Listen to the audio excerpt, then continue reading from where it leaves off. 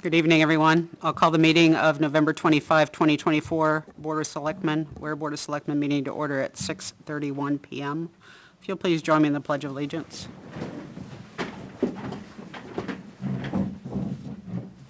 I pledge allegiance to the flag of the United States of America and to the republic for which it stands, one nation, under God, indivisible, with liberty and justice for all. Thank you. Anyone for public comment? Good evening, how are you? Brian Repo, Lindsay Lane. I just have two quick questions, only because I don't know if the communication is going back and forth, if you understood me or not. We had spoke earlier about the municipal association, so I was just curious if you guys, yes or no, had heard back from them from the last meeting or not. We had heard back from them, but they didn't specifically answer the questions that we asked, so we've sent it over to our legal counsel and Perfect. asked them to address those I specific appreciate it. questions. Thank you very much. And the second is, I received, in my opinion, obviously, it seemed like a very threatening email from the police chief. The board was CC'd and whatnot that spoke out to my employer, so I was curious if it was town policy to reach out to employers like that, and who had authorized the release of that email. I'd have to have the chief address that at some future point. We did not discuss it with the chief prior to the email going out. Okay. Is there any policy on about whether the town reaches out officially to private employers at all? I can't answer that. I don't know. I don't think there is, but I don't know. So I'm going to say I'll have to defer that question. Okay. I appreciate it. Would I be like either emailed or at least let's know what the response of the second questions are? Yes. Okay. Because I know I left a voicemail, but I didn't hear back, so I just want to make sure those questions were either email or whatever answered.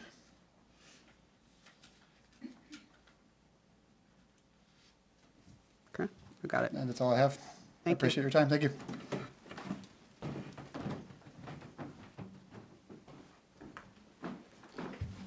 Anyone else for a public comment?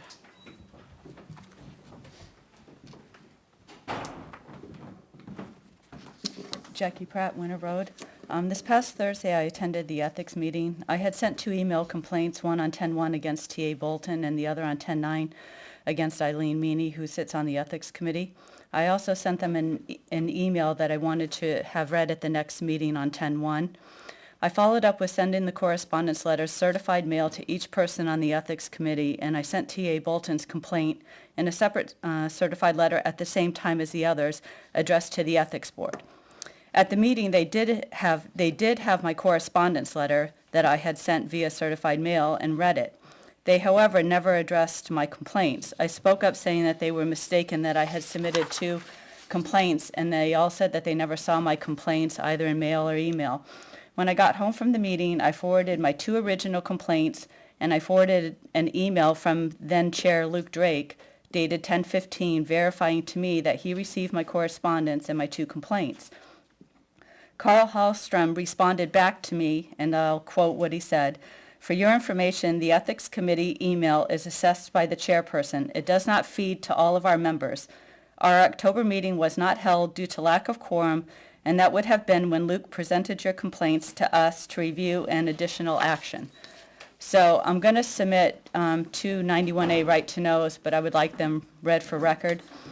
So my first request for 91A right to know is the 10-1 email sent to the ethics email labeled complaint, and it was sent at 8:17 p.m. On 10/9/24, the email sent to ethics labeled Eileen Meany complaint sent at 7:19 p.m. I would like any forwarding, activity, notes, responses pertaining to those 2 emails.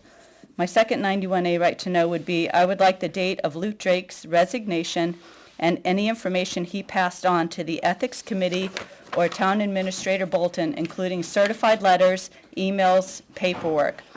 Also, who supplied the Ethics Committee with the certified letters for Eileen, Neil, and Carl that they did have that night? And also, who gets the email if you send it to the ethics email, just one person or the whole group? because as it stands right now, my certified letter is still missing. I reached out to Maureen because Pam had signed it, and she verified with Pam that she did sign them all and put them all in the ethics mailbox, but it is missing. And it was the one that had my complaint in it. I don't know where it is. Nobody seems to want to answer where it is. The tracking says it went to town hall. Pam verified with Maureen that it was put in the ethics mailbox. My emails, I had no other way. I know I couldn't do point of order at the ethics meeting, but there's absolutely no other way to communicate with them because I tried email, I tried certified mail. I don't know how else to get my complaint to them, unfortunately. So I don't know if I can drop off my right to know requests to you guys or if you would like me to email them to you. And I would like to request, just because of the subject matter, that Town Administrator Bolton not do these right to knows if possible. So would you like me to email them to the board, or what would you like me to do with them? If you have a copy, we'll I take them do. down. Thank you. Thank you very much.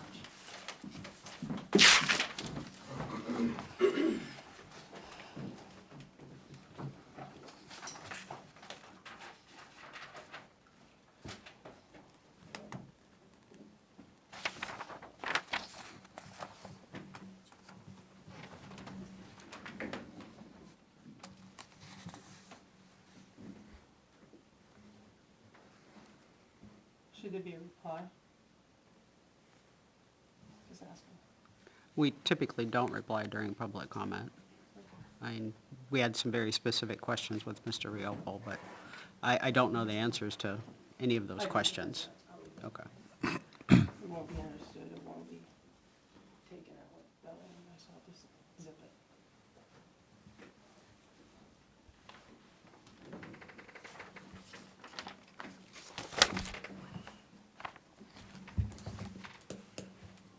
Okay.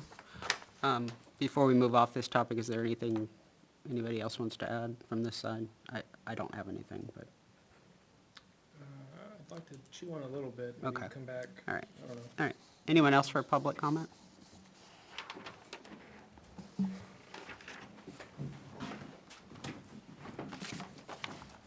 Frank Campana, Quaker Street. I'm going to refer back to the budget presentation by the Highway Department last week.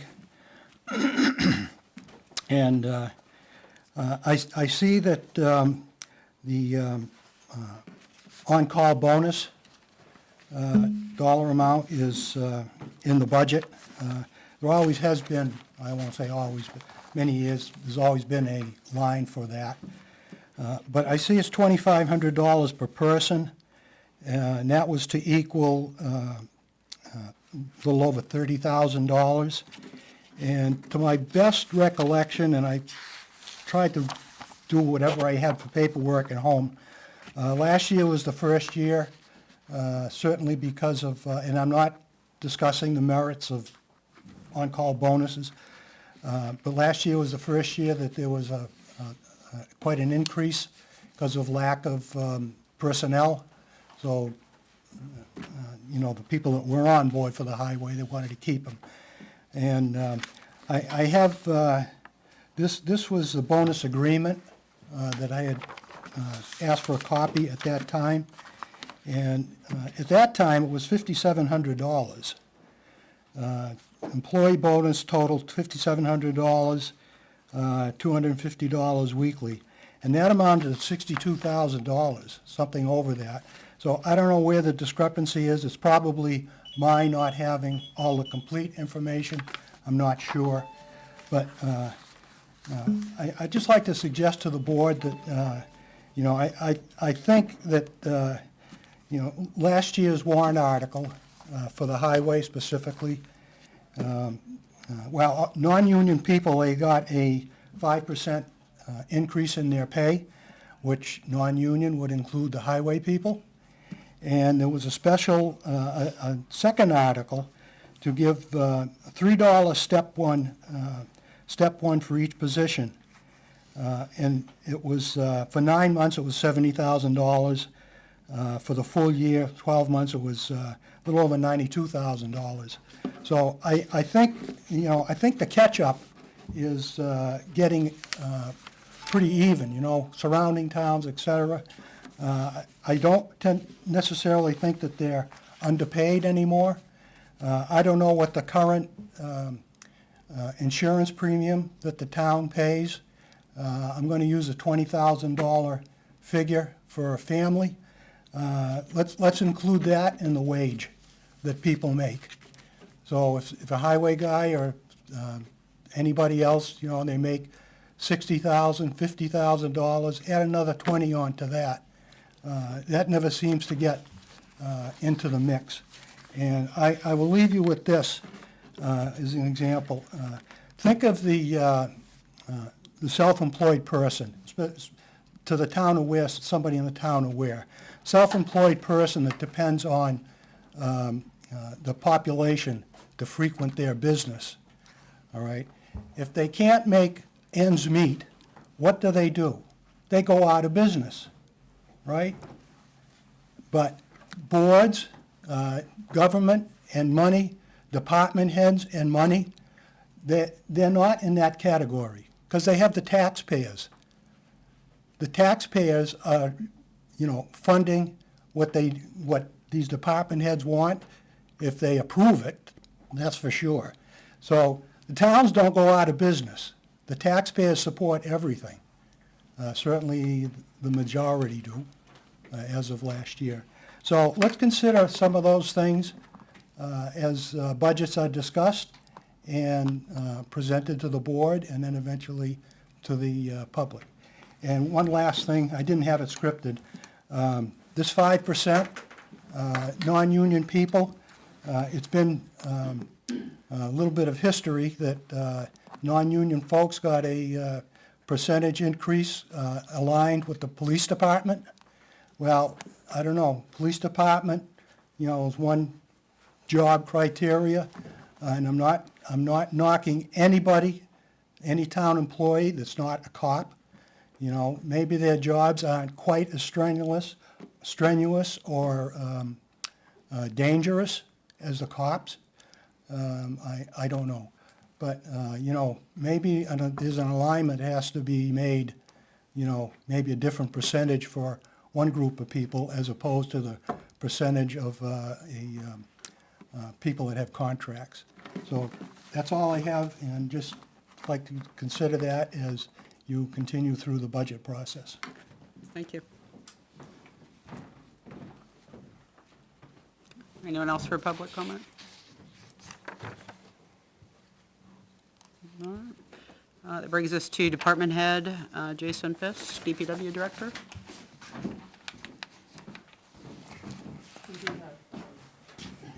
You have ethics for a quick question, and Chris Moore has his insurance Okay. under Department Ed. Evening. Good evening. I'd like to just make one point before we move on to the regular schedule. I got contacted by a resident, lives on Worthley Road on the Class 6 portion of the road.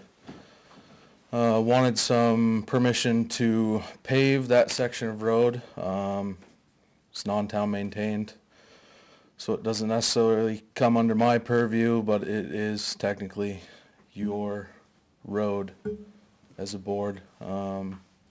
So he is in the audience tonight. If that's something you guys would entertain talking to him about,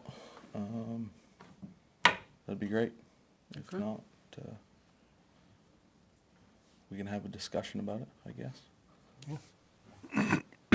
We'll bring him up. Come on up. Hi, Hi. Could you state your name for us, please? William Lambert. William Lambert? Yep. Thank you. So I live at the end of 75 Worthley Road. When we built the house, we had to basically upgrade the road to driveway standards, I believe. Been there since 2016, been maintaining the road and would like to pave it. And without getting permission, I wasn't gonna do it. I'm here to ask for permission. How many feet is it from where it's paved, where you want 420 feet.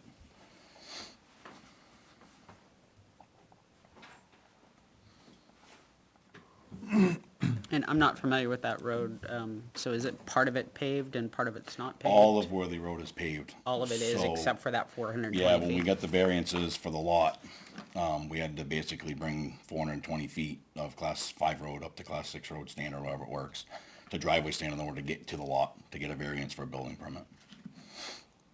So the portion the town maintains is paved and is class 5. Mm-hmm. From where it stops paving is class 6. And does And anyone it goes out and else, takes like a hard 90 this way, and his driveway's right there. does anyone else live in that 420 of frontage, or is it just you? There's one driveway that they have like, they come off of well, there's a turnaround. They come in their driveway there, and then they come onto the class 6 road, probably maybe 100 feet, and then they loop around and come back out.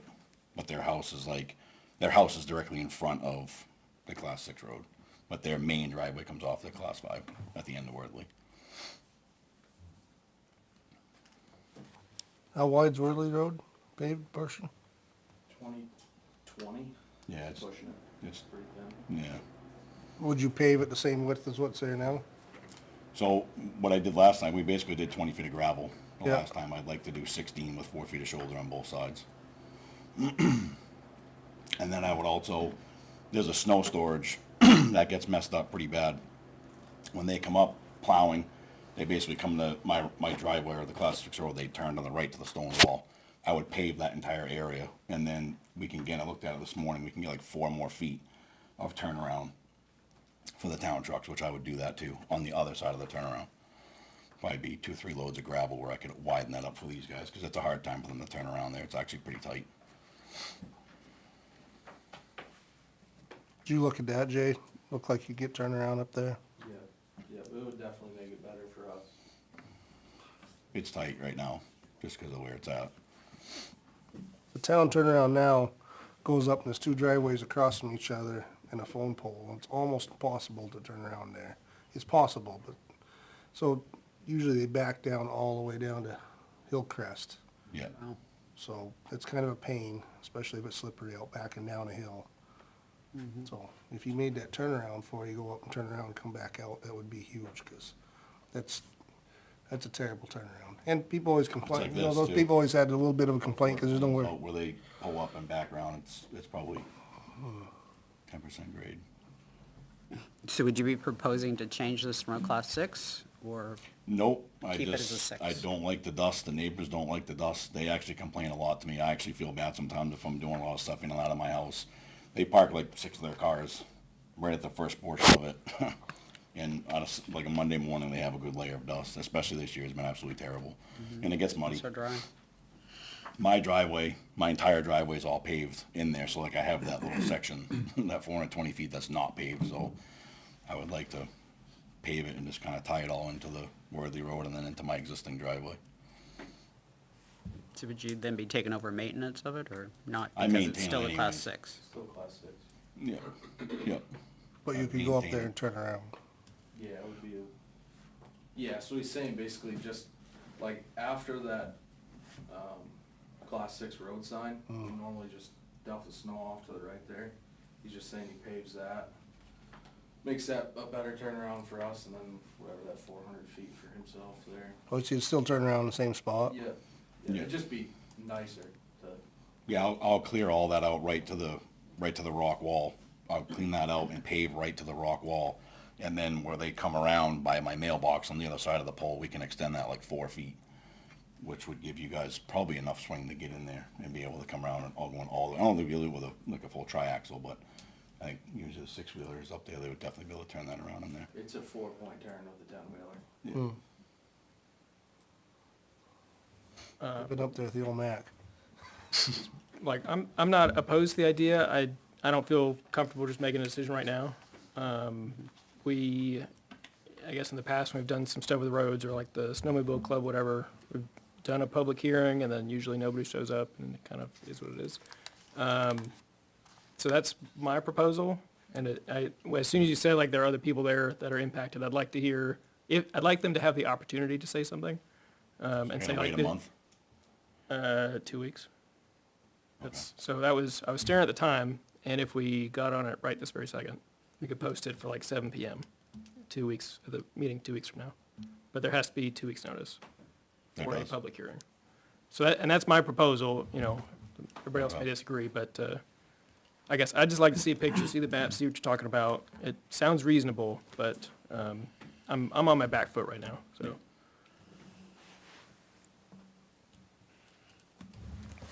I'm in agreement. I just let them fix it, because I think the pavement plants are gonna close and you're gonna lose that window. It's gonna help Jason out more than it's gonna help, Jason out as much as it's gonna help Mr. Lambert out, so.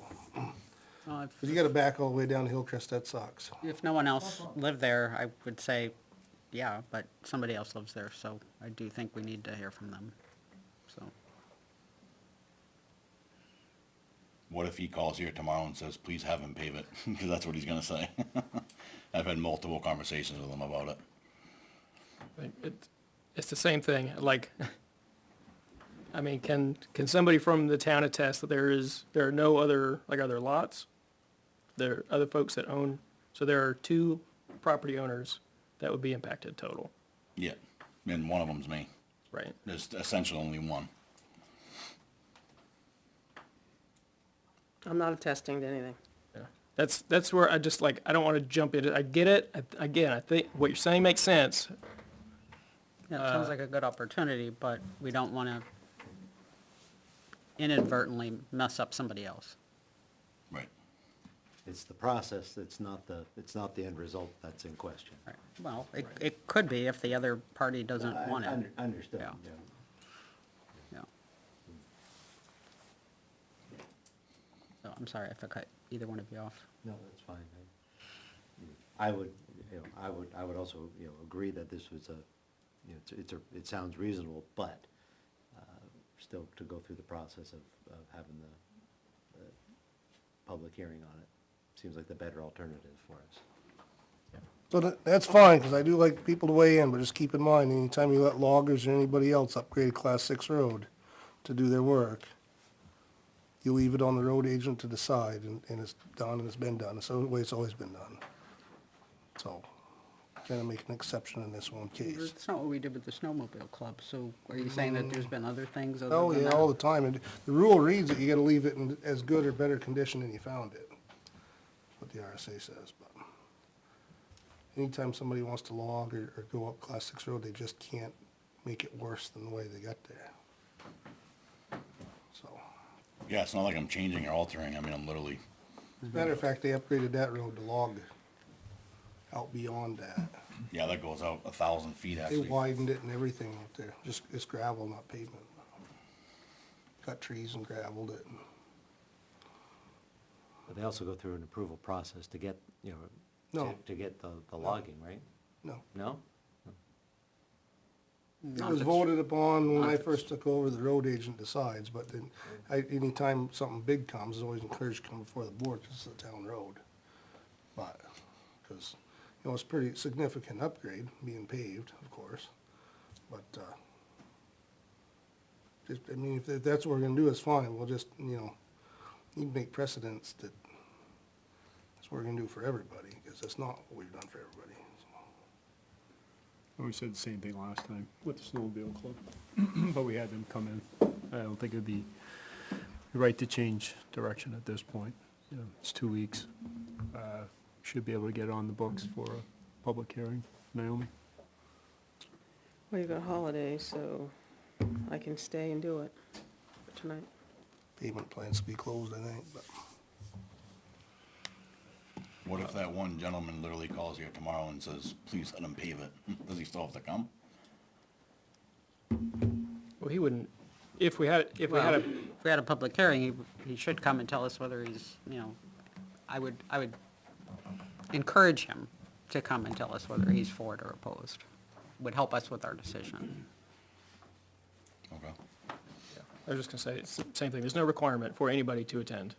Yeah. But yeah, encouraged if you are Correct me if strongly I'm wrong, in that's- support. That's the one person you're gonna contact, right, is the one,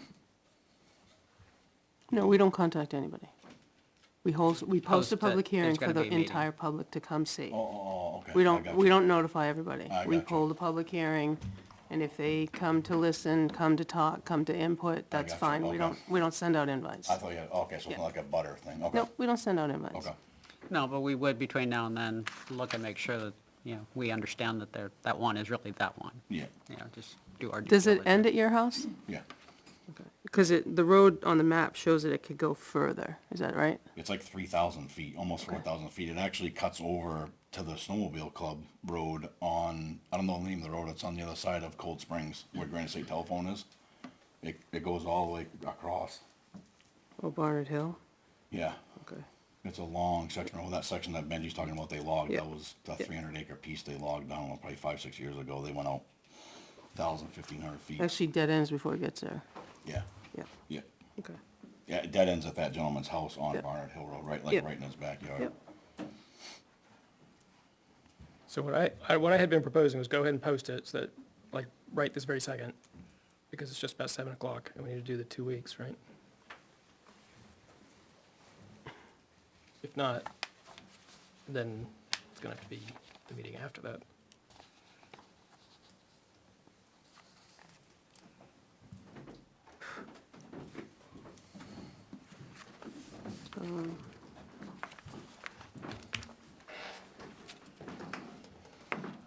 I can go upstairs and put it on there for the 9th, but you have to do it for 7:30, because there's no way I'm gonna get it out in 3 minutes. Benji's been saying, hey, the plant might be closed. Is it? They're supposed to close You're supposed to close Monday. Thanksgiving. Yeah, Right. So if we're going down this route, does it impact you if it's the 9th or the 16th? I'll probably have to wait till the spring, which I don't want to, but I will Right, if I have right, to. yeah. And so apologies for that portion of it, but maybe we just go ahead and say the 16th then. 16th. 16th? What's your take on it, Jason? I'd say we let them do it, but, I mean, it's really up to you guys. I don't see a problem with it. It's gonna benefit the highway department as well as him. I don't personally see a downside to it. Unless that other person really doesn't want it. And I'm not saying that you're not telling me the truth, but, without hearing No, from them. that's what I thought, and I made a mistake. Without hearing from He them will literally come directly. here tomorrow or write a letter and say, Yeah. please let him Yeah. pave it. Because some people really don't like living on a road that's paved. They want a dirt road. Yeah. There are people in town that want to live on a dirt road. Well, their driveway's at the end of the pavement, isn't it? Yeah, their driveway's at the end of the road. Yeah, their driveway comes to the pavement. They just use like a horseshoe onto mine. They never, before I built that road, they never used that. They were in and out. But because I came through, I mean, it was a goat path when I went in there, but because it's a beautiful road. I mean, it's 20 feet wide, there's ditch lines on both sides, there's swales. They made a cut through, so they have like a horseshoe driveway. So they come in and they drive out. So before that, their driveway comes in, these guys turn around with their tow truck, their plow trucks Their driveway is on the paved or unpaved portion. on the paved. They have two spots. There's one that's on the town maintained side, that horseshoes out onto the class 6. Yeah. Their secondary driveway technically is not permanent because it has to be within 200 feet, but they use it to cut onto it. Does that change anybody's opinion? Yeah, it all sounds fantastic, and it sounds like it's not going to negatively impact anybody, but yeah, it's something that's also, we can't go backwards. So I'd like to do the proper due diligence, and I apologize that the process impacts you negatively. Yeah. Could we try to post it right away so that if we do get it, was it the 9th versus the 16th? If that makes a difference to you, I'm up for doing it. Makes a big difference to me, because if the weather stays cooperative, the plants will stay open. Some of them stay open. Personally, I'm up for it. Naomi, he was wanting to do the 9th instead, so, If it's possible, I mean, yeah. So if we can do that, great. If not, tell me now. if it snows, they basically close the plants right away, but if 7:30? the weather does turn.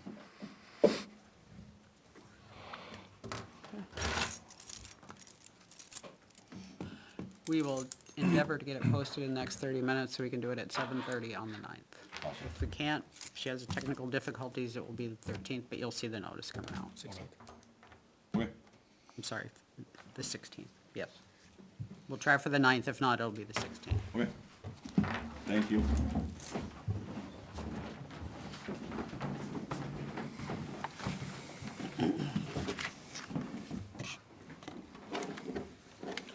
Thank you. So we'll jump to John Connor Road.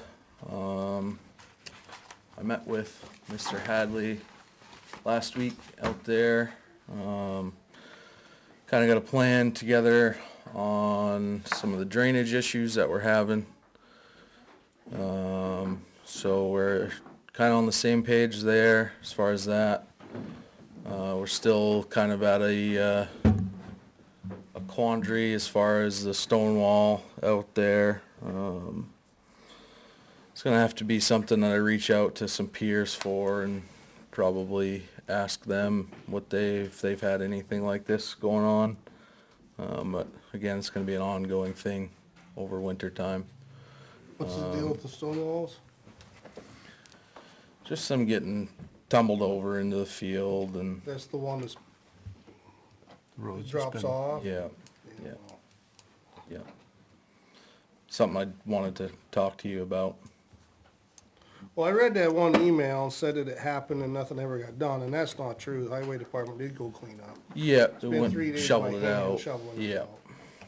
yeah. And, so, yeah, I mean, I'll chat with you about it, but, Yeah,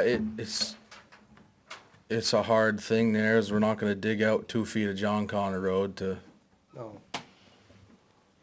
That's. I wasn't- It's I a wasn't- retaining wall is what it is. yeah, I mean, I wasn't in the town 20 years ago to see what it actually looked like then, so kinda taking everybody's word for what it actually was and trying to shoot down the middle for the truth on Sure. either ends. But again, it's gonna be something that I kinda reach out to a few more people and figure out exactly what the best course of action is there. But we're on the same page as far as the drainage. We're gonna kinda button some stuff up on our end so he's not getting as many fines pushed down into the field as he was getting. So that should help him. He was happy about that last week, and he said that was kind of his major concern at the moment was that stuff versus the actual wall there. So that's where we're at there. What kind of timeline does the plan have to it? We're gonna have to address all that drainage in the spring. Spring? Yeah, spring, summer.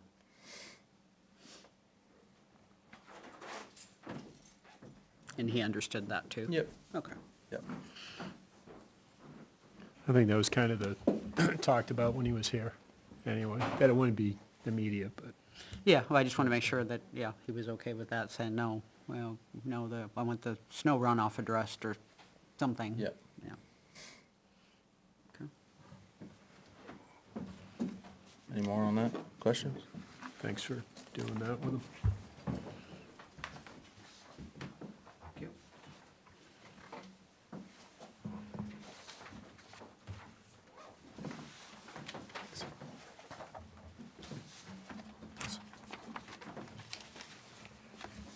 Thank you.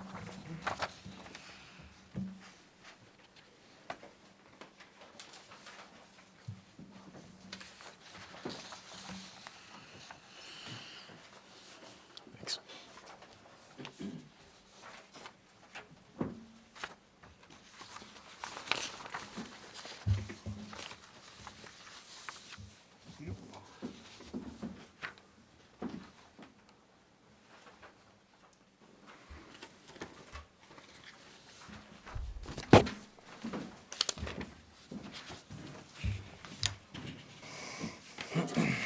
All right, so as you can see on the general activity spreadsheet, I got a little bit of chicken scratch there at the bottom just because we don't have some of the slips for November.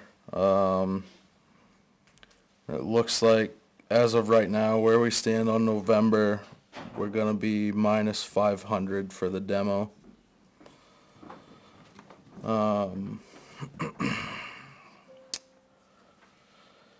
It has gotten better in the last 2 months. We don't have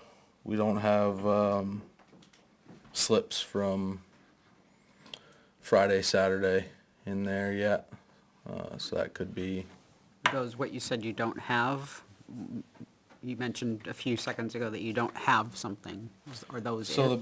the bills from Naughton's, for November, we don't have in this spreadsheet yet.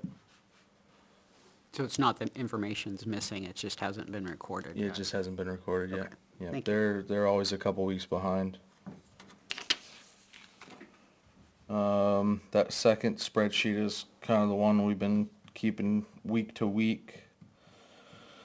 The way the trailers have been going out haven't really been consistent with helping us keep track of this any better. The dates are a little messed up. They were pretty decent last month, and the month before we were able to, kind of trailers were going out on Thursday, and that was Wednesday was the last day that they were taking money, so we could really see exactly what we were taking in. But as you can see, kind of November right now, our revenues are $2,018.80 over what we have expended right now, but there is a full trailer at the shop. And like I said, a couple days worth of money that hasn't been counted for yet. It won't be counted for until next Friday when all that stuff gets turned in. But overall, they've been fairly close as far as what's coming in and out. So you're saying the minus 500 is your expectation after everything's put in? That's what I'm thinking. Okay. Which would also update the year-to-date total to more like negative 88 or so. But there's some consistency, so. Or it seems to be, at least the trend is there's some consistency, which is, I think, a good thing. The negative, not so much, but seeing something trending Yep. is a good thing. Yeah, and that's only, yeah, if we're down, call it 9, that's majority because of a couple of really bad months that have been corrected.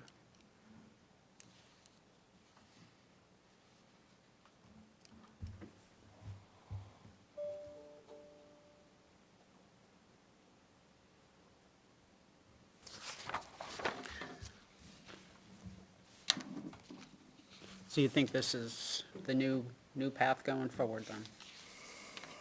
As far as you can tell? Boy, I hope not. Well, no, not being negative, but. Not being negative, But getting closer but to getting the- closer to the norm. to the zero. It looks like we're doing better. Yeah. I don't, I can't tell you for sure until I have all the numbers for November, Yeah. revenues and expenditures. It's kinda hard. We're right in the middle of the month, right in the middle of the week. It's kinda difficult to pick whether or not we get a daily, weekly report of, half of this money for this week goes to that demo trailer, cause that went out on Wednesday or Thursday, or Tuesday rather. We got an extra day of demo that, during that week, but it's actually an empty trailer. So, this is where this kind of keeping track of it weekly helps us out a little. But again, if the dates don't mesh, it's a little difficult.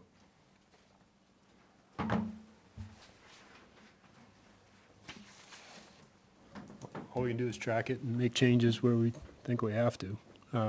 it was positive. I was there Saturday, I saw Steve. He brought it up, I didn't.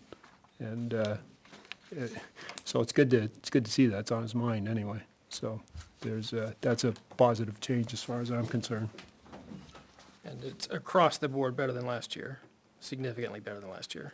So there's still work to do. A lot of work has been done.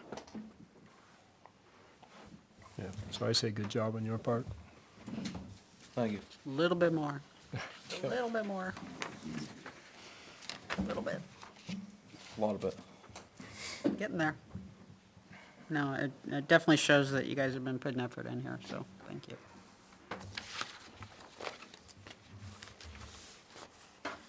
So we still need to decide how we're going to handle having a negative balance. Excuse me. If you have an opinion. That's on your end. Yeah. Yeah, I have no that's fair. Yeah. legal opinion on that for sure. I'm not sure entirely how that works on that end. On how you could make that revolving fund money up. Yep. Yep. Sure. Anything else on that?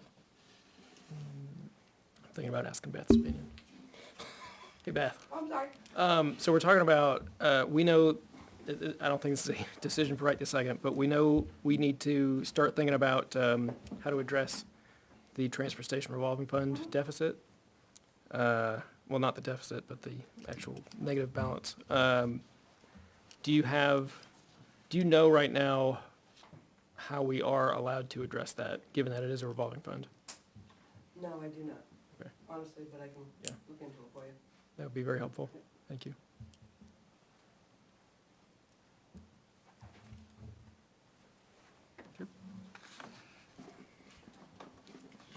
Perfect. I saw cemetery trees on the agenda. Me and the chairwoman, Janice, went out. Kind of got your guys' instructions on what you guys came up with during your meeting out there, on what you guys wanted taken down. Certainly go ahead and get that stuff out to bid. That's what you wanted to do. Kind of looking if you wanted it done this year, if you wanted it done next year. Still need to get a little bit of clarification on the cypre inside, outside the wall kind of deal on that one tree that's on Buzzle, but it's grown partially into the wall. So I guess, do you guys want it done this year? Do you mind if it gets done next year? Just to remind everybody, we were talking about taking down just a handful of trees. I don't know if the final count was 4 or 5. Yeah, 5. 5. Yeah. And then doing some trim work as well. And then there were some big washout gully areas. Yeah, DPW is gonna get in there and, actually the origin of those 2 areas, there was 2 rather large holes in the wood line out there. It was kind of a hazard, kind of dangerous. Somebody fell down in there. They were pretty deep, so DPW did go out there, and we took all the material that's been dug out over the years that was piled up in the middle of the yard out there in the cemetery, kind of growing weeds and looking not so great. We took that material and filled those holes in. Clearly all the rain we've gotten has washed a little bit of it out, so we're gonna get out there and just take care of that. Okay. And then the question of who owns the back fence, the chain link fence. Yeah, I gotta get on that. 'Cause there was some repairs needed there. We just weren't sure if those were ours or the I abutters. don't think they're ours, but I haven't got an answer on that yet. Okay.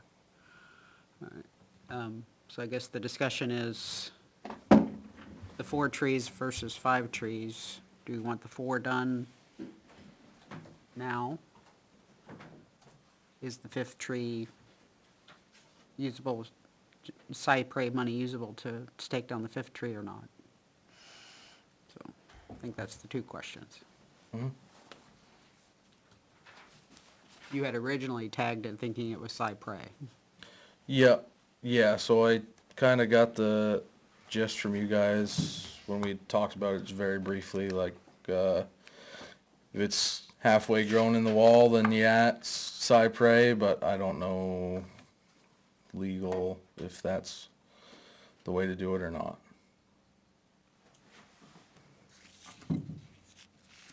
Opinion?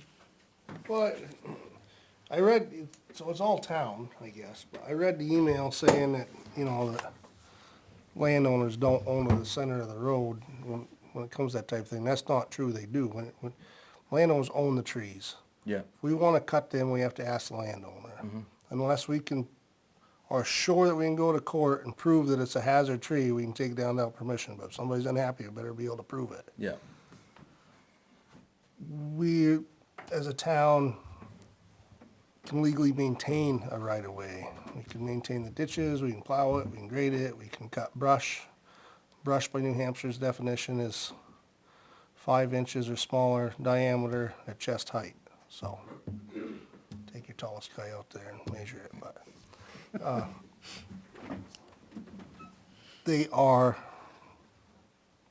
that's on a prescription road.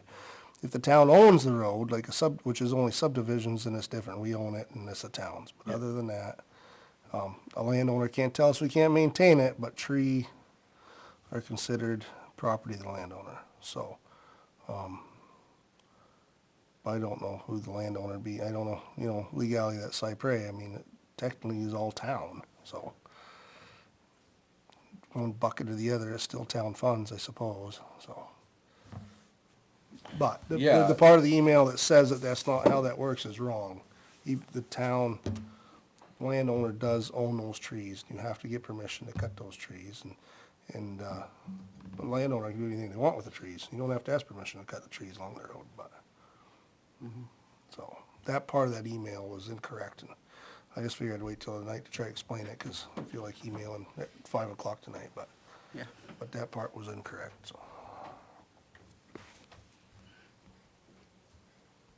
I'm not in a big rush. They have been in that state, I think, for a while. I think the risk we run, and I'd ask an opinion if you think it's too risky, is winter comes, tree breaks, hits the headstones, and now our bill is even higher.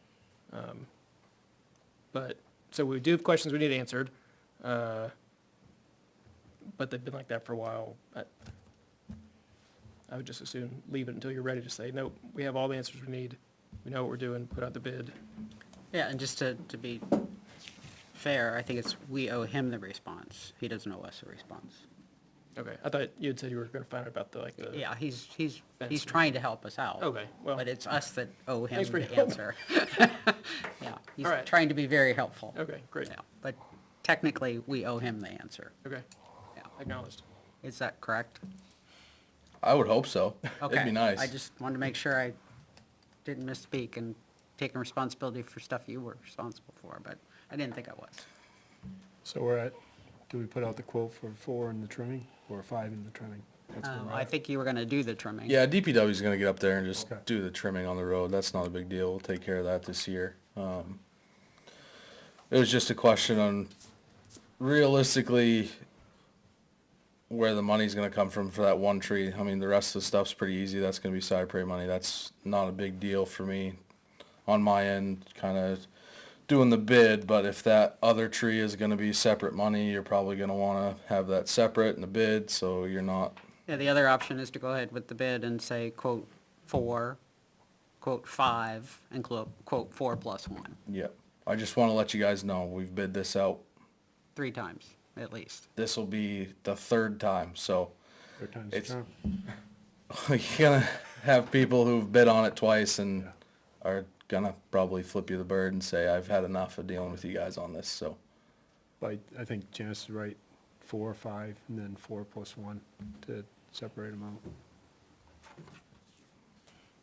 And then we can in parallel figure out which is the funding path for number 5.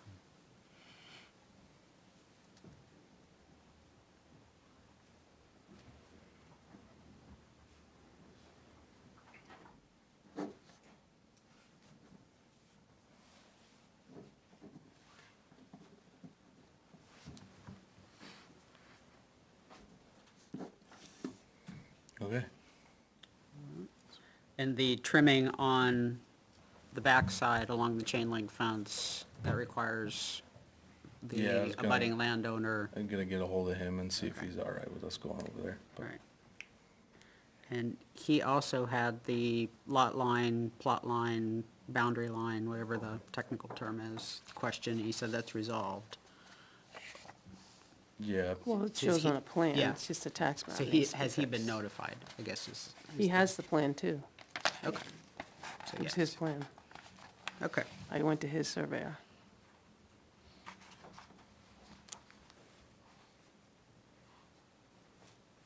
But he's never been back with his boatload of paper for us to copy, so just to let you know that. I figured as much. Okay. All right. Anything else? I got nothing. Thank you. Appreciate your time this evening. Yep.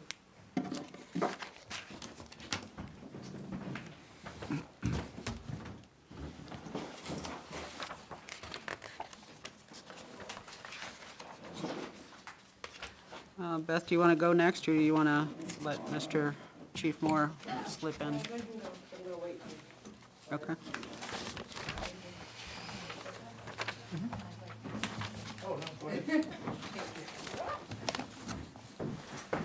I jumped the timing, I apologize, but mine's really quick. Oh, you think, huh? It is. So my name's Eileen Meany. I am here on behalf of the Ethics Committee. I am currently the chair of the Ethics Committee. As you know, we've had a resignation of our chair. And so what I'm here for tonight is to ask permission that the Ethics Committee is seeking letters of interest for those folks interested in joining our committee. We have 2 vacancies at this time. And so I'm asking permission to post that, or have that posted on our town website, that we're seeking letters of interest from interested parties in town. They can send a letter of interest to the Ware Ethics Committee at the Ware Ethics Committee email, which is ethicscommittee@warenh.gov.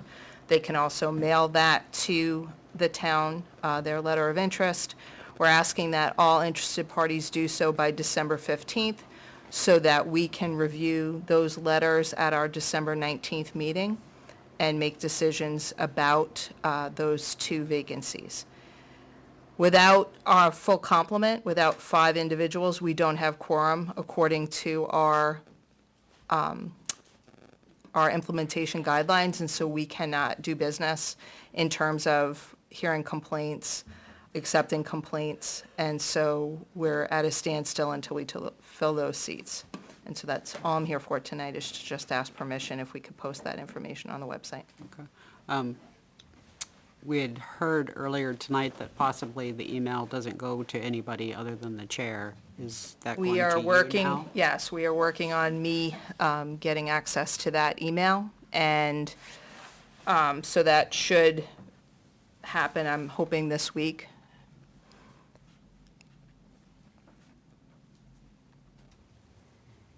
You might not have the answer to this, but just curiosity, why does it not go to everybody? I don't have an answer for you. Just think, like, I see, board member, I think planning has one now, just. Yep. That was it. Anything else? I assume you'll get a write-up to Naomi? Yes. Okay. Good enough, thank you.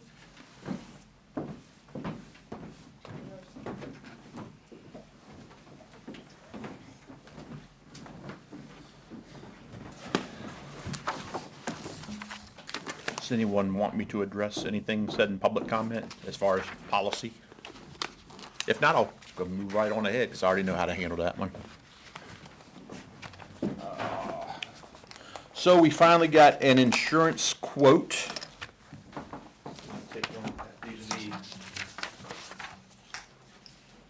That's a quote? These are the tower and ground space lease agreements for Norris and Toby. We were waiting on the insurance quote as part of that agreement, which are now here. Those are passing around. And for you, ma'am. I think that's just one. So there's plenty. So what we have is we have That's all right. ground space lease license agreements between New Hampshire, number one, Rural Cellular Lease Administration, the town of Ware, New Hampshire, for us to place emergency communication on their towers at 42 Norris Road and 114 Toby Hill Road at the cost of no rent, which means it is free for us. We would only have to pay as part of this emergency communications infrastructure upgrade, utilities, which are propane and power, and then the insurance, which we're going to get to. Those two tower agreements are valid 5 years after New Hampshire, number one, Rural Cellular issues the notice to proceed with our installation. And then we need the board to approve who signs those two agreements.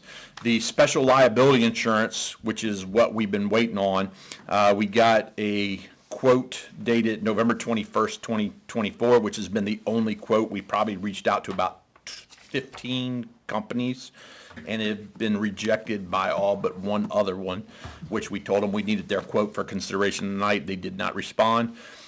This quote's from Alliant Insurance Services Incorporated to provide a $5 million coverage policy, which is on page 4 of the agreement, at the, and I misspelled that, Toby Hill Road and Norris Road tower sites. Those are described in page 9 of the agreement for an annual premium of $5,781.20, which will be taken out of the new town's insurance line as required by the previous tower and ground space license agreement between New Hampshire, number one, Rural Cellular, and the town of Ware, which is specified on page 6, item 15 of both of the tower agreements. So can you clarify that this is a delta coverage between 2 million and 5 million, or is it the total 5 million? Total 5 million from what I read. There is a provision that I read in there that our insurance has to be used first, which goes up to 2 million. I read that in there. I don't know what delta means, what you were describing. They only pick up insurance at $2,001,000. I did see something like that. It didn't specify 2 million one, but there was, and I don't recall where I read it, when I was perusing it, I did see where we have to use our insurance first, prior to their insurance. We did contact the tower companies, and this is what they're looking for as far as insurance.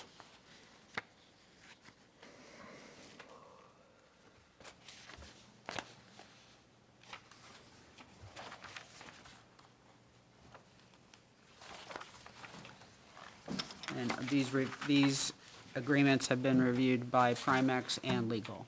Correct. Primex sent suggestions in reference to insurance, reducing it to $2 million of coverage, which were rejected by the tower companies and caused us to get this insurance. The town attorney had a conflict, so they recommended a different attorney who we went with, who was cheaper. He reviewed it, made a couple suggestions which were corrected.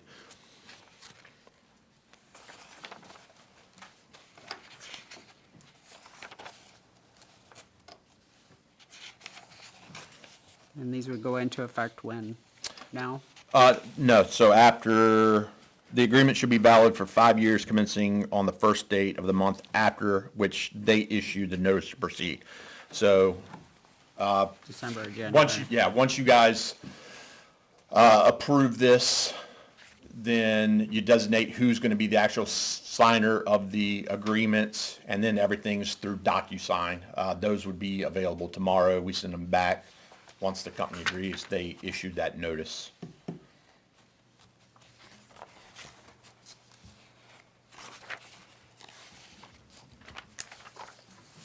Can you, so just, you mentioned the term a moment ago, starting the month after, was that for the insurance? Because I'm reading at least this one license agreement, I assume they're the same, actually they're different.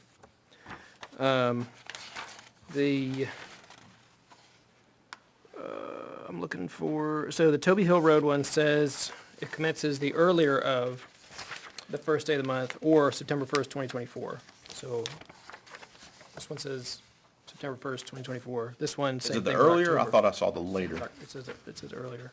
The initial Okay. term of this, commencing the earlier of 1, the first day of the month after, or 2, October 1st, or September 1st. Well, this I know, we can't do anything until we get that notice to proceed, so. Yeah. But, I mean, we haven't signed these, so we haven't agreed to it. No. But it may be immediate if the earlier date has already passed, then it may just be immediate and not the first date of the following month. Yeah, if that's when, that would establish when it's, the 5 years started then, I would imagine. Yeah, it does.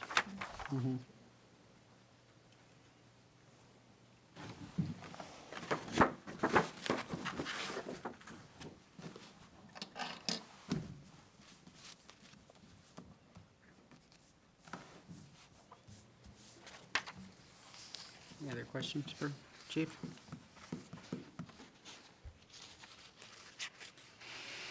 And this is an annual amount. Yes. When we were discussing what the annual payment would be with other insurance companies who rejected us, they were thinking it would be around the $10,000 range. So this is, from what we were hearing, was a good quote. Okay.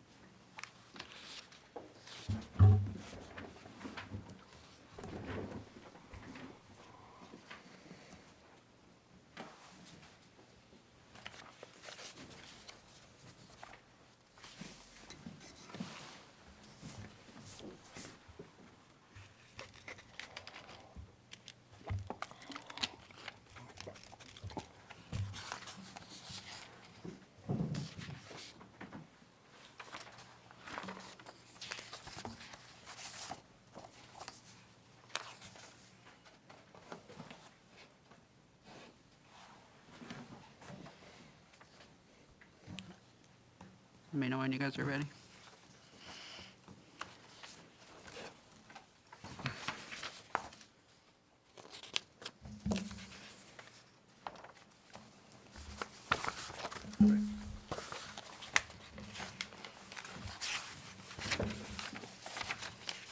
So again, our recurring costs on this are the insurance, propane, And power. power. Okay.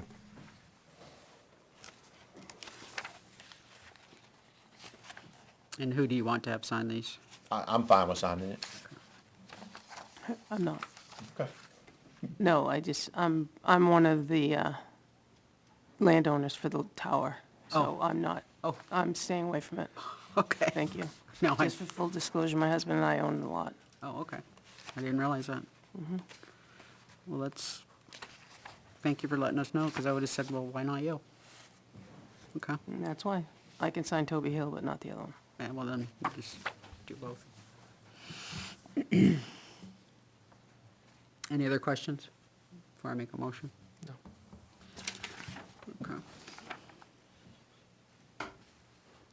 I'd like to make a motion to accept the tower and ground space license agreements between New Hampshire Number 1 Rural Cellular Lease Administration and the Town of Ware, New Hampshire, for the Town of Ware to place emergency communications equipment on the towers at 42 Norris Road and 114 Toby Hill Road at a cost of no rent. The agreement shall be valid for 5 years, commencing on the first date of the month after the date on which the licensor issues a notice to proceed with the license installation, reference page 3, item 3 of both agreements, and for the agreements to be signed on behalf of the town by Chief Moore. Would anyone like to move that? So moved.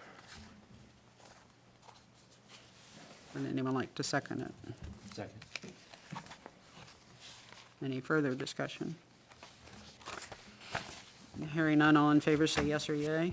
Yes. Anyone opposed? Anyone abstain? Motion passes 5-0-0. Second motion is for the insurance. I'd like to motion to accept the specialty liability insurance program proposal dated November 21, 2024 from Alliant Insurance Services, Inc. to provide $5 million coverage at the Toby Hill and Norris Road tower sites for an annual premium currently at $5,781.20 to be taken from the town's insurance line as required by the previous tower and ground space license agreements between NH Number 1 Rural Cellular Lease Administration and the town of Ware. And for that insurance to also be signed by Chief Moore. Correct? Yes, ma'am. All right. Anyone like to move that? So moved. I'd like to second. Second. Moved by Selectman Bloom, seconded by Selectman Drury. Any further conversation, discussion? Hearing none, all in favor say yes or yay. Yes. Yes. Anyone opposed? Anyone abstain? Motion passes 500. Thank you very much. Thank you. Could you, real quick, you sent us an email, we had the request from the Pam? committee about, yeah, can you just recap that? So this was just thought process, reading the agreements that we just had to sign for the towers. I'm sure if we had citizens put equipment on the tower at East Station, we wouldn't want just anybody climbing them up. We'd want professionals with their own insurance. So I contacted Two-Way Communications to see what they would charge, and that's just what they would charge. I don't recall if I didn't bring that packet with me, but it was $3,220 roughly per day. And they explained what that was. Whenever they send people to work on the tower, one stays on the ground, two go up the tower, because it's a safety aspect. If one has trouble, there's another rescue. They're all trained in rescue operations right there. Anybody who would want to put equipment on the tower just to begin the process would need to submit a diagram and a list of the equipment to be placed on the tower, what height they want to go at, the power source. It's like a list of frequencies. Yeah, if anybody's interested, they can contact me, and I'll coordinate that information with Two-Way Communications so we can get kind of what they're looking at. Two-Way did state that even if they provided that, it's probably unlikely they're going to get on the tower. I don't know why. That's outside of my scope. Seems like there's plenty of room on the tower. Could there be a benefit for the town to let anybody on the tower? What do you mean? So anybody can, I mean, that's up to you guys. Yeah, but would there be a benefit? You can Get charge money them out of rent. it? I was gonna say, That's what the I'm only asking. benefit I could think of is if we You charge can only them charge, rent. you could charge them rent. That's what I was getting at. Oh, yeah. So we're not gonna charge rent and not get nothing, I don't even know why to entertain it. But I does, did- but does your, It's all on you guys. does your lease agreement allow for sub-renter? I doubt it. So that's tower-owned tower. The lease agreement's for Toby and Norris. This is just for East Station, Okay. I can't imagine Which you is could do that. owned by you guys being the representatives of the town, so. But I'll ask Two-Way any kind of questions you could, that's just where I was thinking, seeing what I've seen in the packets, just liability-based. Yeah, but yeah, if there are folks, it came up for ham radio, sounds like it would cost some money, and so if folks are willing to pay and go through whatever process, Yep. talk to you. Yep, And then it no will problem. eventually come back to us. Yeah, I'll coordinate with Two-Way, and once Two-Way gives the thumbs up, we'll give it to you all, and if you guys approve whatever's worked out, then no problem. Thank you. Yeah. Have you heard anything from legal on the traffic ordinance review? Send it back off to them. We're just, No, she's out for oh, 8 okay. weeks. I mean, they're supposed to be covering each other, but the one that was on the legal review is out for 8 weeks. Okay, And then I emailed over, and that person's out till December 2nd, so. waiting on them then. Yeah, they had a couple responses and I already replied back to them, and they were fine with my responses. So we're go at our end. Okay, thank you. Okay, thanks.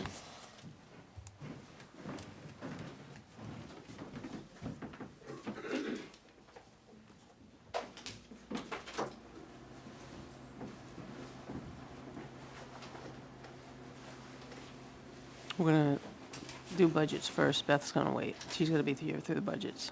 Okay. So who's next then? Denise, Denise, for Parks and Rec. come on up. Oh, there you are. Were you sitting back there the whole time? I was. Oh, sorry. So, I haven't done a budget presentation with you guys before, so let me know how you want me to approach this. What primarily everybody's been doing on the larger departments is just going through the deltas, things that have gone up or Okay. down. But Okay. your Do you budget have isn't copies? that, I think she's passing them out right now. Yeah, so- Your budget isn't that long, so if you Right. want to go through every one, I Yeah. don't think that's I an highlight- unreasonable thing to do either. Yeah, I so. highlighted the things that went up. As far as the wages at Chase Park, we're not going to make any adjustments to those. Beth indicated that if there were any type of raises or adjustments, that would automatically be factored in.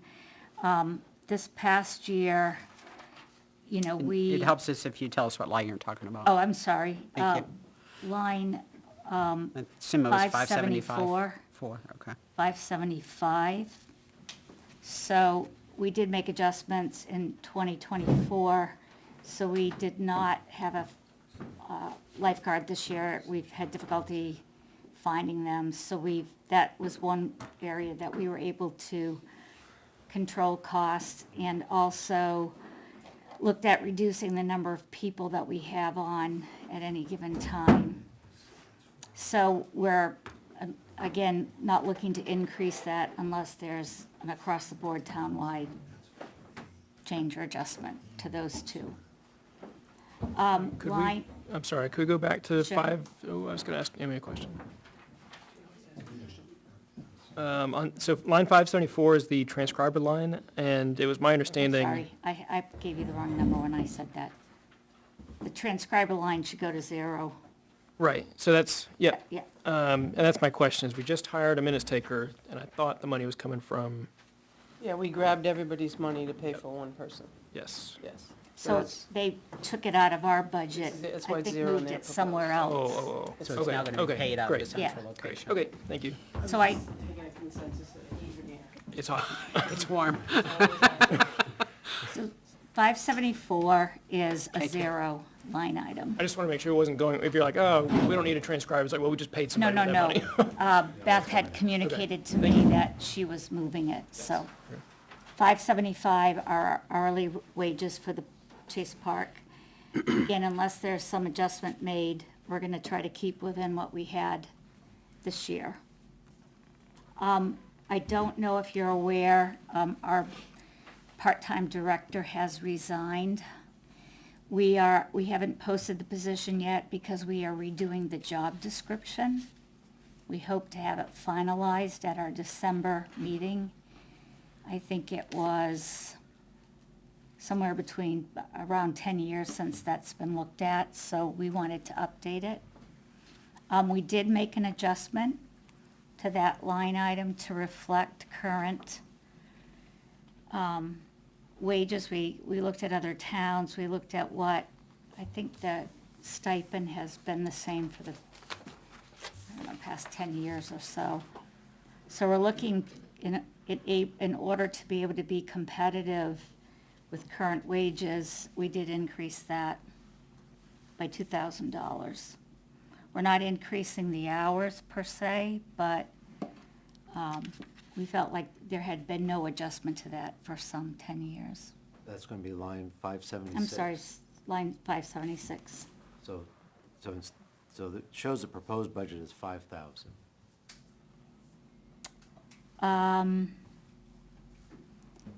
Beth, did we not get that number to you? No, you didn't.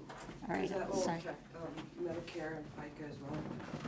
This is what you're looking at. Okay. That's my mistake then, because we voted at our last meeting to look at the wages to reflect what the current market is, and are proposing that go from 5,000 to 7,000 for the stipend. Yeah, I do wanna just point out, it is a stipend, it's not, an hourly wage of any That's sort. correct, it is a stipend.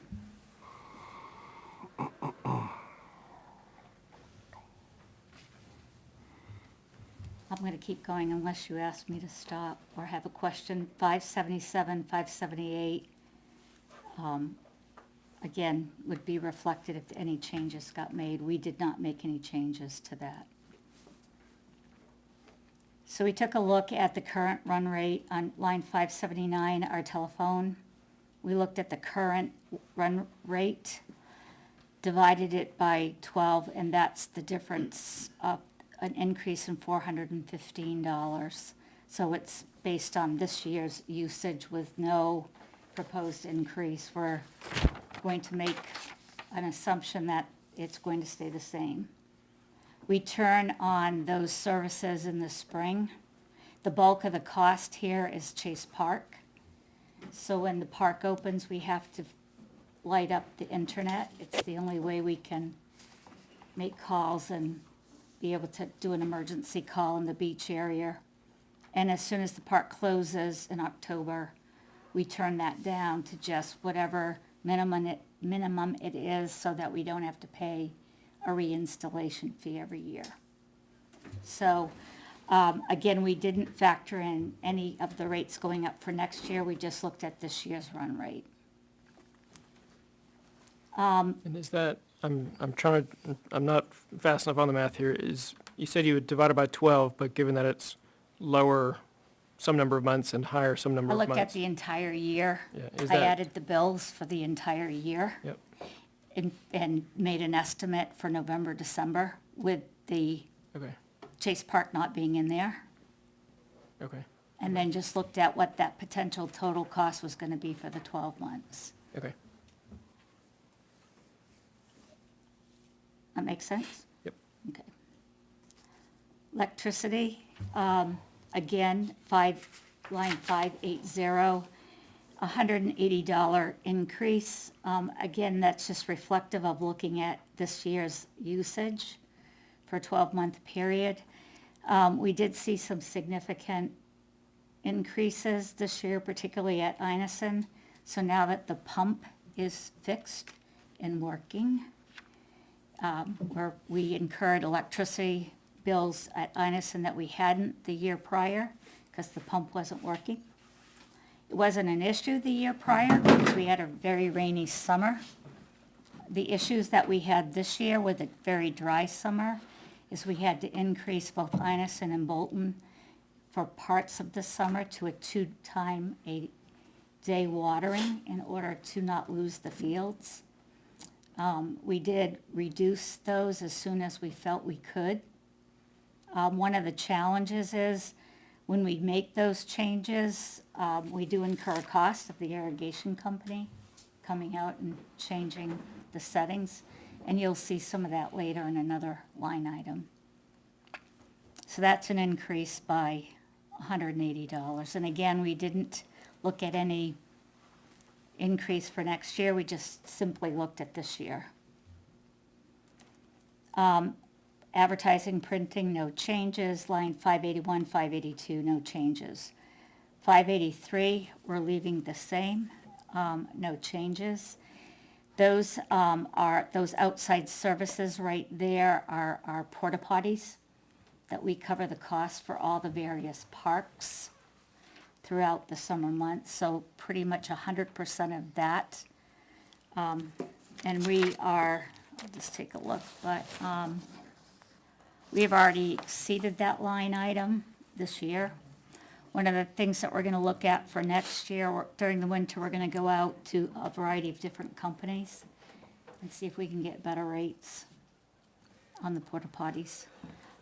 We may also be talking to some of the athletic clubs to see what they might be willing to do to help support some of those costs at the parks. What have you exceeded it by this year? I- How far did you exceed that over this year? Well, so as of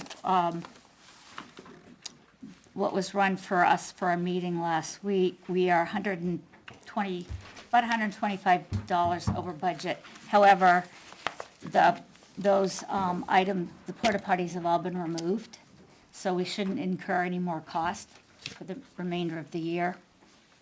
So it's about $125 over. Line 584 is the rubbish removal. Again, we did not change that, we left it as it was.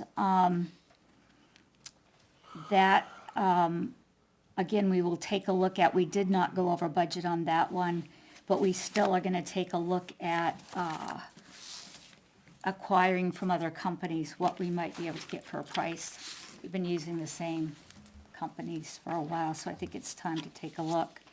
Rubbish went up a little bit, didn't it? It did.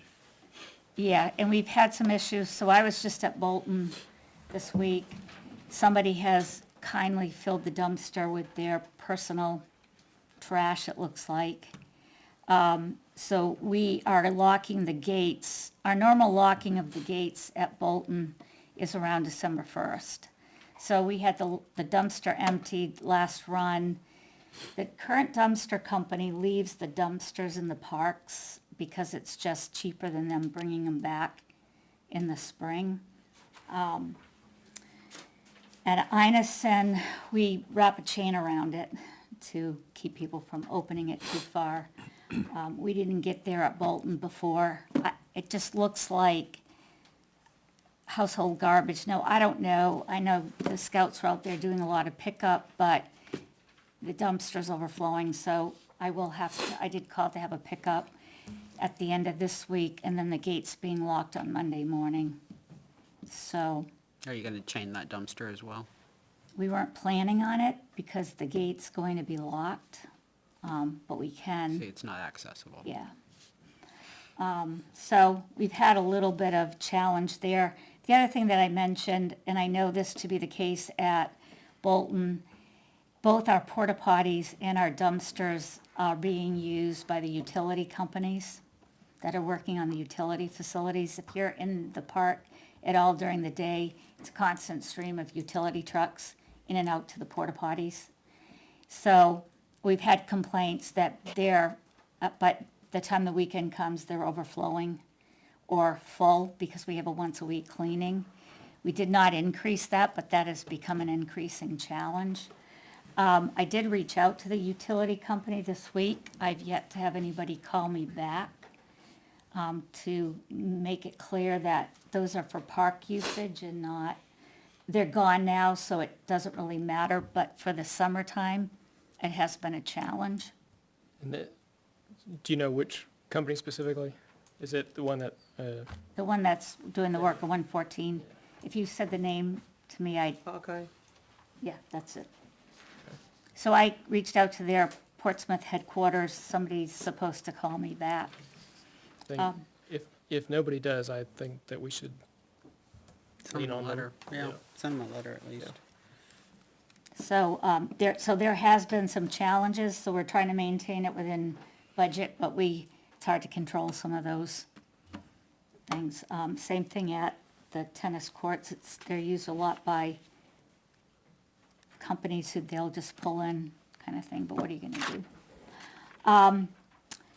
Park line 585, what we did this year is we upped that line item from 3,000 to 5,000, but you're gonna see, if you go down the sheet, line 590, we reduced that by 2,000. So we're just really moving it from one line item to another because we're incurring more costs under park repair than we are under park activities. So it's just really moving that line item around. Otherwise, there's no increase for the year. We looked at the usage rate for park and rec supplies. The majority of those supplies go to the lake, but there are things like if we need to buy paint to fix graffiti, we have to buy wasp spray to take care of wasps in the porta potties, things like that. Comes out of this line item. We only had $100. We spent, I believe, I think we went over, just want to look, make sure I give you the right one. Park supplies, This sheet has 256 on it. yeah. Does that sound right? Yeah, we were over this year by $156. So we did, again, looked at what we have spent this year between things like toilet paper, paper towels, paint. If we lose a lock on one of the gates, if they rust out, we can't make changes to them. Those kinds of things come out of that line item, so we went from $100 to $500. Similar on the next line item, 587, we did do an increase there. This year, we incurred an increase in the stickers.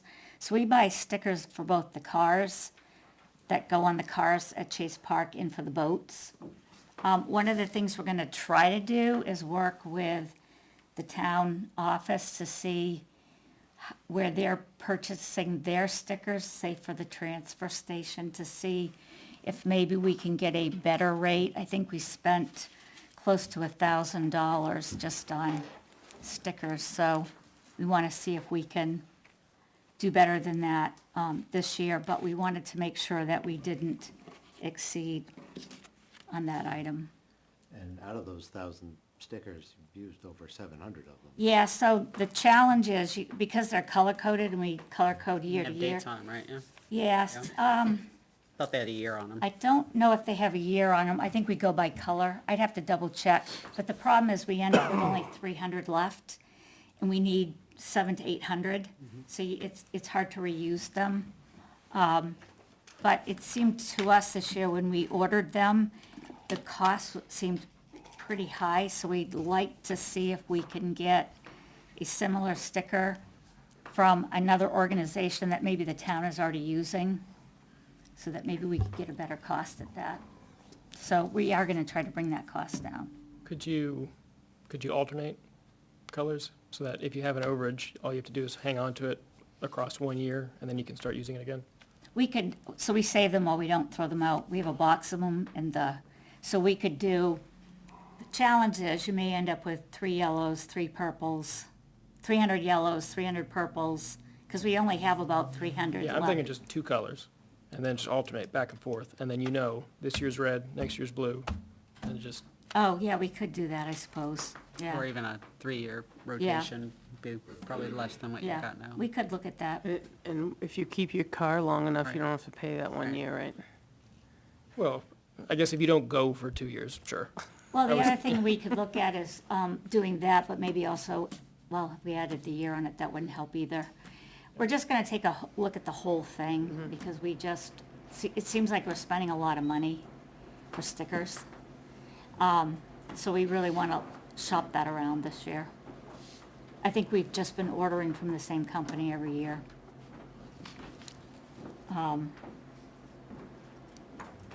Line 588 and 589 didn't change. As I mentioned, 590, we reduced it by 2,000 by moving that up to another line item.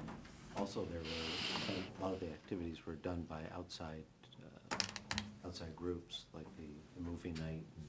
Yeah, so we have been trying to increase our activities this year. So we did have movie night sponsored by the Lake Association. We did supply some staff for that. Most of the board members volunteered their time. We have an event coming, we have 2 events coming up. One this weekend, the decorating ceremony for the gazebo, which an individual in the community spearheaded donations. So pretty much I would say 98% of all the donations, all the decorations to decorate the gazebo this year are being donated. So they do not have to come out of our budget. We don't know if that will happen every year.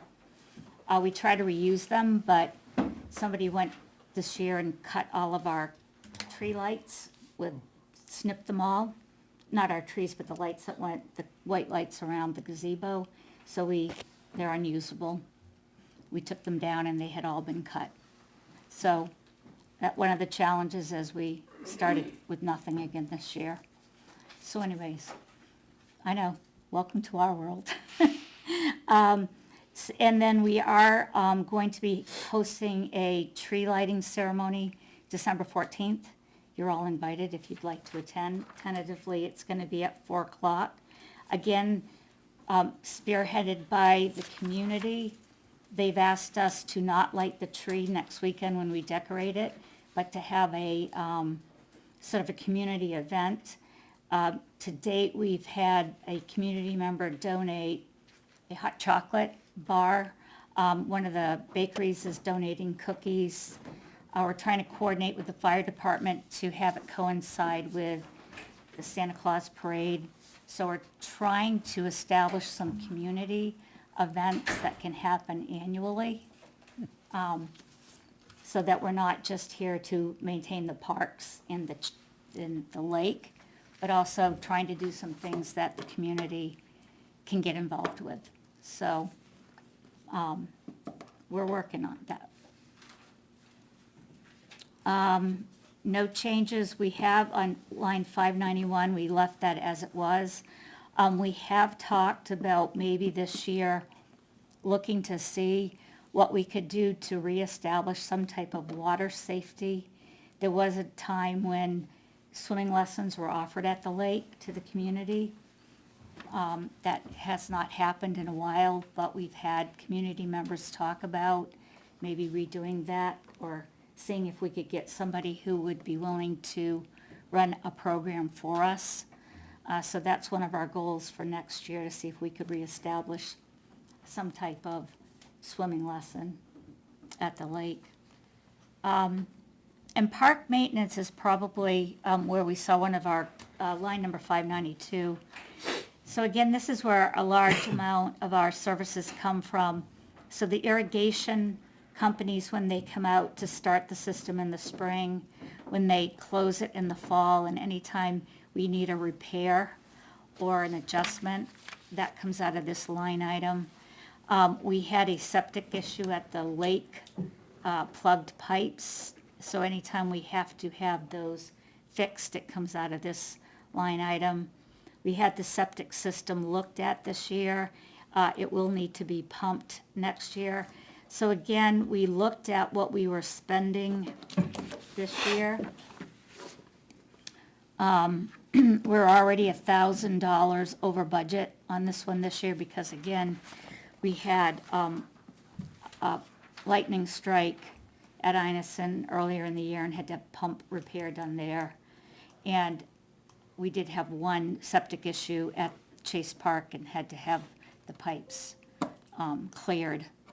So again, we're just trying to look at what we're spending each year and then just trying to maintain to keep our head above water.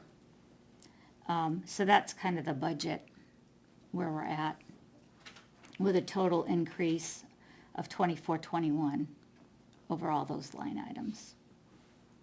Plus the 2,000 part-time director increase. Be Yeah, I'm 44. sorry, you're right. I'm sorry, so that would be 4. You're correct. It'll be a little bit different, because if you're adding 2,000 Yeah, so the- Medicare and FICA, it's gonna change too. 577 and 578 will change. Yeah. Yeah. Like I said, those there are going to be driven by what gets plugged in. I would just say that on the part-time director, you know, it's a real challenge because like right now, I mean, it's like me, I'm running around checking dumpsters and trying to figure out how to get gates locked and, you know, it's a lot when you don't have somebody there to do the things that need to get done. Coordinating the tree for the gazebo has been donated, which is nice, but still coordinating that to get delivered, help to get it put up. Those are some of the things that the director does, not to mention they completely oversee the running of the lake in the summertime. So they coordinate the hiring, keying up the employees, they deal with any issues that come along. And so it is a part-time position, but there's a lot of things that go on with Parks and Rec that require day-to-day, week-to-week, month-to-month activities that we really do need somebody. And again, if we're going to try to grow, so for example, we had a very successful senior barbecue at the lake. We thought we were going to be able to do a holiday with the school, but we just weren't able to coordinate it with them. But again, we'd like to see doing 2 events. But again, that turns into the commission members doing all of the coordinating the cooking, the shopping.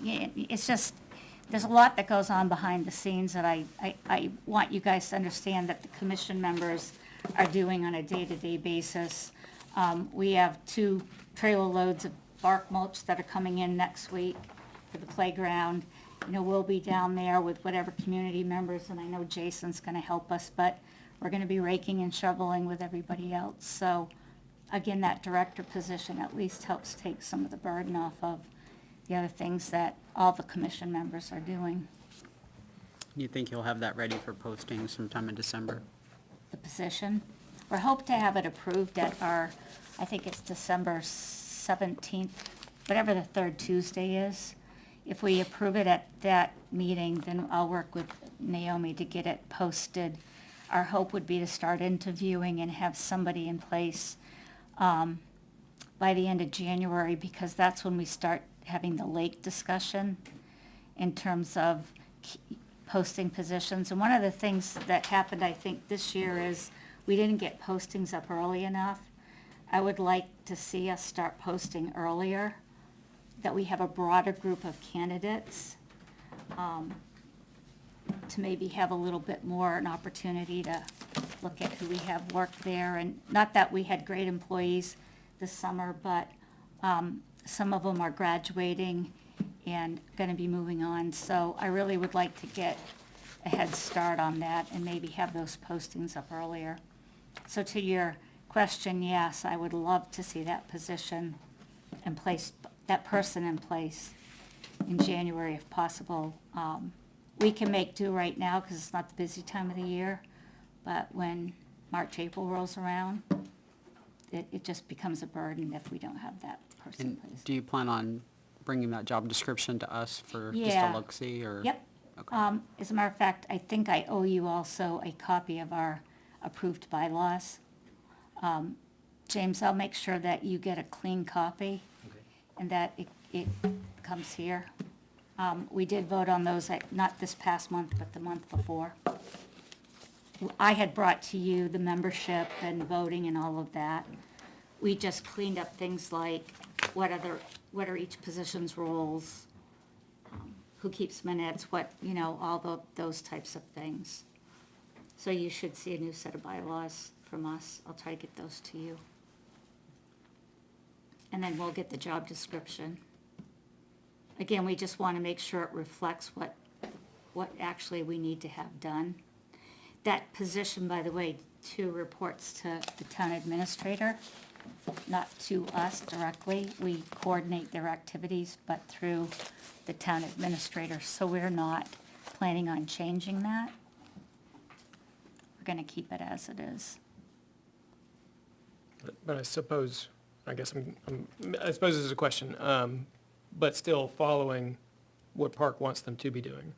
Yes, I guess similar to the setup of the Board of Selectmen and the town administrator, like we say, this is what we want, that's That's what Park correct. says, but it's sort of overseeing the day-to-day. right, and that's one of the reasons we're redoing the job description, because it hasn't been done in a while. We want to reflect a little bit more involvement in Chase Park.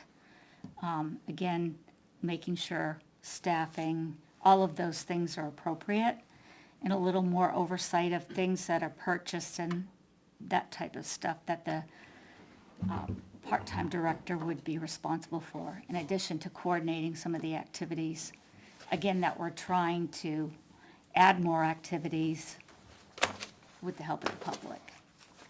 So, yes, it's really just to get it back, get it updated to where we are now, and make sure it reflects any town policies around lifting, all those other kinds of things, transportation, that type of stuff.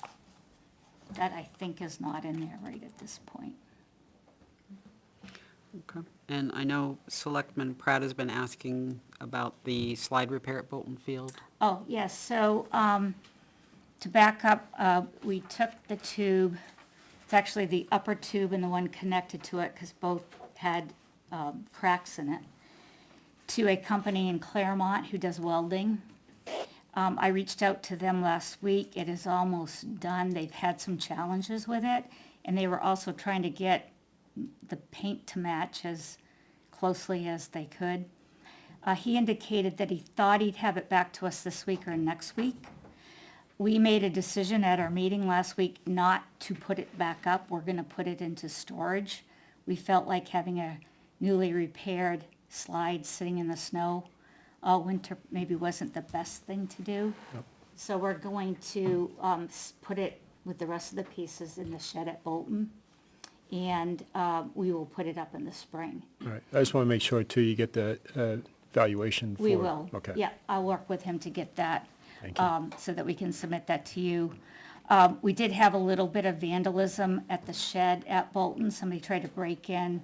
So I have asked, they damaged the door, trying to break the lock off. So I have asked Tim if he could get us a quote for replacing, the doors are pretty rotted, and that's our irrigation system in there. So I've asked him to quote us if he had time over the winter, what it would cost to rebuild and reinstall those doors. And then we would come here just to request use of the revolving fund to make those repairs. He did go in and fix the lock that somebody tried to chisel off, so it is locked, but we need those fixed. We have a lot of equipment stored in that shed. I guess I can attest, I was there for the scout cleanup, we saw what was maybe an issue. I called Denise and I got into that shed, and yeah, the shed doors are like barely hanging on, so. Yeah, it's hard, they're hard to open. Yeah. So we have a list of things we will address there next year. The sandbox will be taken down, replaced, and actually moved to a better location. Because currently you have to walk through the sandbox to get to the playground, and therefore all the equipment's full of sand, and it's just a vicious cycle.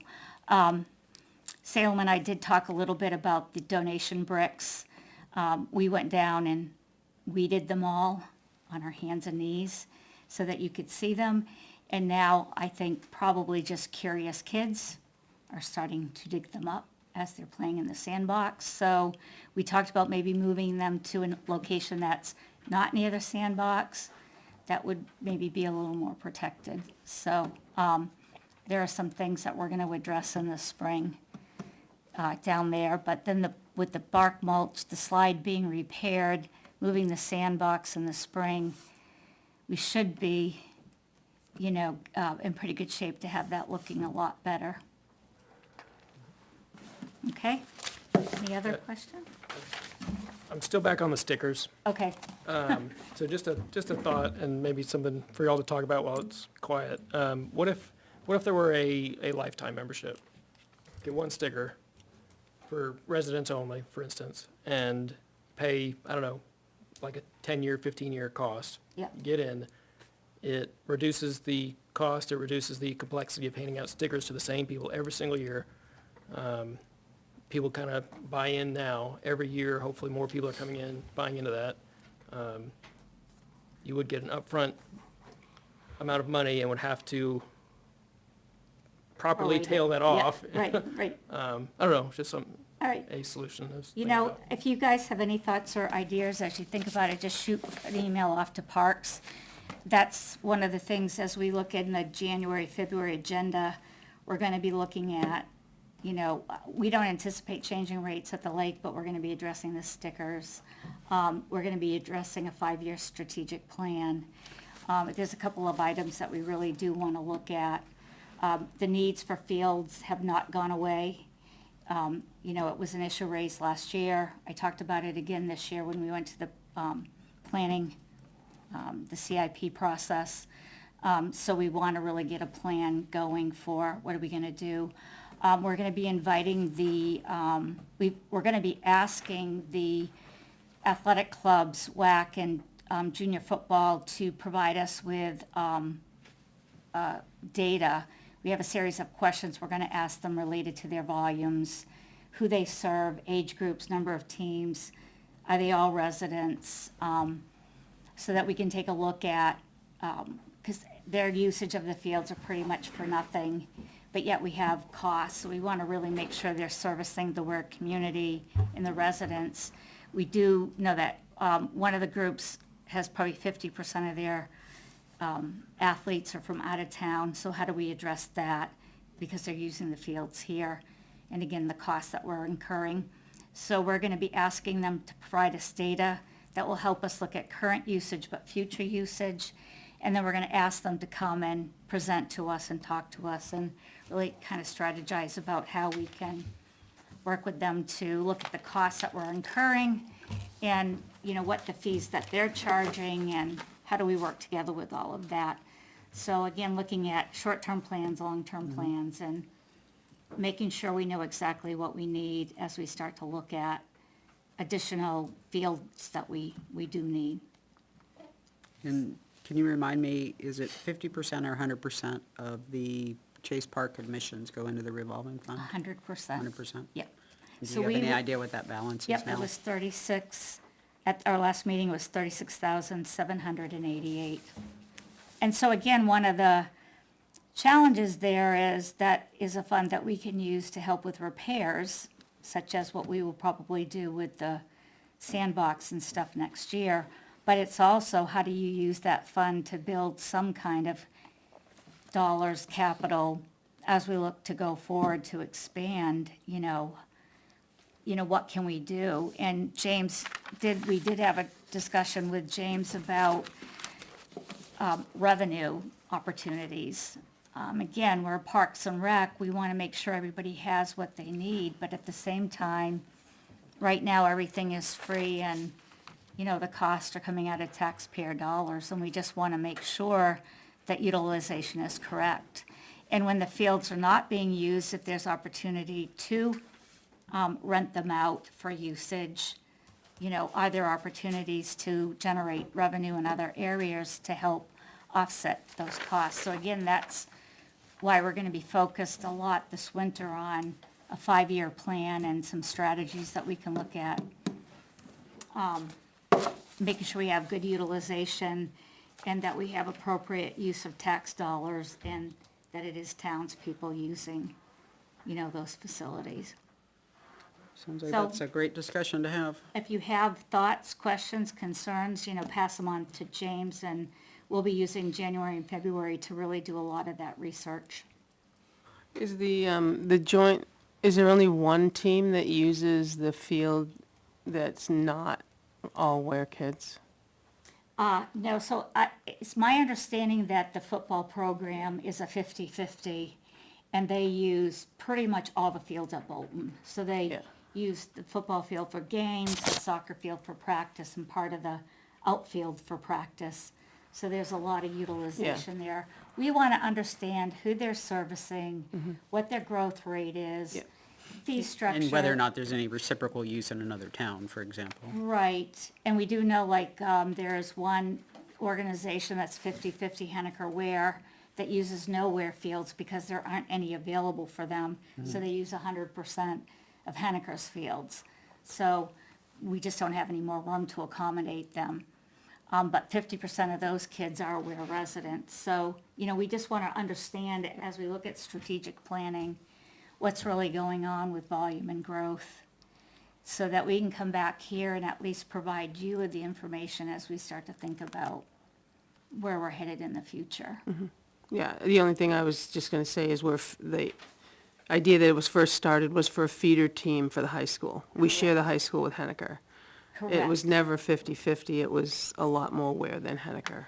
Well, and when I say 50-50, again, this is why we want them to provide Sure. us the data. I don't know where those students are Yeah. coming from, Yeah. if they're just Henniker Ware. Sure. If they're Goffstown, New Boston, so we just want to make sure that the utilization of the fields at no cost is, appropriate for what the taxpayers are covering in costs. Yeah, because probably lacrosse and field hockey's the same way if they're feeder teams for the high school. Right. Yeah. Right.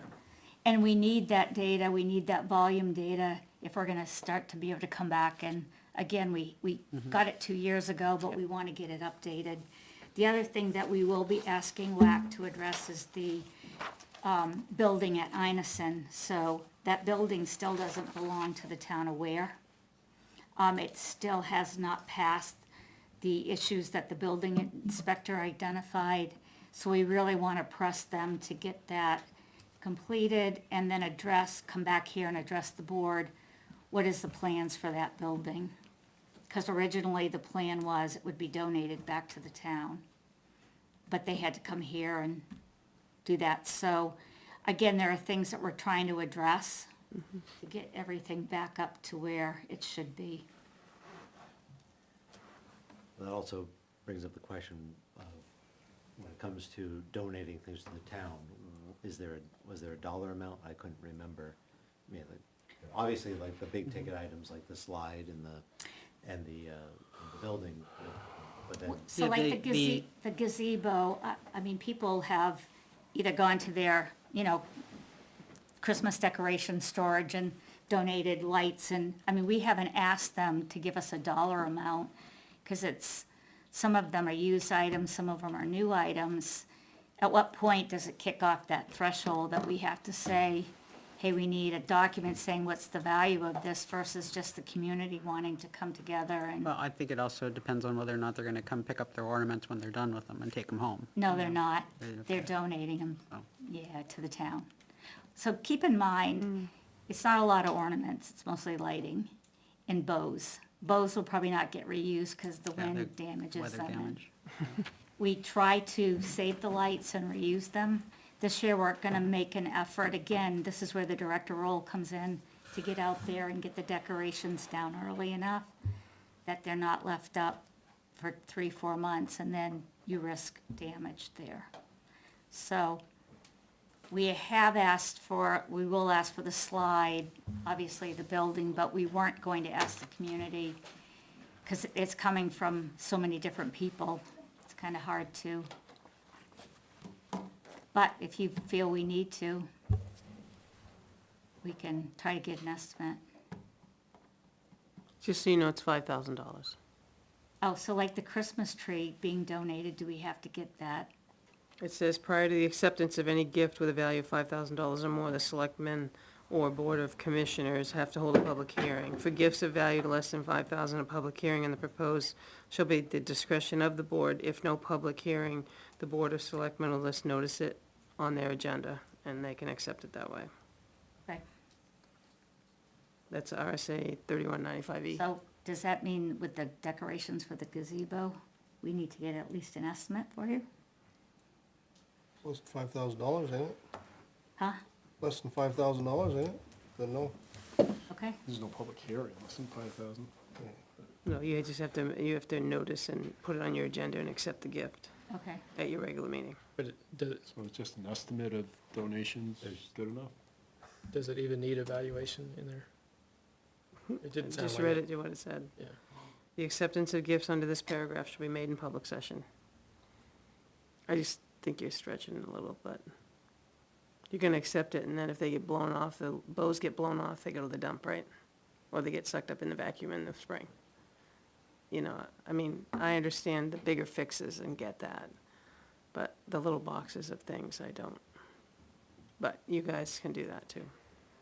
I mean, I can take a look at what we get and what the going rate is and try to give you an estimate if you need to.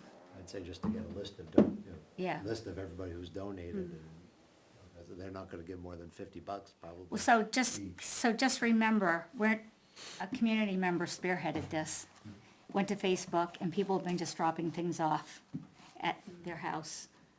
And they're gonna bring it all up to the gazebo on Saturday.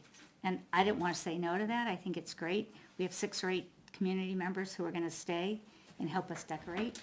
Again, this is something that. I think you just take an estimate of what you Yeah, received. okay, yeah. We got $400, $300 worth of All right, decorations, and okay. I think that would I mean, did it- suffice. I don't, just hearing it once, did it even, can we just say Christmas decorations? Yeah. Yeah. I don't No, but think- I don't think it's a- I don't think even it's if a big I deal. estimated it for you, you're not gonna go, I mean, I could take my best guess estimate once I see what's donated. Yeah, I'm proposing, That's- I mean, and if it weren't like just an hour, I would say, I would do this right now, but maybe even next week, just a blanket acceptance of Christmas decorations.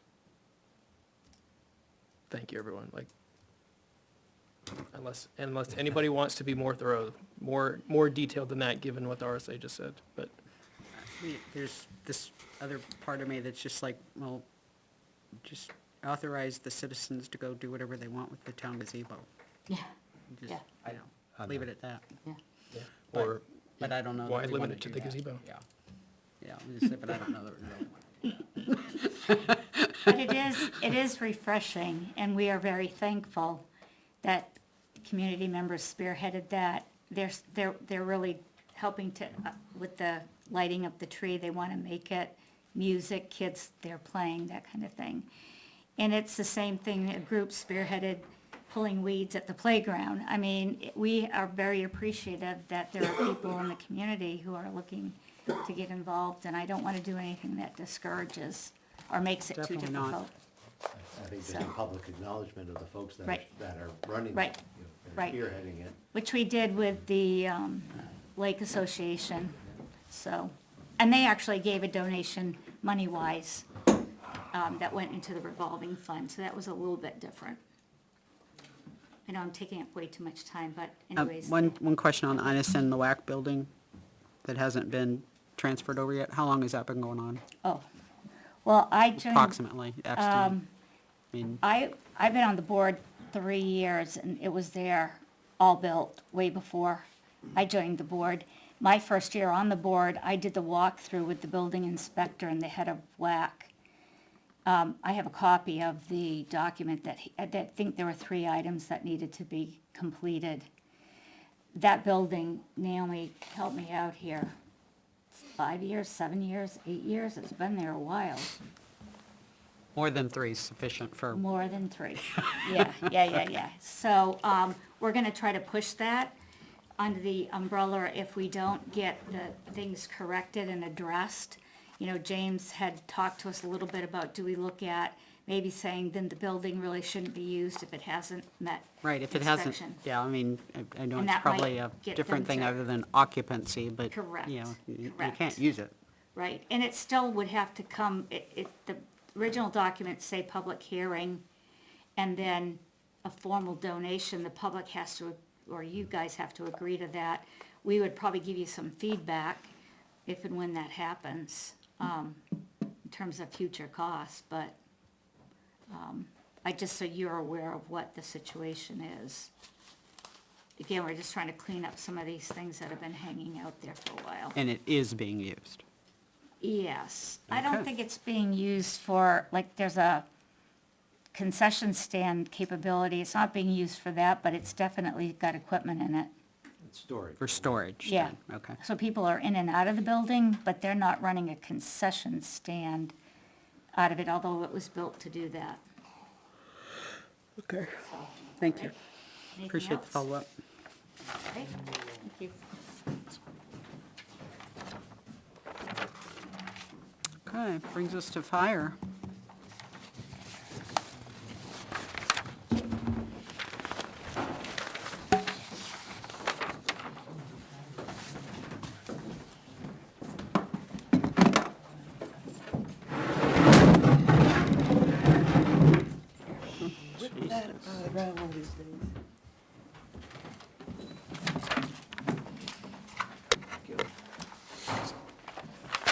Thank you. Thank you. Thank you.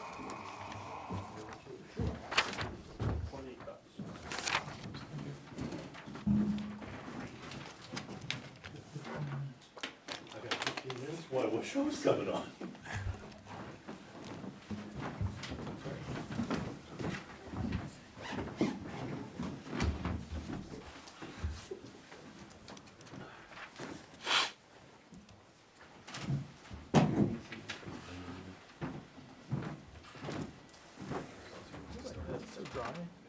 The heat's still on, no, that's not on, where it's been. No, I'll go from here. You're still coming out of these. Because that's controlled over in the other. Correct. All right, good evening. Good evening. So you have the, I have some slides here for the main body of the fire department, budget. I do not have any slides for the emergency management. There's only a couple lines, and actually the slides that I have are highlighting the, really the big differences that we have in lines. The lines that really there was no movement or whatever, we didn't do a slide with it. I mean, go through them if we want. But starting with the emergency management, if you're looking at the budget, the sheet that I originally gave you first there. The first line 341, which would be emergency management telephone. That is the $2,500 is to propose to add phone lines to the emergency operations center. That would be approximately 3 lines. The 3 lines would not be used on a day-to-day basis. They would only be used if the emergency operations center was to be up and running.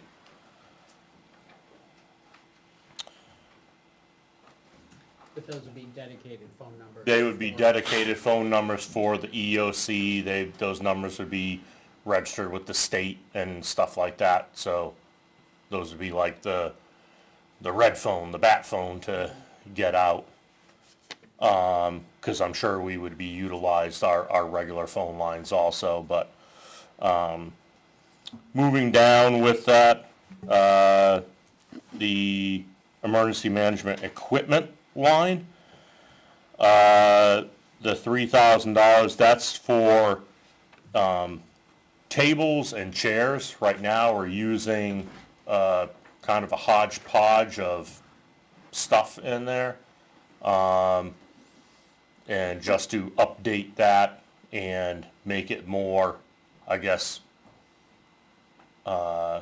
user-friendly, I would say, to be able to put desks together or chairs together or whatever in that. All this is emergency, again, out of the emergency management budget, which there, as you can see, those are like new money coming into that's been proposed. That was one of the things, just kind of circling back a little bit to the hazard mitigation plan that we talked about. I believe in one of the lines or a couple of lines, it's been a while since I looked at that.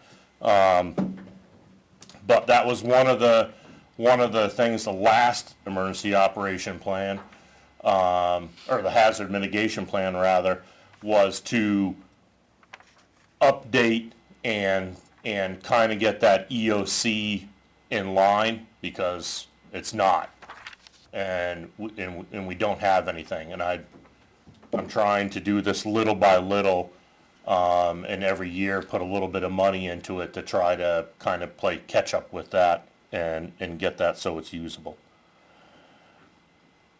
So you said the 2,500 is to get phones put in. Is that an annual phone bill cost, or is that just a one-time That's charge? gonna be, I'm not sure if we could cut a deal with the telephone company. As you'll see later in the other line, we're not getting any deal. I just didn't know if that was your annual cost for the telephone, or if that's what the cost was to get new phones put in, was my question. That's just to have the phone lines put in. I would say that's probably gonna be close to an annual cost, because whether the phone lines are used or not, we still they have to be there, they have to be maintained. Is the office equipment that you're proposing, tables and chairs, is that just a one-time deal? That would be a one-time deal. As far as, I don't know, I mean, a table now, you can't buy a table, a regular,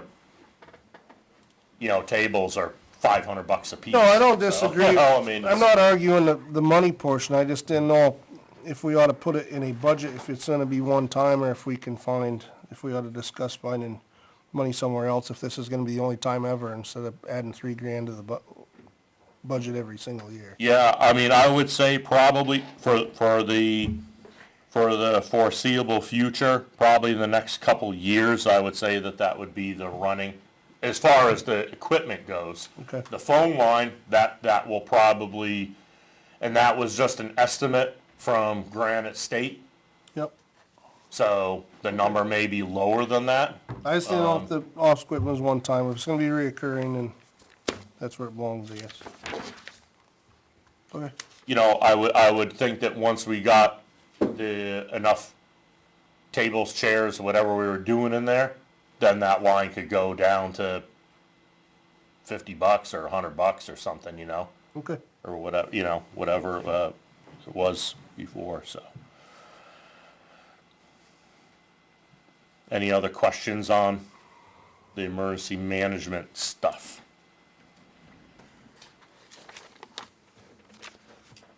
Okay. So getting into the regular budget for the fire department.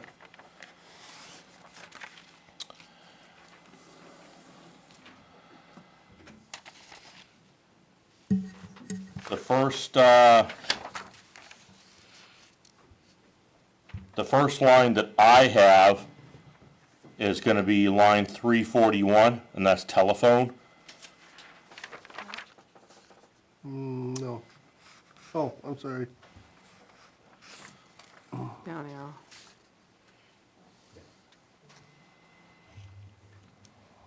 Okay, I'm hitting the down arrow.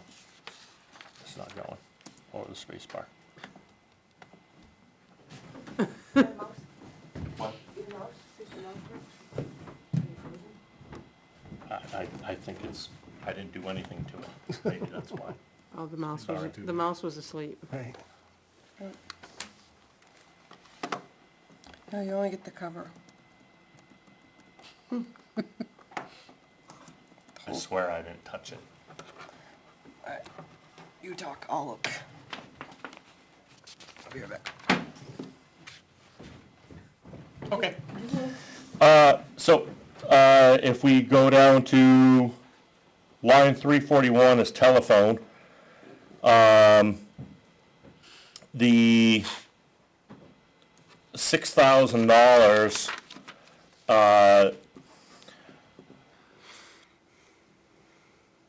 is, I don't know, It shows a zero difference. yeah, this isn't the, You're not matching what's on your presentation. no. Nope. Let me take a look at that other. You want this one?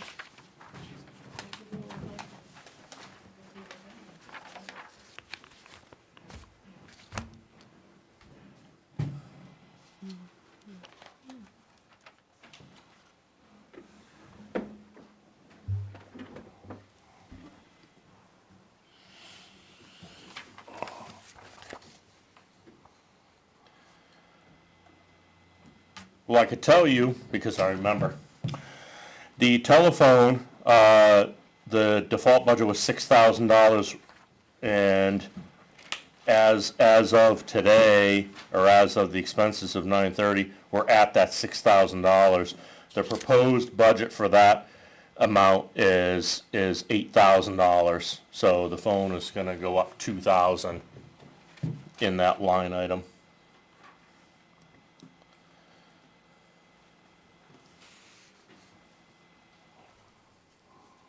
And that was just figured out that,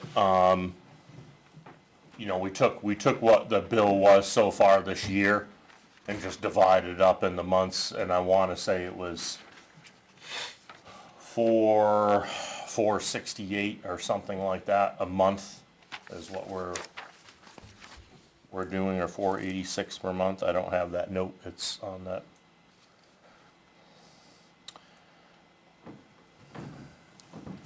Oh, where you at now? Yeah, it must be more than that, because you have down 461 for your internet per month. And that comes to $5,500 Yeah, proposed, so- so it must be more than that.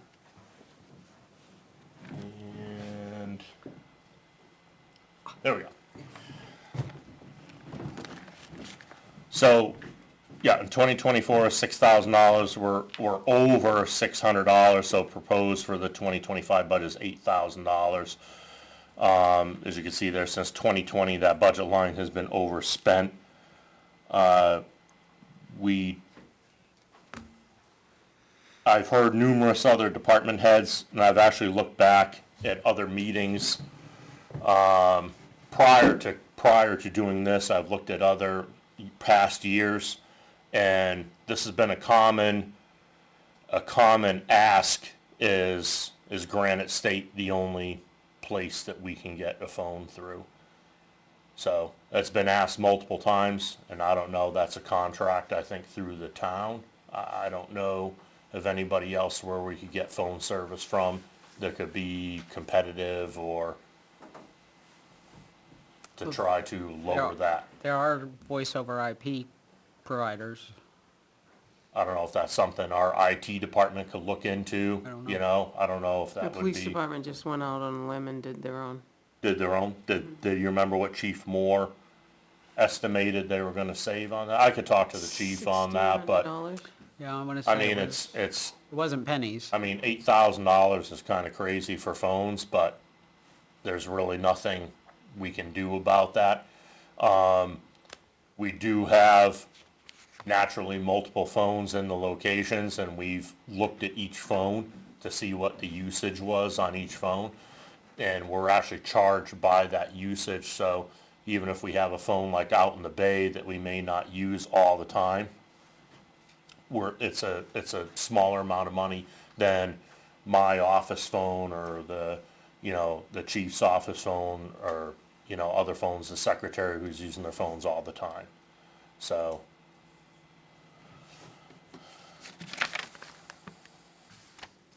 Page down, right? Okay, I'm gonna try here.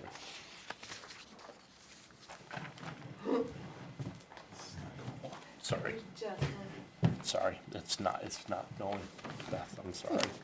I'm, the little arrow's down, I'm pointing. Yeah.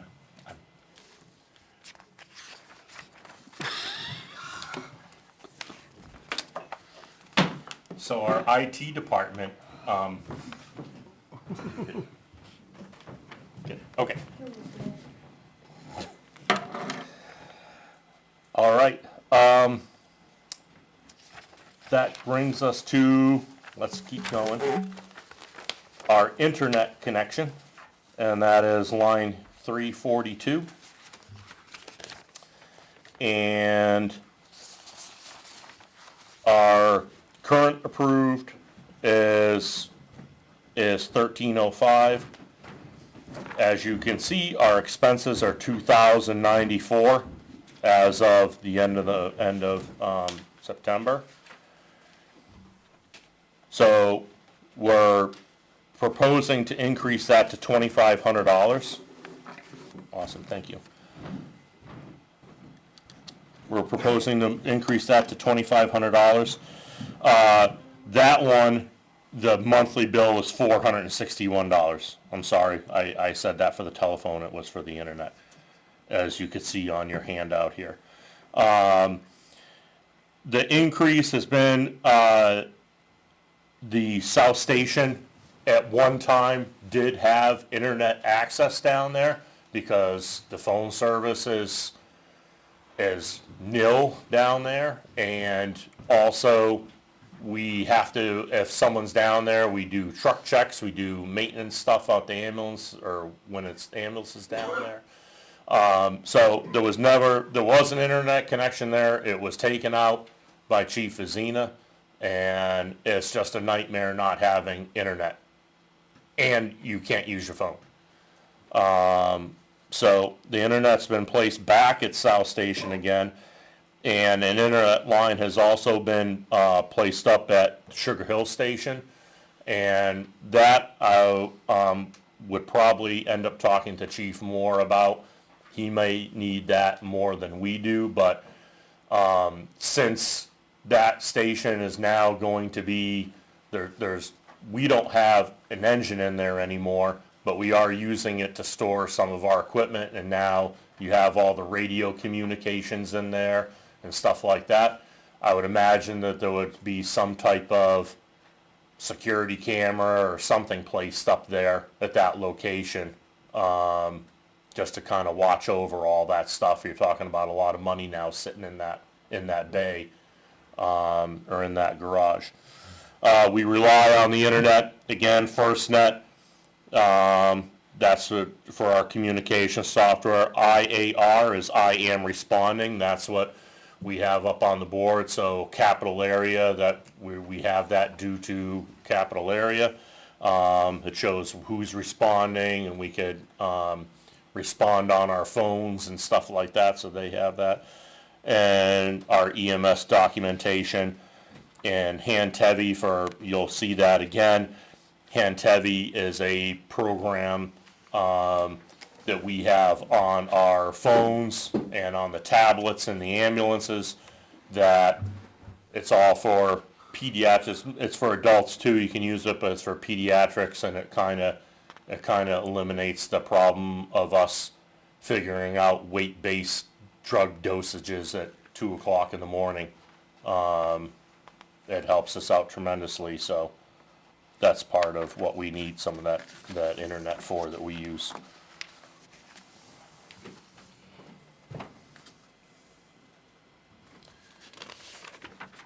Moving down the line, 346, which is capital area. The 2024 budget was $95,176. This is for our dispatch. The proposed 2025 budget is $106,436, an increase of $11,260. That was increased by capital area. That was passed down through the town, through us, to us rather. Capital area they hired on another employee. They hired on a deputy chief that also runs around, that helps out the main chief or capital area. And also infrastructure upgrades with radio equipment, towers and such, antennas. So that's just, we're contracted, and that's just was the increase of their contract.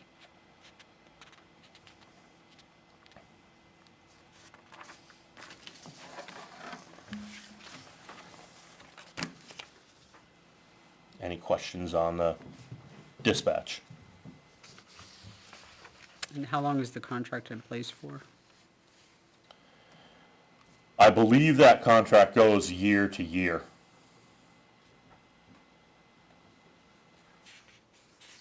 I remember talking about the increase before, I just wasn't. Correct, don't yep, recall yep, how long I did long tell that- you guys that there was gonna be an increase on that.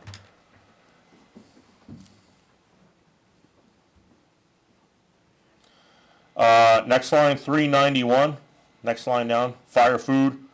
There's no increase in that. I just figured I'd throw it in there. So everybody likes coffee. Because I like coffee.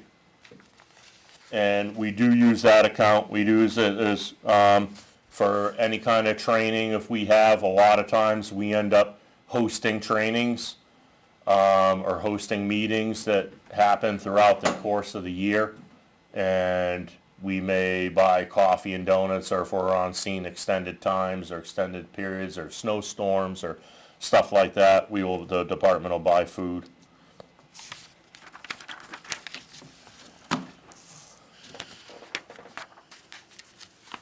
Next line down, 430, building maintenance. So the 2024 was $5,000, the 2025 was proposed $12,000. It's an increase of $7,000. I know that sounds like a tremendous lot of money. You have some of the things, the past years in there. In 2023, we spent $11,700. We had some big ticket items that went on the aging buildings, aging the buildings are just aging, and there's been a huge lack of preventive maintenance on these buildings. And we have to catch up somehow, and we're not doing it. The price of, naturally, I'm sure everyone's heard this, the price of everything has gone up. We have, multiple garage doors.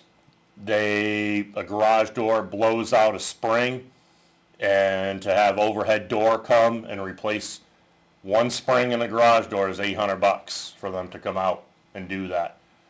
I think last year or this year we had probably 4 doors go that they came out. South Station is hurting for certain.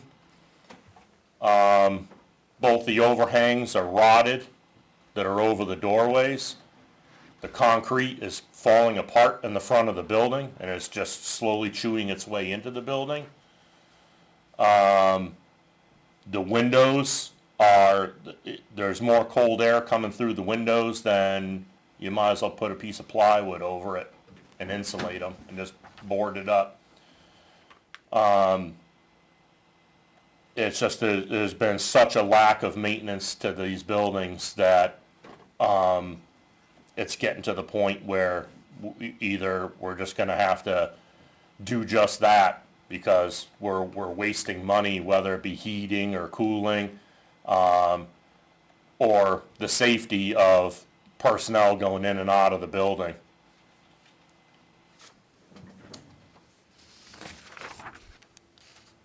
And again, there was some, and I will say in 2024, there was some larger problems that happened. As you see, the sewage pump at South Station and stuff like that that we had to replace. But there's much more that needs to be done. I'm not saying that increasing this line, and if it was proposed to be $12,000, I'm not saying that would be something that would have to continue year after year after year. I'm sure once we got caught up, we could drop that down to a more, probably almost back to the $5,000 a year, But right now, it's we got to get ahead of it, or you're going to be, there's going to be a lot more money being paid out by not doing the maintenance. Questions on the building maintenance? Are we working on a building maintenance program? We are. I have Tim, I have a list, I could keep Tim busy. Not just repairs, but actual maintenance when the Maintenance. repairs are completed. Yep, absolutely. We're doing what we can on what we're capable of doing and we could take care of. We are doing that and making sure that the repairs moving forward that we can take care of are being taken care of with the money that we have.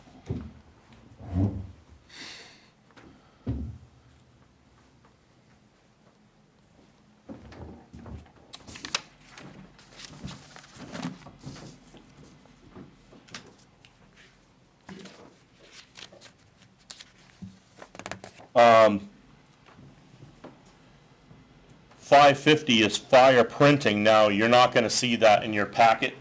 It got tossed towards the end of your packet, so it's mixed in the back. But you could see it here on the board.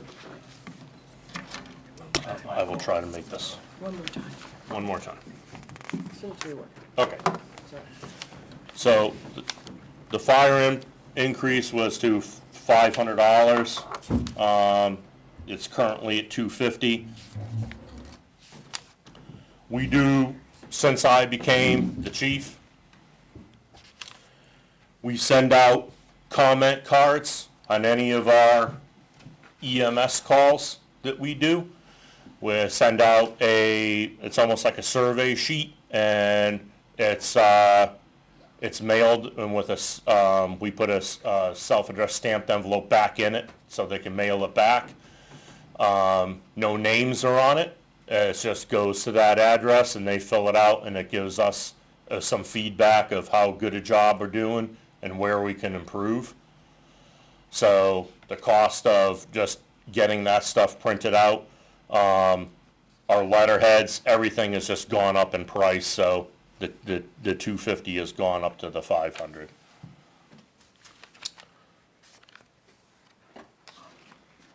It's working. Yes. Moving on to line 591.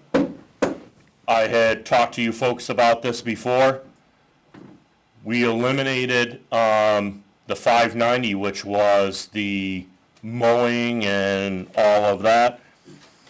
And in turn, I asked, instead of spending $8,725 to have someone mow a cistern, mow grass, that seemed kind of excessive to me. I asked to move some of that money into that line 591, which I asked for, out of the $8,725, I asked for $7,500. Again, the $7,500 would be used to repair. As you can see there on the slide and in your handout, there's 17 cisterns out of the 42 places that we have, 32 cisterns and 10 dry hydrants. 17 of them need to be sandblasted down and repainted. There's no wire brushing these anymore. We have multiple covers that are cracked. No padlocks on the lids. It's all kind of like a safety issue. It's good until it's not one of those things. And the town owns these. You took responsibility of them as they were put in, and we need to maintain them. Now, we go around, the fire department goes around twice a year. We throw a bleach tablet in them, we run the pump through them, we circulate water in them, we make sure they're full. We make sure all the caps are greased so we could access them in the wintertime. But again, all these are iron, they're just iron pipe, and after years and years and years of neglect, they're rusted to a point where they're starting to flake off.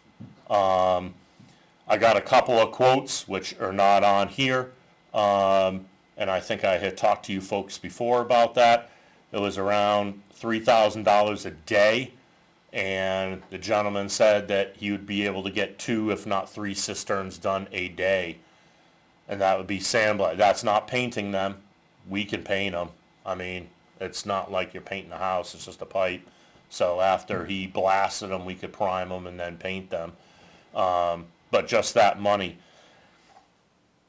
Again, similar to the building maintenance, I believe the $7,000 or the $7,500 rather would be a start.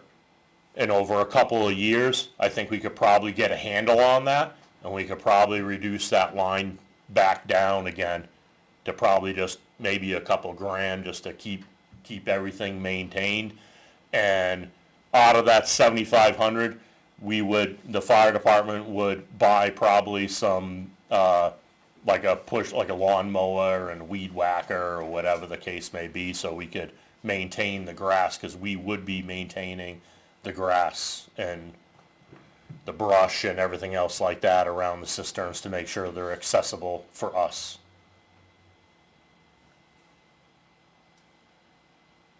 And again, I talked to you guys on this a couple months when you guys are redoing the lawn contract. Questions on that one? So the 17 that need repaired, are they all just, they need sandblasted, or is it other things? They either need sandblasting, parts replaced, covers replaced. Over the top of there's like manhole covers on the top of those that you fill that you could get into the tank. And over the top of those is usually a steel bar and then our town padlock on that. And a lot of those, the steel bars are missing, so that would be, I don't know, I'm assuming highway might be able to do that. I don't know if you guys almost have moldable welder, right, up there? Yeah, they did, I think. You did? So, but anyways, we would have to get someone in there to weld a loop on so that bar would go across so we could put a padlock on it. Because right now you could go up and, you know, kids could pry a manhole cover under and start throwing stuff in there or whatever, you know, so. There's actually a couple plastic covers that are out there that have cracks in them.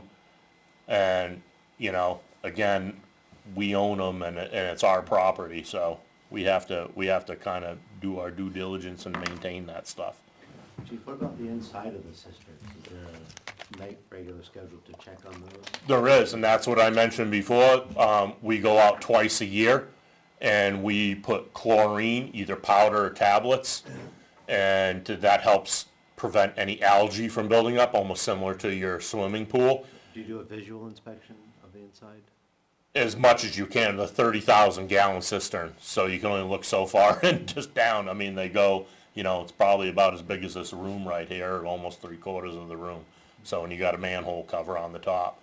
But we do, like I said, we do maintenance to make sure that they're full, that they're not all slimed up, and that when we hook up our truck to these, that all that piping is good, the vents are good, all in the condition of the cistern itself, and everything is recorded on a sheet, and then that sheet's brought back to the firehouse and it's recorded in of what cisterns need work or missing, or the locks don't open, we have to cut them off because they've rusted.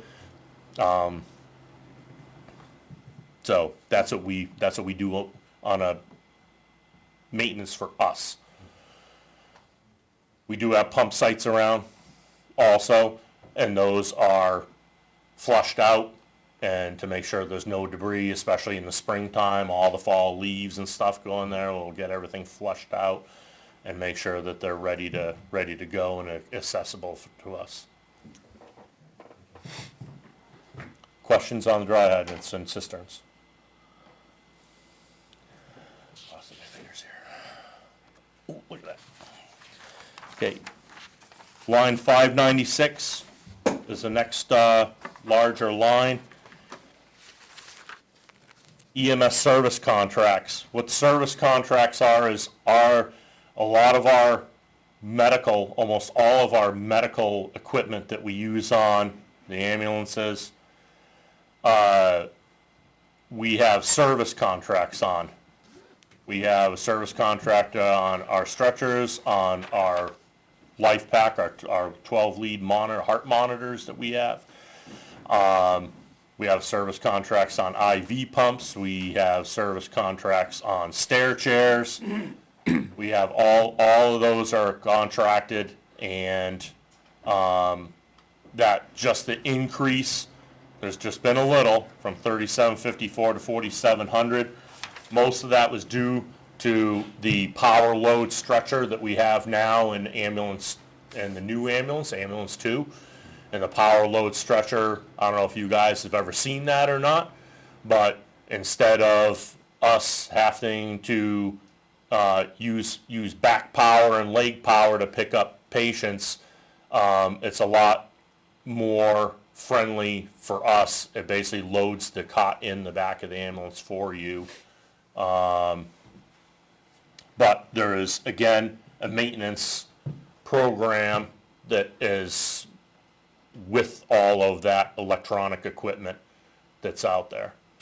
And I could tell you that that has paid for itself 10 times over.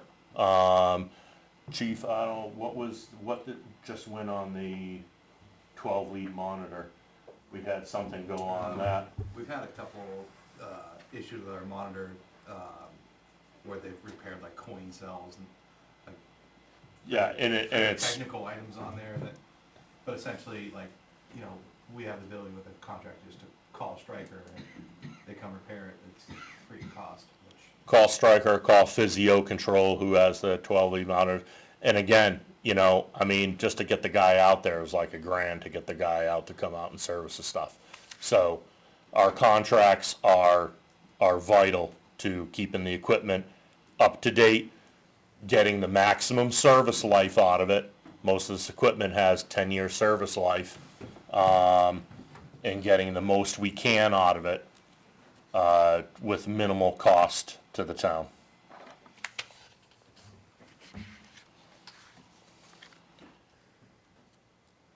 Questions on the contracts? Have we just not paid the entirety of the contacts at this point? Like, the contracts, rather? You got Correct, 19 yes, there's still money, yes, yep.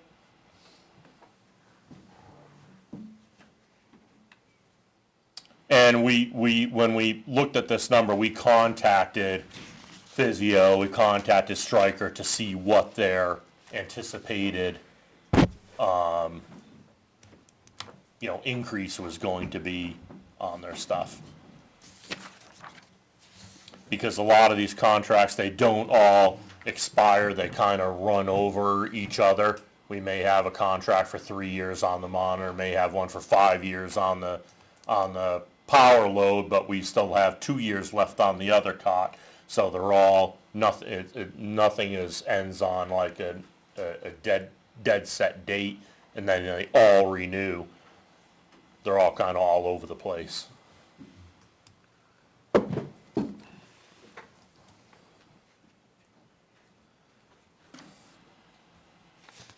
Next line that has gone up is line 610. It's supplies. I could jump down to the bottom line. We've overspent this since 2020 by average of $1,000. We are a 365 facility. We use paper towels, toilet paper, soap, cleaning products. We do, we wax and buff and clean our own tile floors. That is not contracted. We do all our own cleaning. That is not contracted. The cost of these products have just gone up. There's no way around it. But as of today, you're still under budget through this year, so. I can assure you we will not be. We just put in order a WB Mason for stuff, and we still have to wax the floors and buy all the wax and stripper and pads and stuff like that for the floors.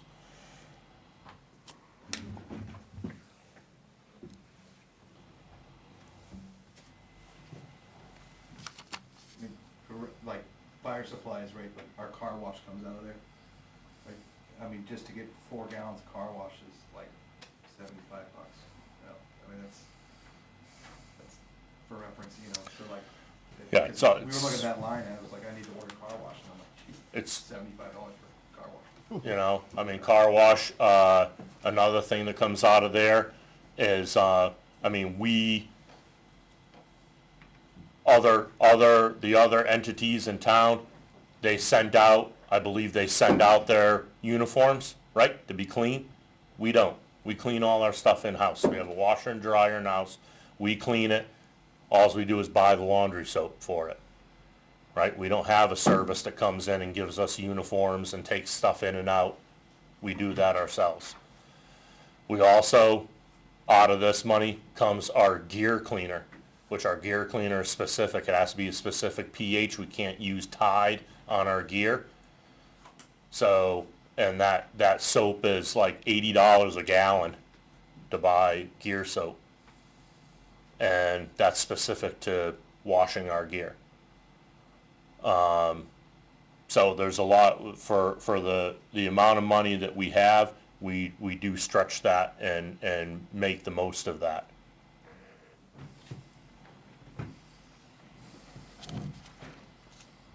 And again, that the account's been, it's always been overspent.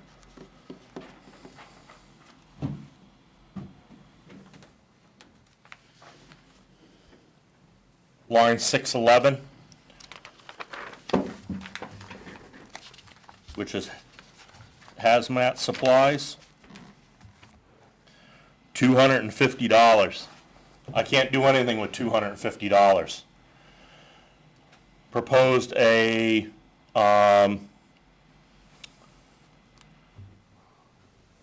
proposed that line to go up to $3,500.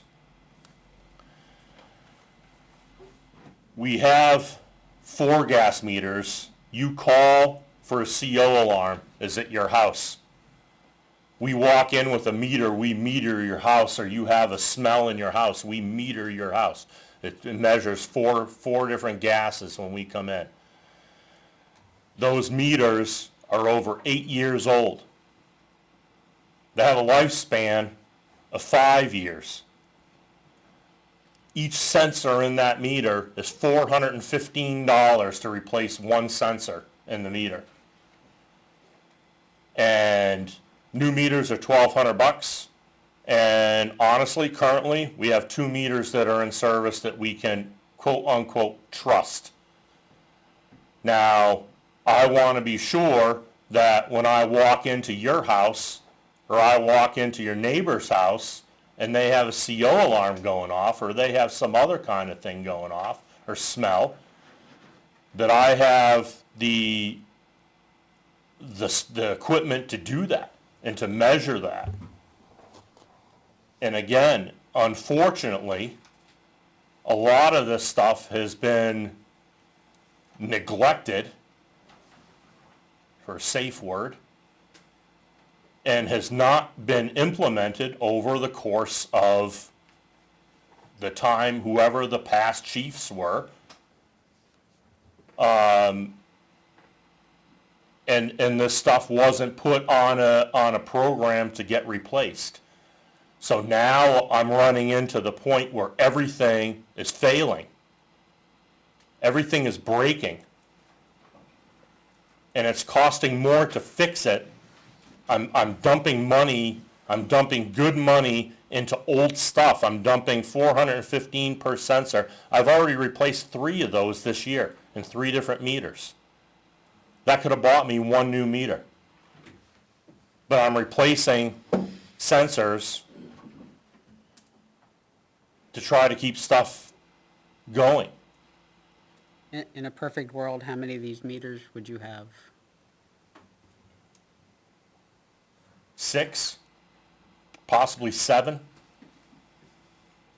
1 on each engine, 1 in each ambulance. I have a meter in my car, and there's usually a meter in the utility and possibly a spare one that we keep in the station in case there's a second call or someone's out, they grab a meter and go. Or if one's out of service or has to be calibrated, which by the way, we do our own calibration in-house. And on top of that, the $250 to calibrate 1 cylinder of calibration gas, which is like your propane cylinder you use to use your propane torch. That's $280 for 1 cylinder of test gas that I have to buy every year because it expires, and I got to buy another cylinder each year. So that wipes out the budget just buying the gas, never mind replacing the meters or anything else like that. Again, I realize I'm not asking to do everything in 1 year. I'm not. But I figured if we could replace at least a couple meters a year and get on some kind of cycle, then there won't be a problem. Because the old meters will be cycled out. I won't have to worry about spending money on sensors.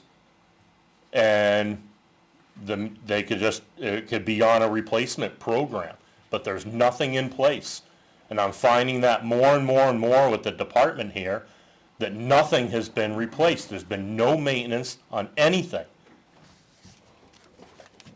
And it's very frustrating for me because I expect and I rely on that equipment to keep not only my people safe when they go in to somewhere, but to keep the public safe here and know that when I walk into your house, that reading that I'm getting is what it actually is.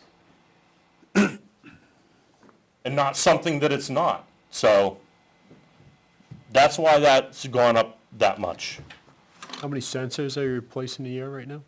I've already replaced 3 sensors this year and 3 different meters. And currently, matter of fact, one of the meters just died again, and it was calibrated and it won't hold the calibration, so we're really down to 2 meters that actually we can rely on, that the people, the employees will actually rely on that meter.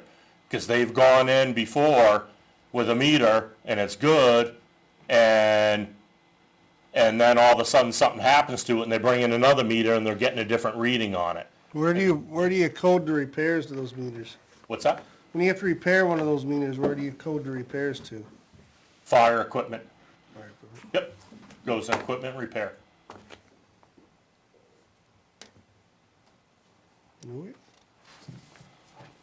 Anything more on the hazmat stuff? Okay.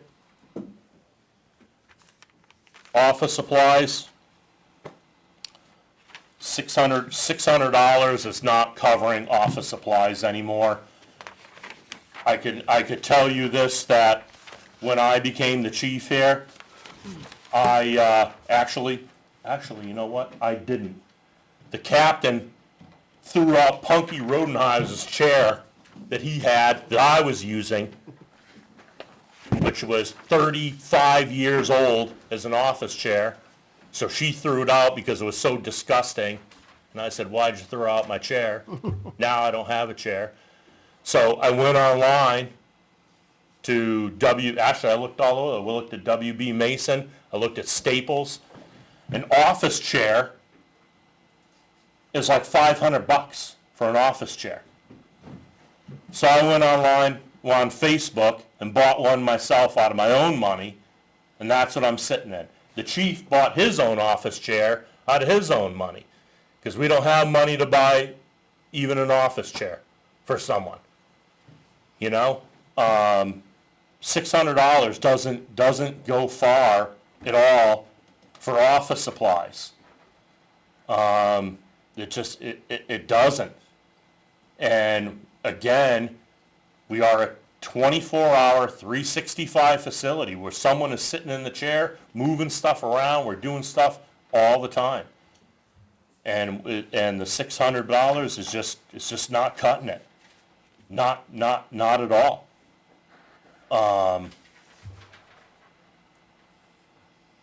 So I don't. But you don't need any more chairs, right? No, actually, my chair is pretty comfy. I got a good deal on mine. I think mine was $150, but it's like a lazy boy.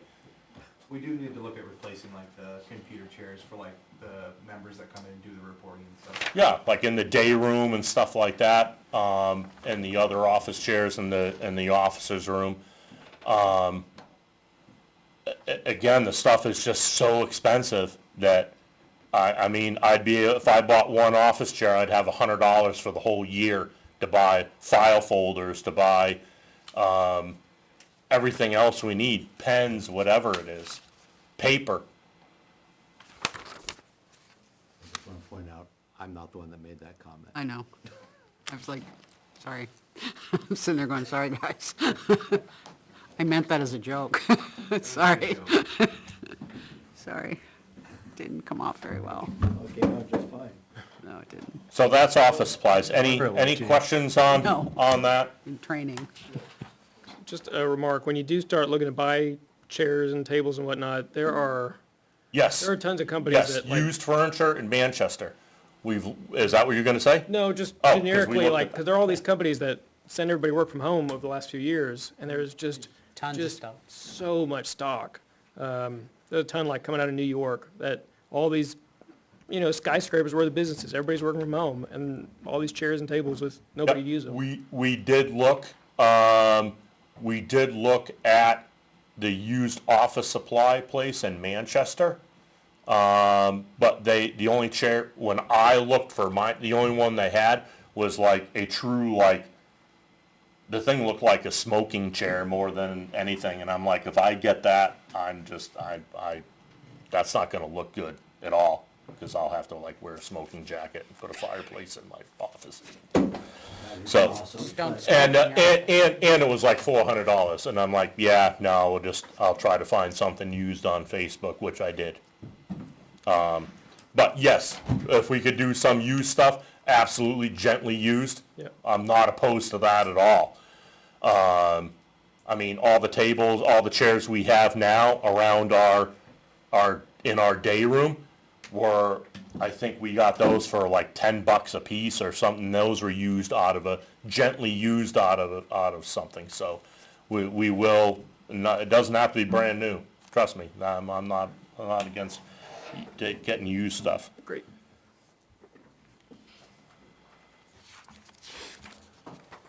Okay, 622 was the next line that went up quite a bit.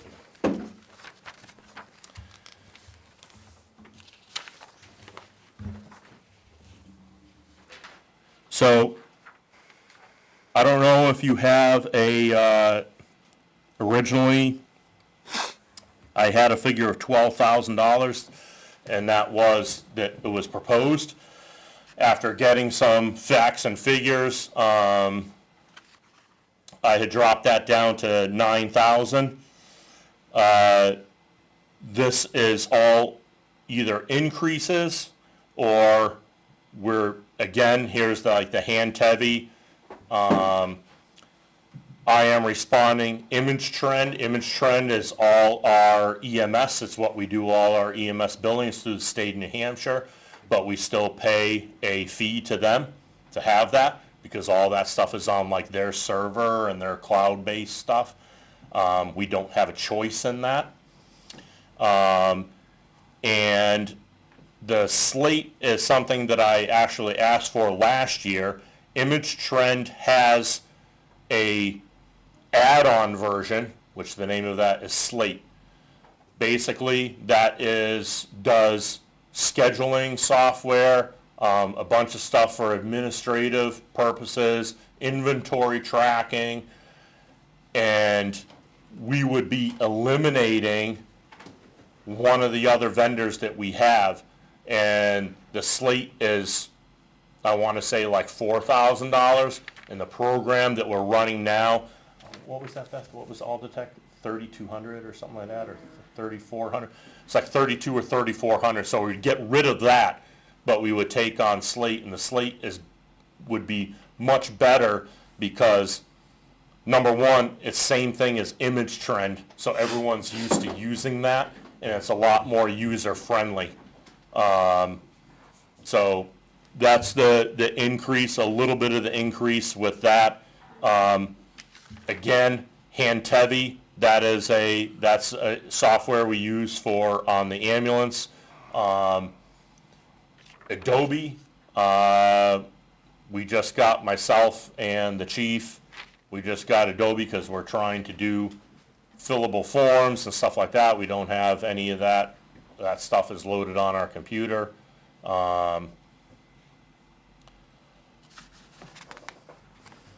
So that was the increase of the I am responding, Image Trend. It's multiple programs that are seeing an increase, just an increase due to the cost of everything going up. So it's increasing our line. Again, the Slate compared to the current program we're using now is probably, I want to say, at the very most, maybe $700 more, $800 more.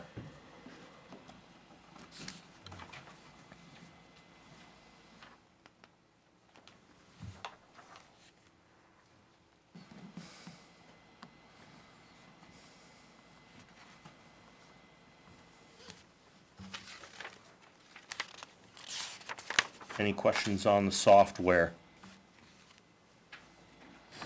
Everybody needs software this year. Yeah. for sure, absolutely. Okay, next big line, safety medical gear. This line, as you can see, I'll drop right down, it's been overspent since 2016. This is all our ambulance supplies that are not provided by the hospital that we get from the hospital.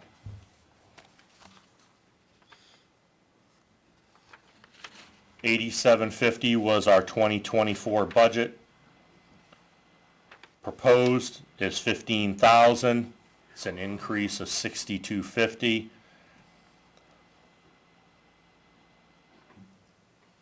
Now, safety and medical gear also, we have, when we have to buy something,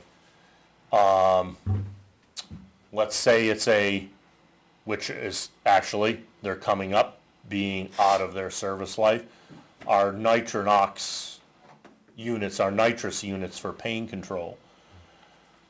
Each of those are $4,000 roughly a piece. So we're talking $8,000 right there to replace 2 of them. Medical supplies aren't cheap. What's a needle for the drill? About $100 a piece. So every time if we use an easy, what they call an easy IO, I don't know if you guys seen that, the drill has a needle in it. They drill you in your arm, drill you in your leg. Each of those needles is $100 to just do that. To just start an IV on someone, $100. And we do not get that from the hospital. These are supplies that we have to buy ourselves to keep both those ambulances up and running and stocked and supplied. When it comes to the ambulance, have you seen a general increase in the usage and going out on, into the community? It has been, and we're trying to be like more proactive too, and checking up with people and stuff like that. But yes, I mean there has been an increase, not a whole lot, but there has been an increase in the requirement of the ambulances. And some of the calls we're going more mutual aid now. A lot of the last year, Capital Area was going through a big computer swap. They had a bunch of new computers and servers and everything else like that they were installing in programs. And our run cards of when they dispatch a call, all right, if their ambulance isn't, say it's Henniker, all right, their ambulance is not available, on the run card it shows where the next call for mutual aid, right? We're now on the run card now to go to Pat's Peak. We were going to Pat's Peak quite a bit last year. Most of the time when we go to Pat's Peak, you're doing pain control. So we're right into it. We're using quite a bit of stuff. Now, some of the stuff we do get from Concord Hospital. Syringes, IV fluid, stuff like that, our medications, narcotics, all that stuff we get from that. We don't get the other stuff, right? We don't get for instance, for one thing I'm thinking right off the top of my head, our narcotics locker in the ambulance where we store our narcotics. The new ambulance, we got a brand new narcotics locker because our old one, non-serviceable. It's out of date. The Knox company is like, yeah, use that like as a boat anchor if you want. Well, we still have a boat anchor in the other ambulance. And basically the laptop that we're running that program on has Windows 95 on it. That's what laptop, and you got to plug in the laptop because it won't plug the cable in. And that is the kind of stuff, that narcotics locker is like $3,800 for a narcotics locker. If that goes, we have to buy one, or that ambulance doesn't go out the door. So So it's not just a locker that keeps the stuff under lock and key, there's also tracking software? There's tracking software, and with that, I even tried, because you can buy a kit to upgrade some of that stuff, and I asked them, and they said that is not available. Everything right now is all Wi-Fi. As soon as you pull the ambulance in the bay, it picks up the Wi-Fi. If you use narcotics, it's downloading all that stuff. Use who went in, who went out of that narcotics locker. And I'm just picking on that. That's something that came to mind. But that's something that would come out of this account. That's what I'm basically saying, that a lot of the things that we buy out of this are high dollar things that we need to keep everything going. Again, the IV fluid, the syringes, bandages and stuff like that. All of that stuff we get from the hospital. But cardiac, pads, those aren't cheap. We buy those. Those aren't supplied to us. But the point is that you're providing more services now, so you're going to be using more. We are burning through equipment, and it's not because it's sitting on the shelf. We're using it. A lot of it too is actually because of increasing, like, it's not so much a call volume increase, but increasing the level of care. Acuity of the calls. So as providers advance and they get to ALS level providers, they use more expensive equipment. Basic level ambulance uses a Band-Aid and a piece of gauze that's free from the hospital. But an ALS level ambulance, might use an IO needle where they can access your bones or something like that. And if they can't get access to your veins, that's $100. An ET tube and the blades that are established with that, right? So when we intubate you, that equipment isn't always free from the hospital, right? So as the level of care goes up, the cost of equipment goes up. But also with that, your billing return goes up, right? So it kind of balances out the wash. And the level, which in turn, the level of the care to the residents goes up. But we're seeing a large increase in these items. We can't purchase, when we purchase the IO needles, we can't buy just one. Yeah, I'm sorry, if you're gonna, if you can come up to the microphone, so for the folks at home. Yeah, sorry. We can't just buy one IO needle. We have to buy a case of 5, right? And they're usually good for about 2 to 3 years. Unfortunately, we do go through scenarios where we might use 2 to 3 in a week, and then you might go a month or 2 and not use those items.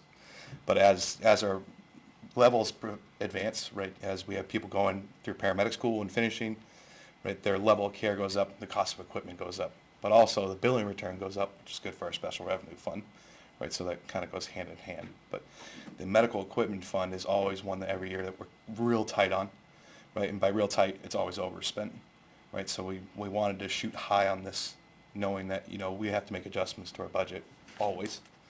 But we wanted to make sure that, we're looking at the long term of this, that maybe we don't have to adjust in the future.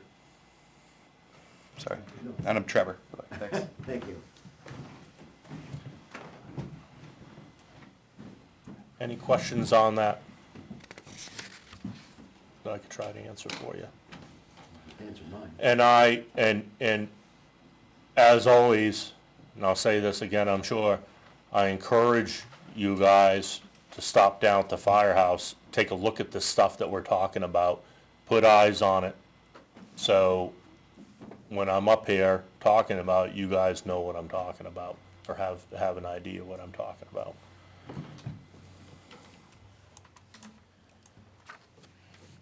$637. Protective clothing.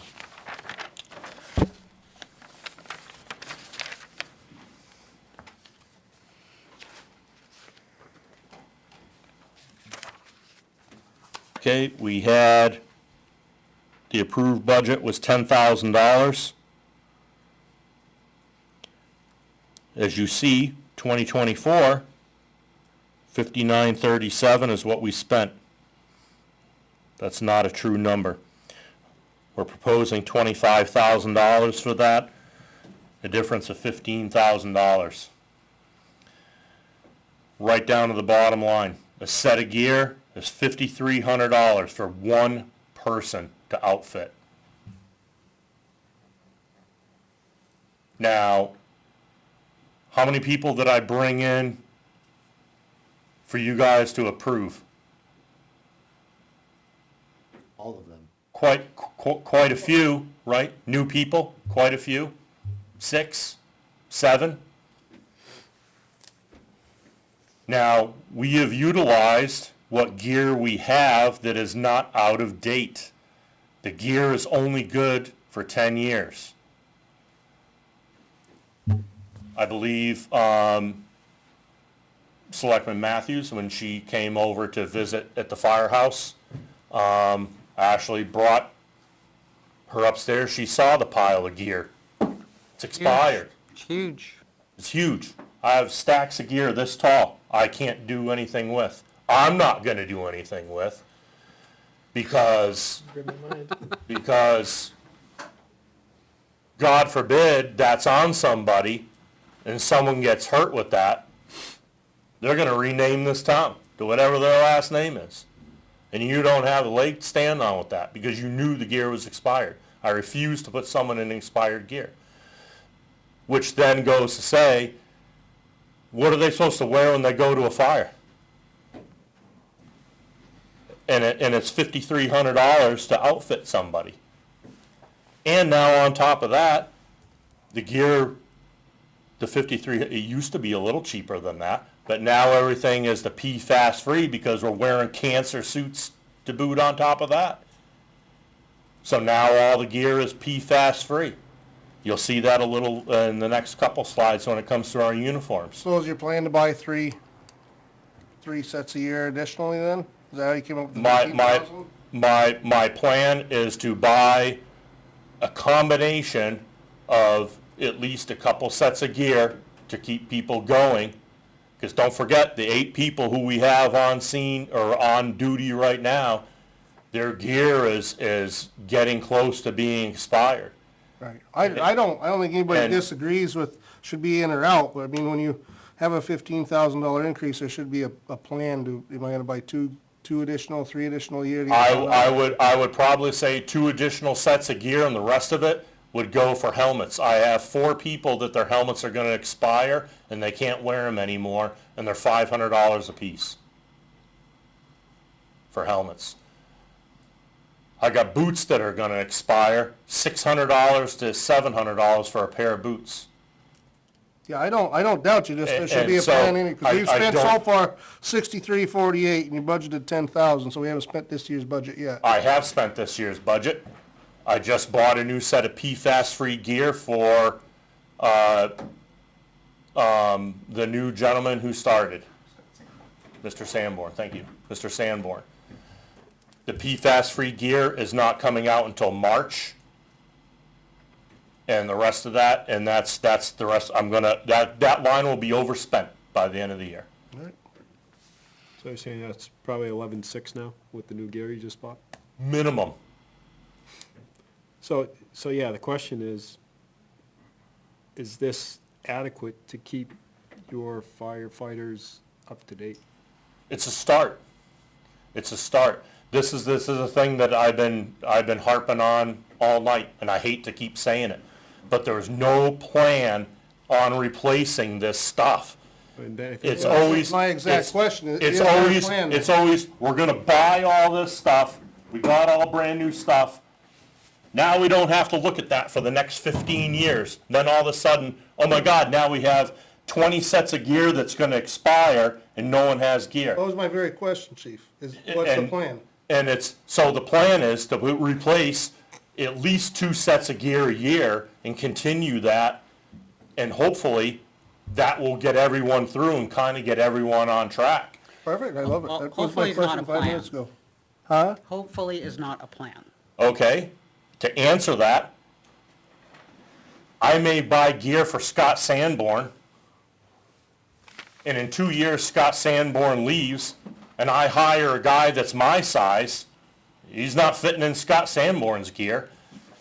So I try to keep all the gear that I have that's left over that I could use and utilize. Yeah, maybe the pants are a little bit too big, or maybe they're a little too small, or maybe you have to cram your feet in the boots or something like that, but it's gear that's in date. So is there a plan? You can make a plan, but I can't predict the future of who's going to stay, who's going to go, And I can't, there's nothing I can do about that. That's almost like training somebody, and then in 2 years, they leave and go to another department. I have no control over that. All's my job is to protect the people who are protecting you guys, protecting the public. That's my job, is to make sure that they're in the safest, in-date gear, that they're not gonna get hurt with. They wanna go home. They all wanna go home. But if your And- plan was and- every 2 years of replacing, then, you Sure, know, so awful. The gear is good for 10 years. okay. So as we buy 2 sets of gear, 2 sets of gear, 2 sets of gear, maybe 3 sets of gear, maybe we go over 1 year and buy 3 sets of gear. Eventually, that's gonna catch up, and you will be able to keep that on a rotation, and everybody will be able to have gear that's in date. Yeah, that's That's the the plan. That's the plan anyways. You said it's good for 10 years or 15? 10 years, the gear is good for 10 years. And the gear is your coat, the pants, the boots, the helmet, and the hood. The hoods are only good for usually like a year or 2, and then they gotta be ditched. So it sounds like you have, like you said, the plan would be to The- buy two new sets. Yep, there's a plan in place to start replacing the stuff. Again, not at all one time. I realize we can't afford that, but try to systematically replace gear as needed. For those people who the gear is expiring, they would be naturally due up first for new gear. Plus, if anything got worn out, somebody's coat needs a new coat, but their pants are fine, you can replace a piece here and there. Correct. And/or if we have call members, Scott Sanborn, brand new member. I don't know whose gear he's wearing, but it was from someone else, someone's pants and some other person's coat. It doesn't matter. We're utilizing as much as we can.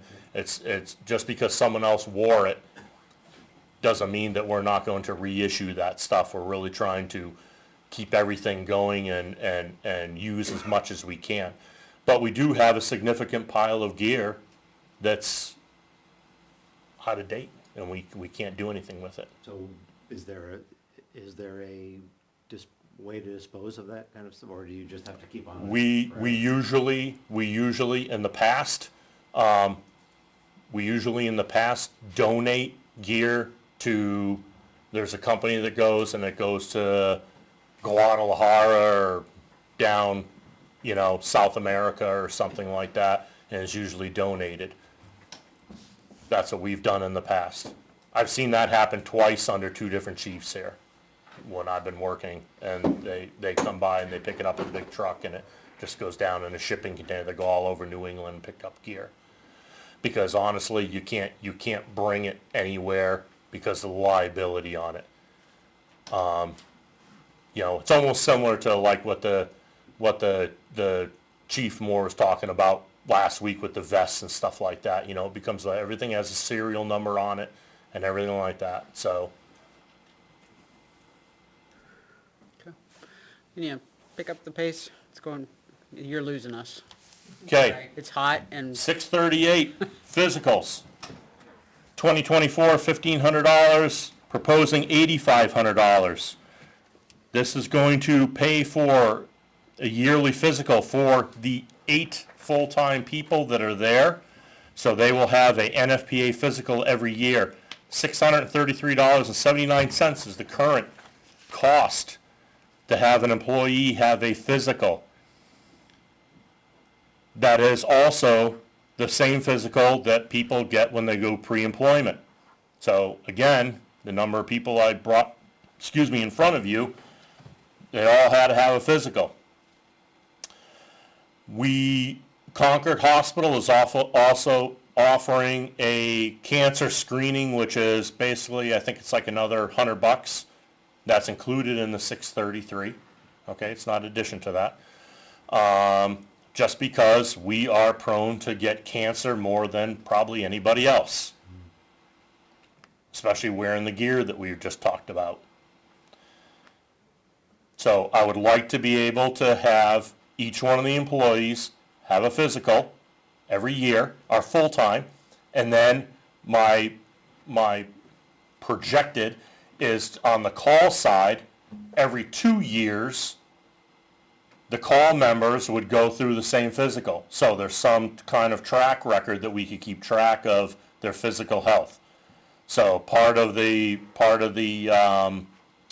call group would be included in that.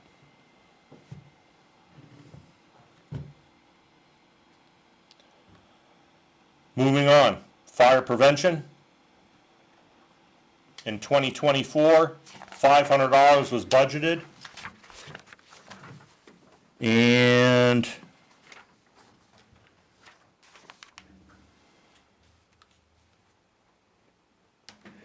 expenses today were $1342. When they came to me this year and said, hey, we got to buy stuff for fire prevention, they said, how much is in the budget? I said $500.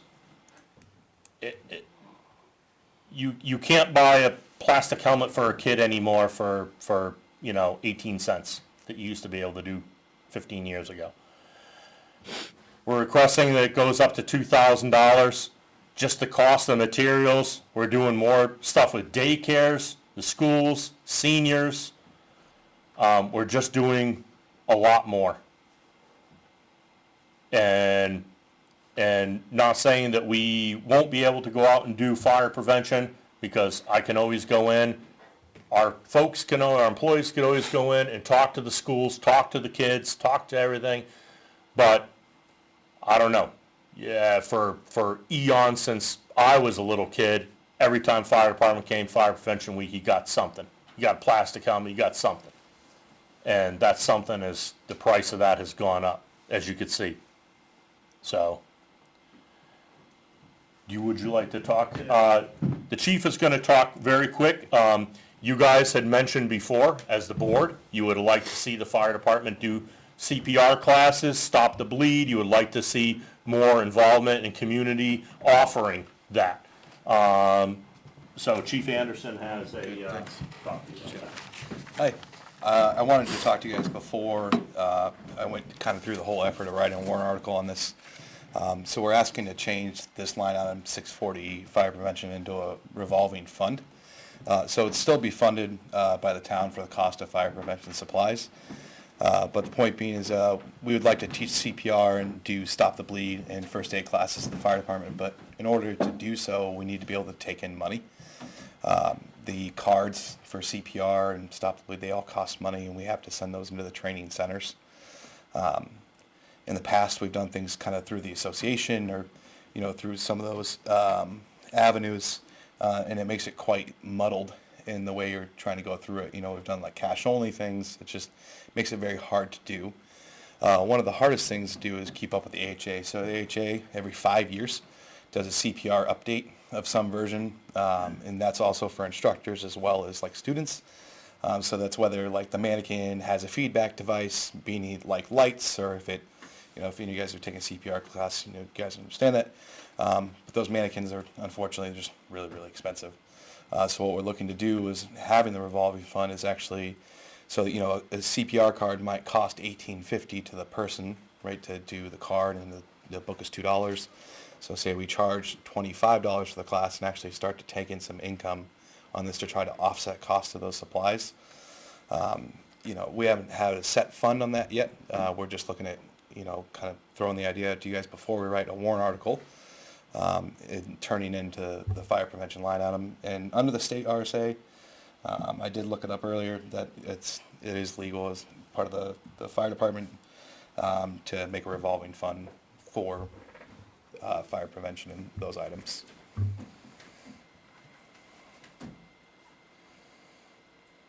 Any questions? What kinds of things would you get revenue from? Yeah, so mainly it would be CPR classes. We do have a couple stop the bleed instructors as well. And I think that's, as we start, that would be the initial. CPR is our biggest push. Just for a very quick example, I know you guys are tired, but we had a code save over the summer. I'm sure you guys heard about I think the PD came in and did a little award ceremony in front of you guys, where somebody was actually resuscitated on the backside of Lake Horse by two people passing by in town. And then we had showed up and defibrillated and shocked and had ROSC, right? But one of the things that kind of stirred it was we had an email from a community member saying, hey, we really want to see some of the community CPR classes. So CPR would be our biggest push, just because of our response times. We can't get to the Goffstown line any faster than we possibly can. So if somebody does CPR for us, that's where our biggest win is. But unfortunately, I'm just trying to clear. All I want to do is teach people CPR. I'm just trying to find a way that I can take in money. Not that I want to keep it, right? I want to overcharge a little bit so we can try to offset the cost of the mannequins and also offset the cost of employees, because somebody going out to teach CPR is still an employee of the fire department. They're going out, it still costs money for them to go. They're still being paid to do so. So those things kind of all cost. So if we can take some of that cost off and maybe overcharge a little bit more for the card, but when, we hear that our schools in town are hiring private companies and our daycares are hiring, for me, it's humiliating, right? I want to go teach our schools CPR, right? I want that establishment in connection with them, right? And I want to teach our community members. So in order to do so, the revolving fund is pretty much the only way I can see, without really muddying the waters of going through the association and things. That makes it very difficult, because it's like, okay, if, the employee's out and they trip and they fall, are they an employee? Are they working for the association? It's just, it really makes things difficult at that point. And then I have to find a treasurer for the association, and, can you cut me a check so I can write a check to Monadnock Hospital? And, it greatly makes things much more convoluted than it needs to be. If you did get a warrant article and it did pass, would Yeah. this line item go away? So fire prevention would still stay. I think we could probably change the name of it to fire prevention and education, but it would still stay as a whole. So you would still Let me you would still rephrase see it. a funding Yeah, from let me the town. rephrase the question. Would Yeah. your request for $2,000 still stay? Correct, yes. So yes, it would still be, you would still see a funding from the town for our normal fire prevention items. I mean, if it really takes off, hopefully we can maybe cut that down at some point. But unfortunately, it's just the cost of the mannequins. I mean, just to do one set of mannequins with AEDs is $2,000. So it's going to take me a lot of classes to kind of get up to there. But yes, as for now, you would still see town funding into that account. And that line item, but it would just give us the ability to be able to take some money in and keep it moving on as kind of a savings account towards future education. Yeah, thank you. Thank you. That's all your stuff. That's all your stuff. Okay, moving on. Vehicle maintenance, line 660.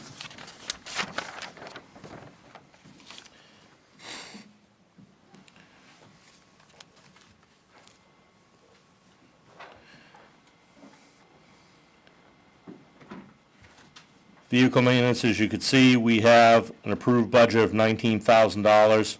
We've spent $14,431. I can assure you that will be gone by the end of the year. We just had pump testing done, and one of our actually engine 2, our newest engine, failed pump testing, so that's going to need some pump repairs.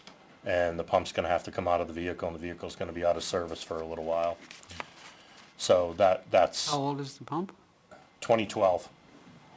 2012, it was rebuilt a couple of years ago, and it has to be rebuilt again.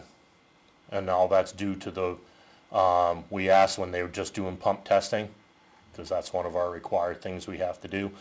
And they said that just probably the water that we're sucking up, again, if we're going somewhere, we're not always drafting out of a cistern that has clean, like, pool water in it, right? You're drafting out of a muddy pond, out of a river, out of wherever, because we don't have any water in town. So that water is muddy, full of crap. There is a screen on that to keep the big stuff out, but it doesn't take much to wear down the pump shaft and impeller shaft on those rigs after a while, sucking up that water. So, and just the general increase in maintenance and tires, everything, whether it's front end alignments, shocks, oil changes, doing that stuff. I mean, we do as much stuff, and Jason is very gracious to us by doing as much as he can. Some of the stuff cannot be done. He doesn't want to take that on. And, for instance, like the Tahoe, that had multiple things that ended up having to go to Bank Chevrolet to get done. You know, just the cost of that stuff has gone through the roof. So that's where our increase is being, and we're trying to maintain our equipment. I did this year have all our vehicles undercoated. I think I told you guys that before, and that's just preventive maintenance. We're trying to get the most life as we can out of our vehicles. And just improves the reliability and stuff on that. 679, fire training. In 2024, $10,000, we're proposing $18,000, increase of $8,000. Out-of-state training, there's the training that the state of New Hampshire is offering is not adequate. There's not enough adequate training that the fire academy is putting out.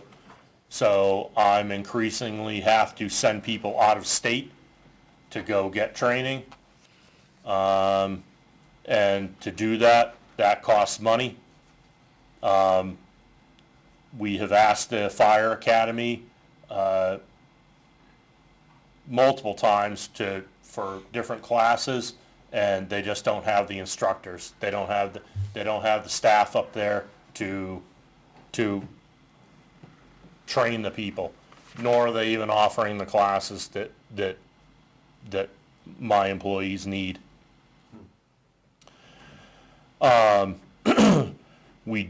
You guys met Matt, the chief from Manchester, and luckily some of that training will be able to be held over in Manchester, and he's going to save us some spots as far as officer training and stuff for the employees. So we'll make out a little bit on that. But other training, the people have to be sent out to different locations out of state. And just to keep in mind, if someone ever said, hey, I want to go to paramedic school now is over $10,000. So that's one person sending a paramedic to school. And that line is wiped out for the year.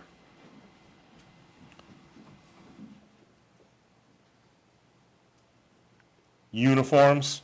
I told you guys I'd come back to the PFAS-free stuff. It's been mandated by the state that by July, you cannot, I think it says you shall not, would be the exact wording of the RSA, allow people to wear any kind of gear, any kind of uniforms that have anything to do with PFAS in them. Our budget was $4,500.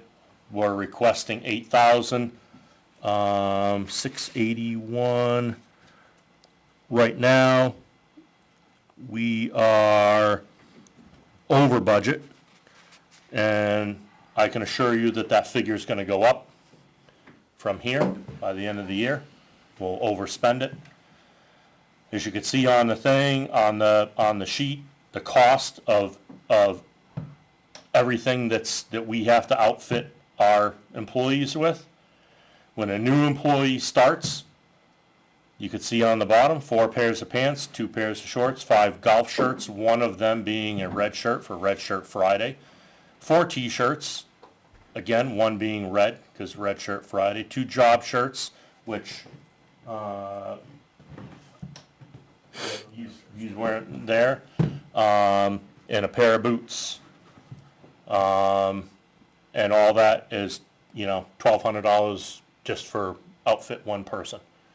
Now, after being on the job for a couple of years, yeah, you might have some stuff that you'd be able to wear over and over again. That's true. But There's also times when you're in brand new gear or you're in stuff that's decent and something happens and you get oil spilled on it or you get something at a car accident or some scene and you have to get rid of that clothes, that pair of pants, a shirt or something like that. I mean, a golf shirt is $60 to have a golf shirt. So So the requirement that has to be PFAS-free is just for the uniforms, that does not include the protective gear. the protective gear is PFAS, the whole thing. So Well, I protective, understand the new stuff is, but anything that's old, does that have to be phased out?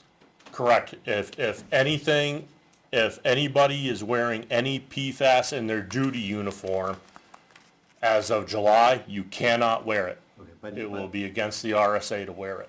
But any of the older protective gear, The older protective gear, no, unfortunately, we still have to wear the cancer stuff, so yes. Yeah, we still have to wear that until we start hopefully phasing in any new gear that we're going to buy, protective stuff, our firefighting gear. Yeah. All of that will be PFAS free, Okay. plain and simple. There will be no more of the old style. I just wanted to make Which sure. you can still buy, believe it or not, you can still buy the stuff, but no. I all just of it. wanted to make sure we weren't gonna hit in July, oh, Nope. by the way, we have to replace. Nope, nope, nope. 14 pieces of equipment. Right, no, I hear you, nope. What do we? Oh, go ahead, What, excuse me? 9 employees total? 8. Eight employees, myself. Right now, our roster stands at 21 people. But That's you're not- full-time and call force. But uniforms are, Uniform Full-time. is 8, and then myself. yeah, so 9. And my uniforms last, because I'm not out there all the time doing that.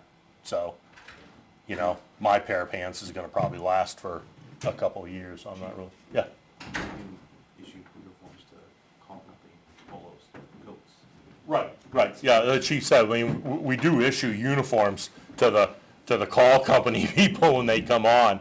You have to give them a uniform, so, and they're issued coats, the all-weather coats, like the yellow coats, rain jackets.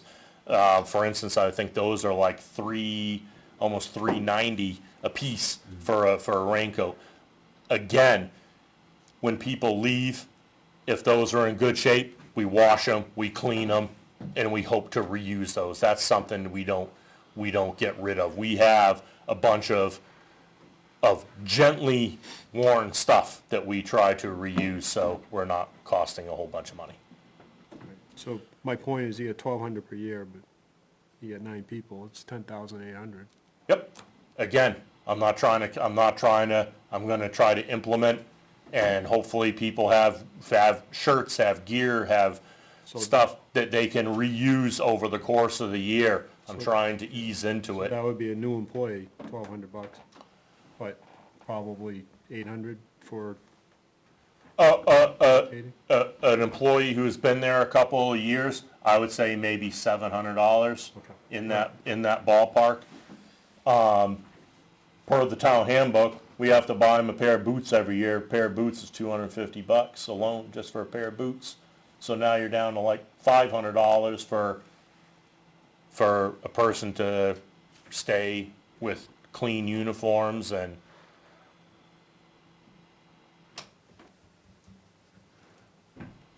Thank you. Okay, 685 radio equipment. In 2024, it was 3,600. I proposed $7,000. This was part of ARPA that didn't kind of happen. So we're trying to replace one mobile radio per year. And that's one mobile radio per year, but that doesn't, you know, if there's other stuff that we have to, you know, other radio equipment or something that we have to buy if a repeater goes down or something like that, we do have a radio maintenance line also. Are these per employee or is it a The radio? Yeah. Vehicle. vehicle? ARPA money was, we But there are- got the portables with the ARPA money, so we're good on Just that. vehicles. Yep, this is just replacing, starting to replace the systematic replacement of the vehicle radios, which, again, as you guys know, what I said when the ARPA stuff, the radios are pretty much non-serviceable. If something goes, it goes. I still don't have a radio up at the South Station because I don't have a radio to put there. What's the cost per vehicle? I would say in the area of $5,500 to $6,000 a piece. $6,813 for one mobile. There you go, $6,813 for one mobile radio. So one radio takes your budget up. Pretty much, yes. Yep. But again, trying to do things kind of in a systematic replacement and slowly get into it. And hopefully if the budget passes, then every year we're kind of in that groove of replacing one radio. We're not going to end up where we are now.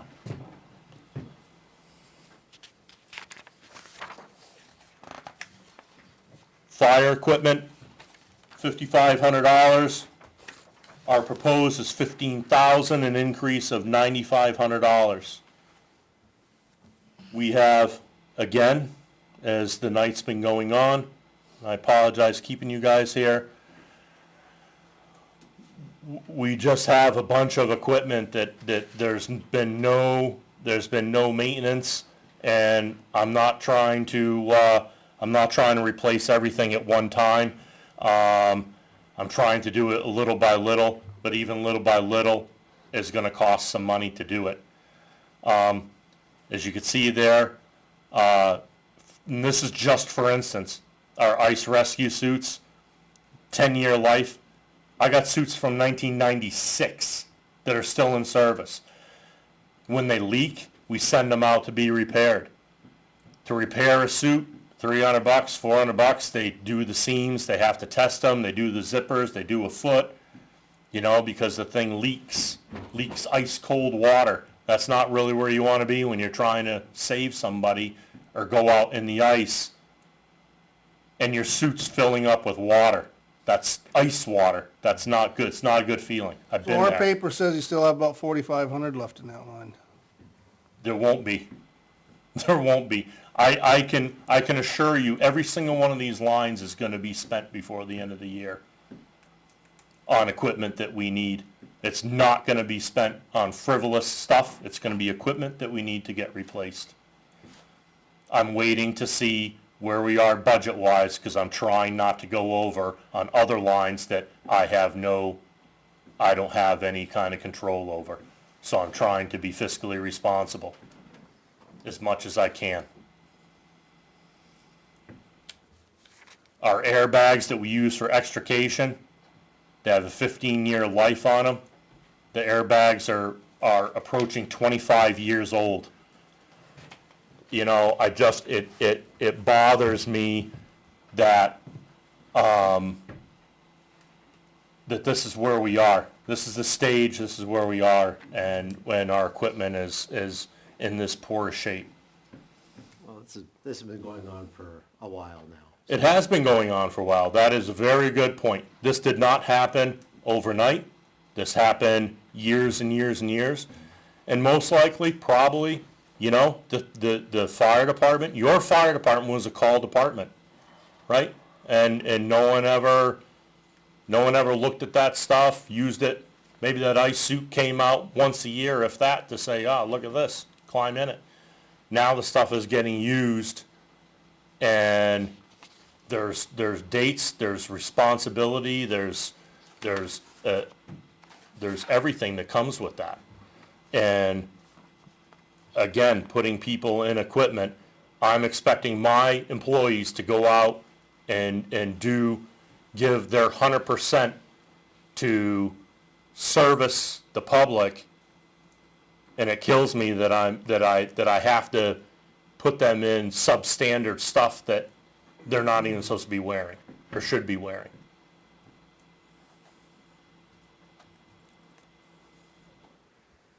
Fire equipment repair. So equipment repair, that's all anything we have, saws,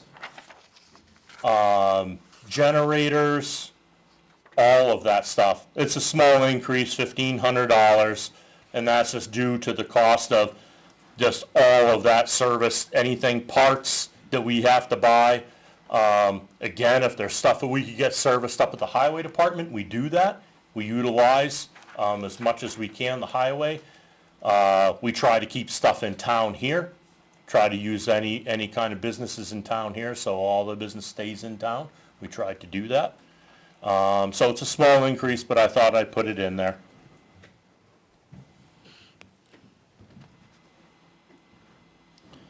Fire equipment maintenance and testing. In 2024, $6,500, proposed $7,500. Again, very small increase, $1,000. That's all our NFPA testing of our ladders, our SCBA's, and our fire pumps.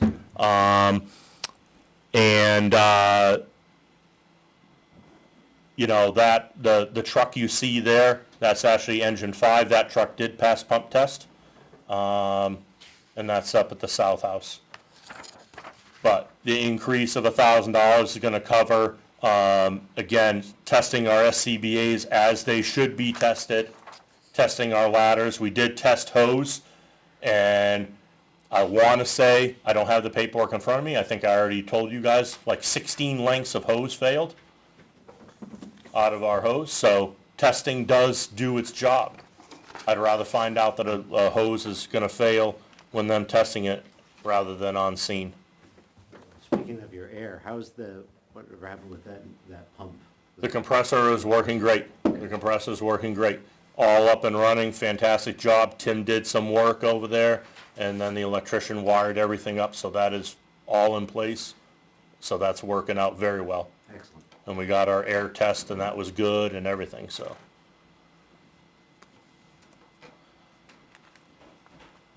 Okay, jumping right to the forest fire forestry line. In 2024, 0. 2025 proposed is $5,000. We've recently lost, I would say, 8 lengths of forestry hose because that forestry hose is not tested. They do not test that as part of our regular fire hose test. So this year, as we're bringing out more and more hose, we're finding more and more hoses failing. Failing to a point where if you walk by it, you would get sopped walking by it because it's leaking that bad. So we have not bought any forestry hose in years. And that, just a short note, kind of go back just a second, but under fire equipment for purchase, we have 16 lengths of hose that went bad. We got to replace some of that at roughly $350 for a length of hose. All right, so that's going to be some of the money going to be spent there. But the forestry hose, we have nozzles. They're plastic nozzles. They only last so long. Hose, all of that stuff takes a beating. And we haven't invested. We have zero line for that. Like, how can that even be? But it is. And it's not even conceivable that you don't spend any money on the equipment to replace it when it's broke. So we need to start replacing some of our stuff with the forestry. So I see, it looks like the 2025 proposed is still zeroed out on our list. Oh, it may have not been brought over, but that is the line 740. Yeah. And that is the proposed, it's $5,000 proposed. Okay. Do you guys we're doing CIP stuff too tonight? Okay? Yep. I'm Before you gonna- move on to CIP, back to printing, 550, can you tell me what improvements you've implemented in 2024 as a result of receiving those comment cards back? It's just ongoing what we can do better. We usually mix up the questions on, like, was our response time good? Was the staff, was the employees courteous? Did you feel like we helped you? The comments change, so I asked the officers to come up if there's something that they think we're lacking on our, because we do in-house quality control, and if there's something that the officers think that we're lacking, that will be a question that we put on there to make sure so we can gauge where we are and if we're doing better or where we need to basically improve. And if any of you guys want to come over to the firehouse, I will give you the file and you could go into the room and you can take a look at all those comment cards if you would like, because they're all on file and you guys could look at them. I think the question was, have there been any specific changes that you've made as a result of cards that you've received previously? Off the top of my head, I really can't think of anything because the questions change. So, I would have to ask the EMS captain to see what's changed, because she does all the QA, QI on the runs and stuff like that. Okay, CIP 2020. We have two things on CIP. This is one of them. Lucas device, CPR, replacing 10-year-old equipment. This equipment is non-serviceable anymore. I think I talked to you guys about this before, originally. These units have been in service 10 plus years. They're done. One of these arms here cracked, and we actually sent it back, and they picked it up because we have a maintenance contract with them, and they actually found an old arm and stuck it on there for us so we can continue to use it. But they said, that's it, and there was no charge. They didn't charge us for it or anything, put it back in service.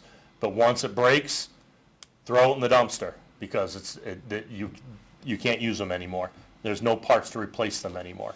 And how much is each one of these devices? Well, it's for two, it's $45,000 for two of them, and that includes a 5-year maintenance contract. Again, built in, right? So that's another maintenance contract that we will have to fund along the way. We have a maintenance contract now with them, so it's not, I don't think it's going to be, if it's anything, it's probably some negligible amount of money more, just in cost of increase, but this would replace both, one on each ambulance. These things are huge for us. We go out with usually with 2 people, maybe 3 if I'm working, or if someone else comes in, or we have someone else working as a third. And this frees up someone. If you've never seen these before, you go online and take a look at the video, or stop by the station and we'll show it to you. And but it frees up a provider. So $18,229.66 a piece. And basically what this does, it frees up a person. So this does continuous CPR. It does it at the correct depth, at the correct rate. It doesn't get tired. And it frees up those other 2 providers.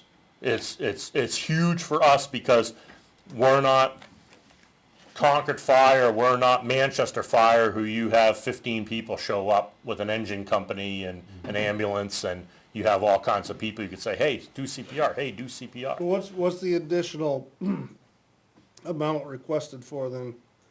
If it's 18,000 and change, they're 45,000. That's $8,400. I'm assuming it goes towards the.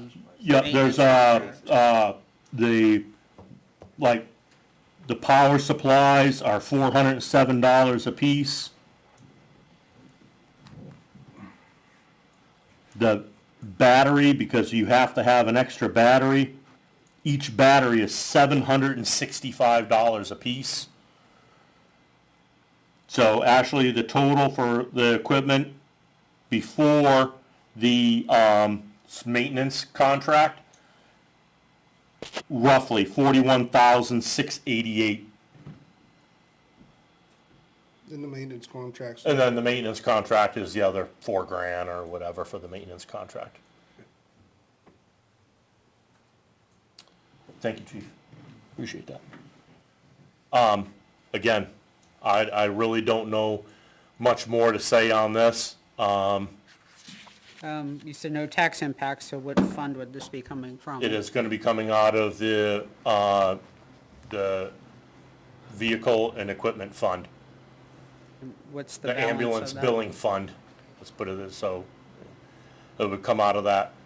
Because I think it was a couple of years ago, forgot what year you told me, Beth, the townspeople voted to also, have like some of the medical equipment come out of that.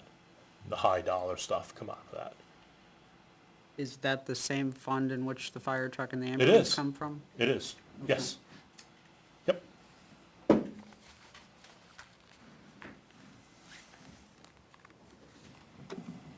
you go, Chief. Oh, what's the notice totals in Questions on that? there? No, That one? Okay. thank you. Next is the engine. Again, pretty much, last year we went for this. It's still replacing the old engine one. The old engine one is actually up at Ware. Jason's using it to clean bridges, I think, or something. But it had failed the annual pump testing 3 years in a row. It actually fell off, 13 years past its maximum life of 25. So 25 years is its maximum life per NFPA before you should take the vehicle out of service. And it was 13 years past that. We tried to get the parts to fix the pump on that truck. The parts aren't even available for that anymore. And again, you could put another pump on the front of that, but you'd be putting a lot of good money into something that's you can't really keep on the road anymore. Now, the new truck, which I'll go on the next slide, we're looking for 1.25. Again, that's going to come out of the ambulance billing account, so it's no tax impact. So if you go to the cost breakdown, try to make this quick. You go to the cost breakdown, as you can see, there was the question last year was we weren't going to have enough money in the account to pay for the truck. It was $1 million last year, right? As you can see, we have $1,025,000 in that account right now. So we could have paid for the truck. Truck's 3 years to build. 3 years to get the truck. We calculated out at $1 million payment on 2025, and then lease payments for $89,428 for the next 3 years. Even with the $1 million engine and doing $45,000 for the Lucas devices, we're still going to be positive 266, 265. So it's still going to be a positive amount in that account. Marching out, as you could see on your sheets, we never go into a negative balance, even purchasing a $500,000 ambulance, which it's going to be by the time 2027 rolls around. It's going to be that, if not maybe a stitch more for an ambulance. A couple of questions that was asked was, can we back out of this contract? That was one of the things you guys asked about. You cannot. It's a custom-built truck.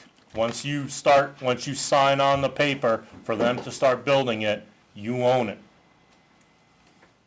You can't turn it back. It's a custom-made truck. It's custom-made for us.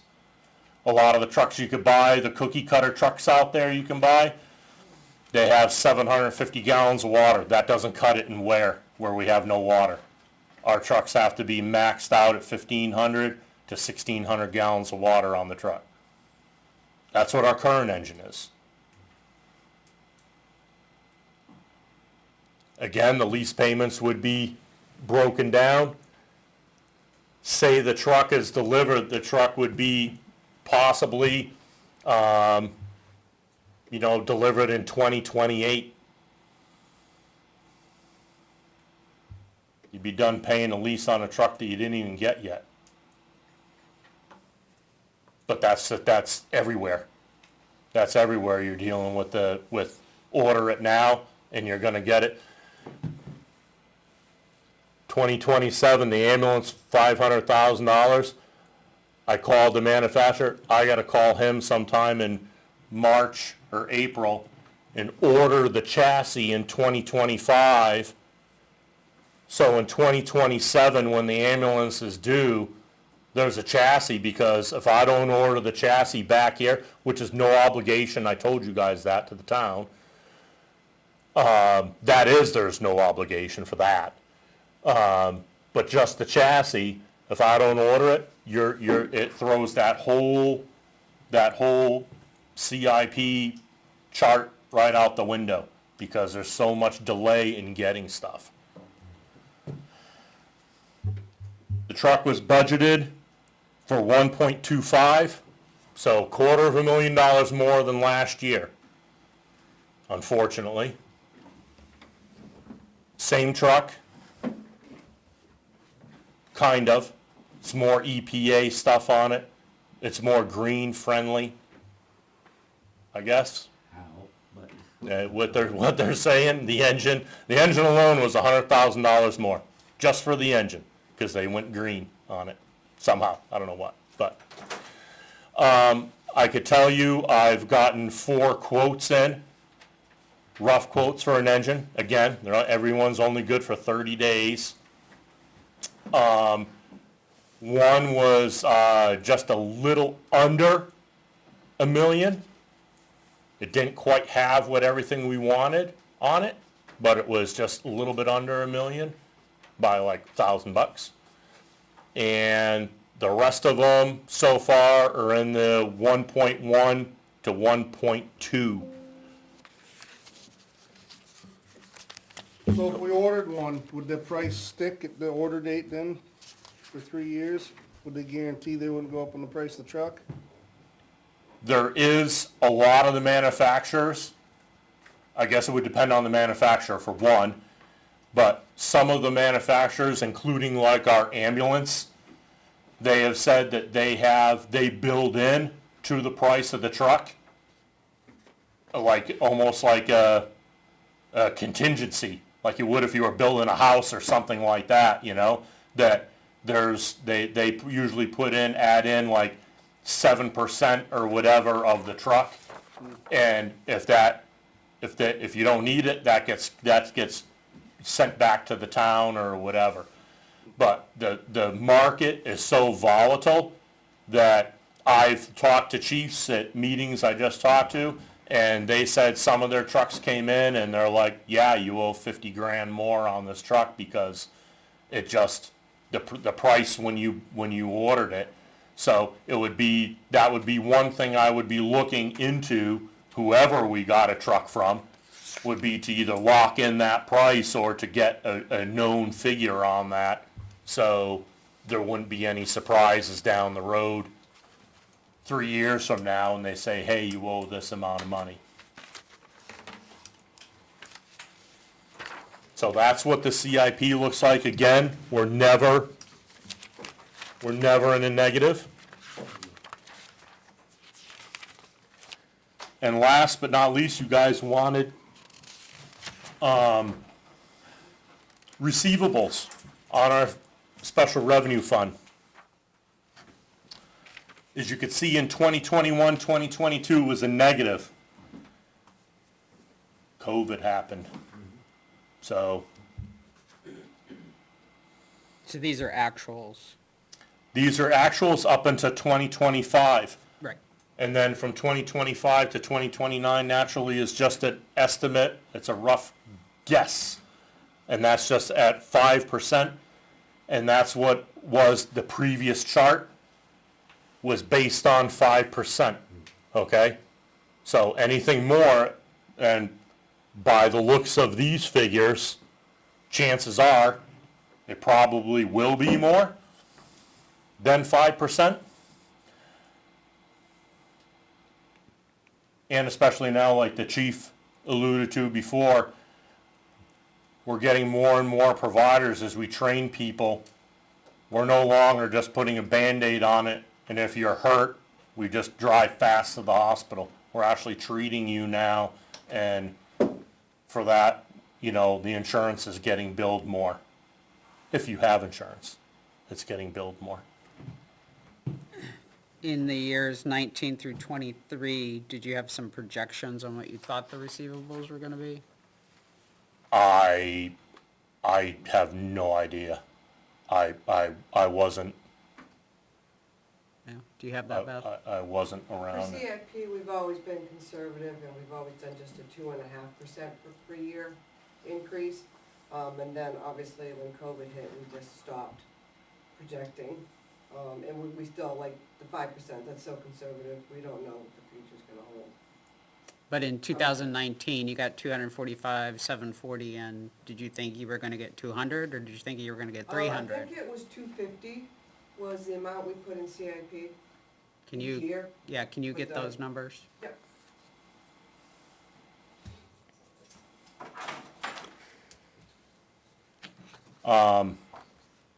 And that's it. I'm sorry I took so long. If there's, if you guys have any questions, I'd be glad to answer them. I know everyone wants to get out of here, but I'd be glad to answer anything you have. I do want to make sure we've covered all the questions that came out of the planning board from CIP. We have some, I'm trying to cross with some of the data. So the questions were, what have the last 2 or 3 years looked like? The ambulance fund coming in, we have that. Yep, How much is currently in the ambulance fund? We have that. yep. What is the time frame? I think that's this email perhaps. What is the time frame for the $100,000 write-off for ambulances? So can you, Yep, did you pass them? You did pass them? Yep, so what you have in front of you, you guys wanted to know, also what if we had a policy. I think you guys wanted to know what the procedure was for write-offs, and I said I didn't know. That is in front of you, that came from Comstar, and that's our ambulance billing. That tells you what happens and how they proceed, and it goes to like a collection agency, and so they could try to collect that money. I don't think this is the complete answer. I think this is probably the 70% answer if I just guessed. It doesn't tell me who approves the write-off and where. And it doesn't tell me if a citizen petitions for a write-off outside of the insurance, how does that happen? As far as who signs off on the write-offs, that would be me, or that would be the fire chief. The last write-off was Chief Olson. And I believe, what was that figure, Chief? Yeah, it was around $100,000 that was written off. Now, It's not written. It's moved so- to collections. Yeah, go ahead. Well, I was gonna get to that. I was gonna say collection agency, It's not but written off. it's not, technically, it's not written off. It goes to a collection agency. The collection agency tries to recoup that money, right? And if they are successful, they reopen the account, and that money, that whatever money is minus their fee, comes back to the town. Okay, so it's never really quote-unquote written off. It's not, the chances, who knows what the chances are of collecting it? Maybe once if someone passes away and their estate is still there, that's gonna be in their estate, and that's gonna end up being paid off. So as far as who signs that would be the fire chief. As far as if someone can't pay their bill in town, and they cannot pay their ambulance bill, like I've said in the past, there's a process for that. We do have a process for that, and you just have to come in, fill out the paperwork, give the appropriate documents into the town, so Beth or myself or someone could look those over, or Naomi, and then if you meet the criteria that we have in place, which is usually the amount of money your income is coming in, okay, then that bill will be forgiven and you will not have to pay it. So there is a process in place in the town that you can apply I'll find that on the to website. help eliminate your ambulance bill. I'll find that policy on the website. I don't know. I don't have that answer for you. I don't have that answer for you. I can get that answer for you, but I don't have it right in front of me.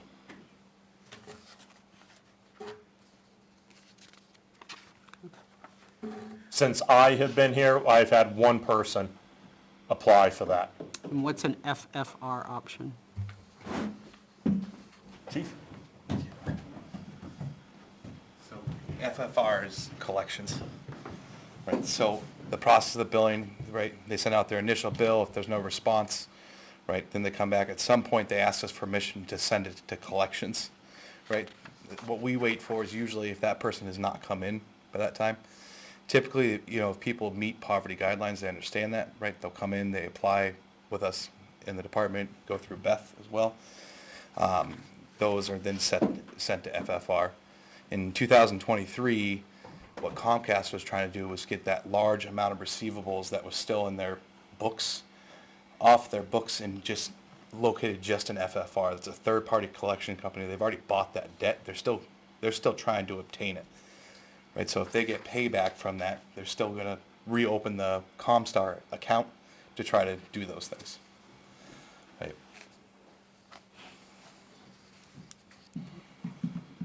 So going back to the list, what was the fund balance at the end of '23? We have that. We have the January one of this year. Are we hitting our projections? We kind of talked about that. Yeah, we don't know because we don't have the projections, but we'll get them. Yep, and then y'all committed to bringing back a history. We have that.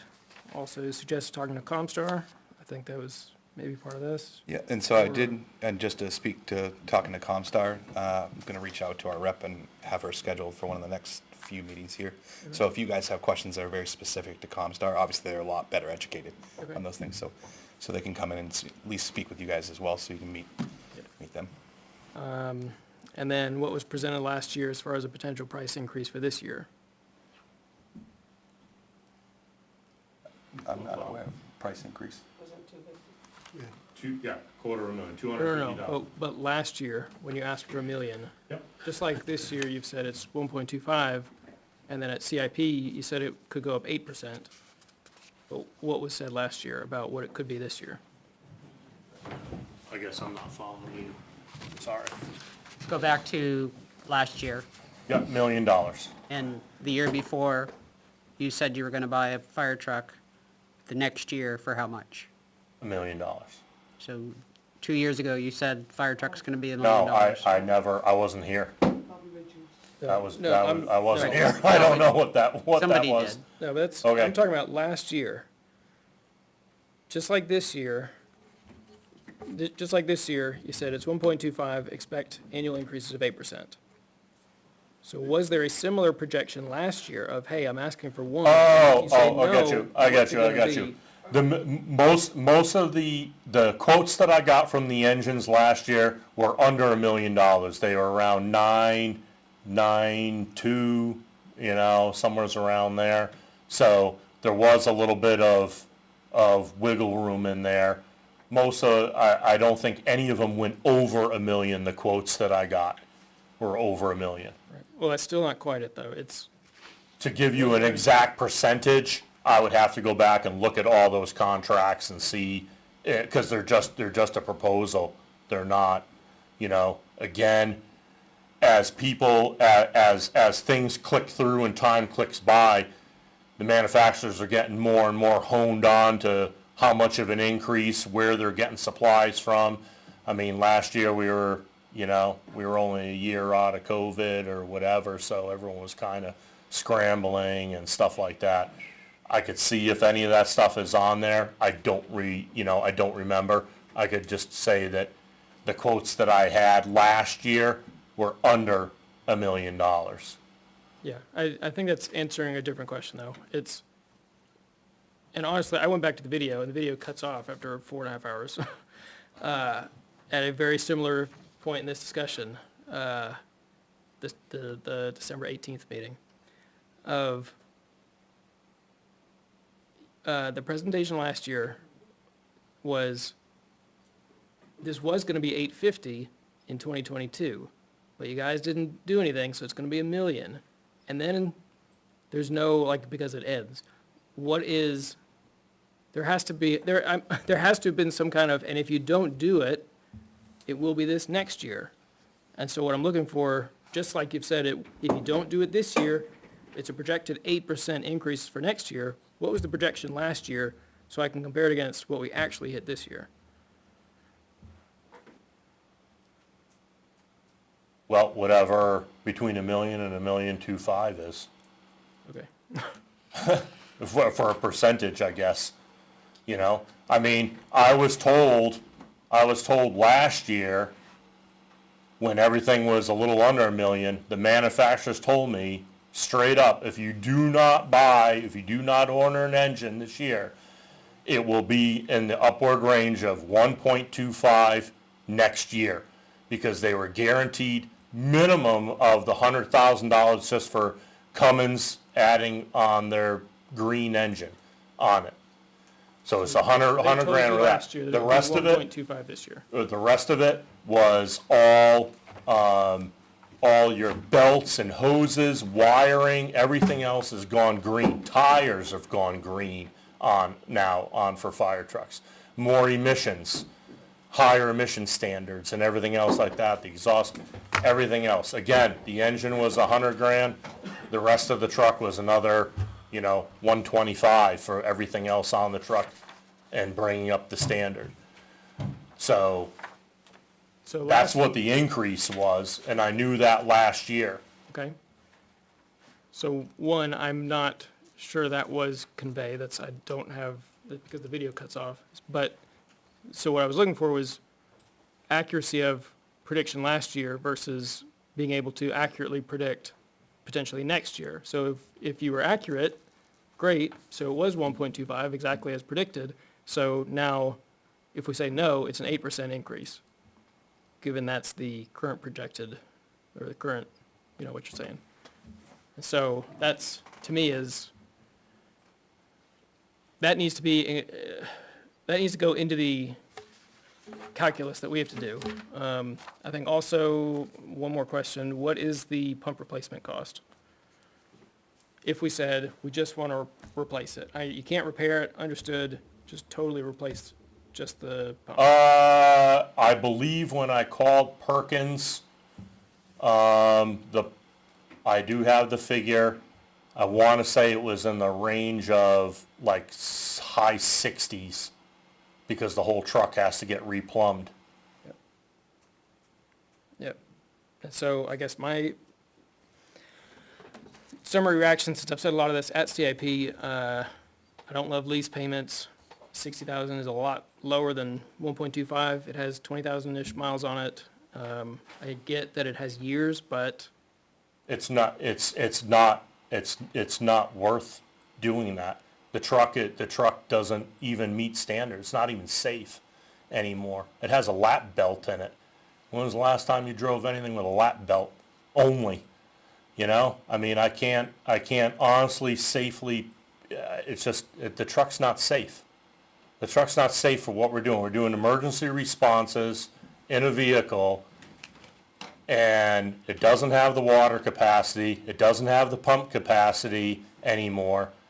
The truck is 30-something years old.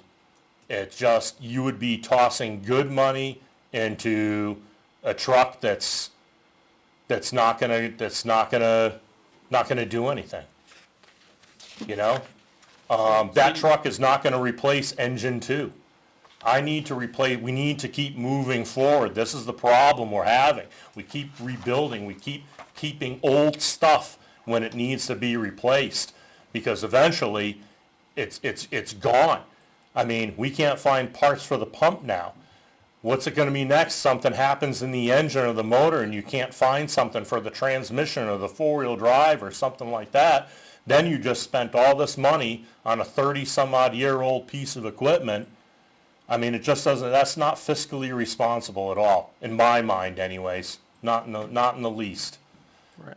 And we I think we keep doing this, and we keep repeating the same trend in the firehouse, and we keep our old stuff, and eventually that's what happens. What's happening now is we have a bunch of old stuff that we can't fix, we can't use, and is extremely unsafe for my employees to be using it. Yeah. But And you it's could, just- I mean, you could repair it 200 times over. That's not the case. That's not the case. 60,000 versus 1.25. I could give you a Model T and you could drive that around. You gonna haul your kids around in a Model T in a car seat? No, you're not. You're gonna wanna have something safe, right? Okay. I want my employees to be safe. I want them to have rollover protection. I want them to have anti-lock brakes. I want them to have traction control. I want them to have an airbag. Actually, they have a roll cage that's built right into the truck. There's all airbags all around it. Don't you? I think my employees are worth that. I would hope that you would think that the same. Honestly. Because if you don't, I don't know. That's a safety thing. Okay. Safety, safety, safety. Again, God forbid something ever happened, Yep. you guys are gonna own it. It's a zero tax impact. And it's a No. zero tax The impact. two arguments I hate the most are safety and no tax impact. Those are back to back. You hate the As safety an part? argument to do something, as a, well, we have to do it, it's like, we have to do it because it's safer, so we have to spend, no, there's always a curve of you have to determine whether the price is worth what you're asking for. It is not an unlimited amount of money. I think what you're saying is we have to perform a risk assessment. I mean, the bottom line is, you need to buy an engine. If you don't buy it this year, it's gonna come up next year. If you don't buy it, every year that you fail to do this, or this fails to go through, you keep moving that line, and you're getting closer to engine 5 that it needs to be replaced. Then you don't do anything, you're gonna get closer to engine 2 that needs replaced. Next thing you know, you're gonna have to buy 3 engines or 2 engines at, what are they gonna be? 1.5 million in a couple years? I don't know. I don't know that. You don't know that. No one knows that. Who knows what's gonna happen in 3, 4, 5 years? I could tell you what's The entire happening point of now. CIP, but- I can tell you what's happening now, and again, the safety is the biggest thing, and for the town. The thing only has 750 gallons of water. That was great. I don't know if you know, back when, Ware had another 3 engines. We had 5 fire engines at one time. They're all up at Highway. A couple of them have died, I think, since then, but they're up at Highway. And everything we had. So we thinned down the fleet of vehicles that we had. We've already trimmed that down as much as we can. I got an engine that didn't pass pump testing. We have 1 engine gonna be covering the town. That's nuts. If you think that's safe, I don't know. That is not safe. That is not safe at all. And it's gonna take 3 years to be okay. And the more we move that line, it messes up everything. Whether it's us buying an ambulance, buying a tanker that has to be replaced, we already pushed that up 5 years, if not 6 years on replacing a tanker, because it's in great shape, so we're gonna keep it. But all this stuff, I mean, you have hired me to run the business of the fire department. I have 30-plus years in the fire service, and I think by now, I know what I'm doing, and I'm giving you what I need, and I'm asking for this because I think this is the best route for the fire department. It's not gonna benefit me any. It's gonna benefit you guys. It's gonna benefit the public. It's gonna benefit the people who we serve. That's what I'm doing it for. And I want to keep my employees safe. I don't want anything to happen to them. I don't. This question may be more for Beth than for you, but the estimated lease terms, do we have any definition on what those look like? Yeah. Yeah, the I'm interest sorry. was 4.64%, and I did a 3-year, 36 months. And I'm assuming that was $1 million down payment? It was.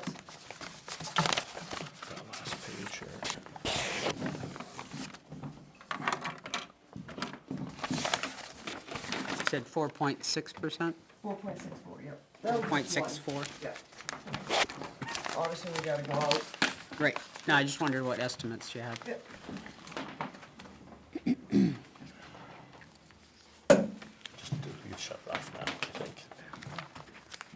I'm assuming then we'd have to make monthly payments, and do those start when we initiate the buy or when we take It's an annual delivery? payment. Annual payment. When we initiate the buy or when we take delivery? Initiate the buy.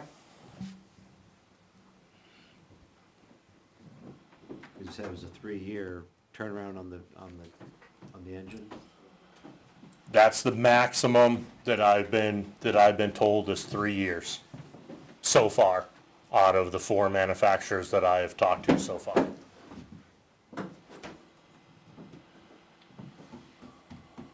The closest one, the earliest one, I think, is 520 days. I think 520 or 550.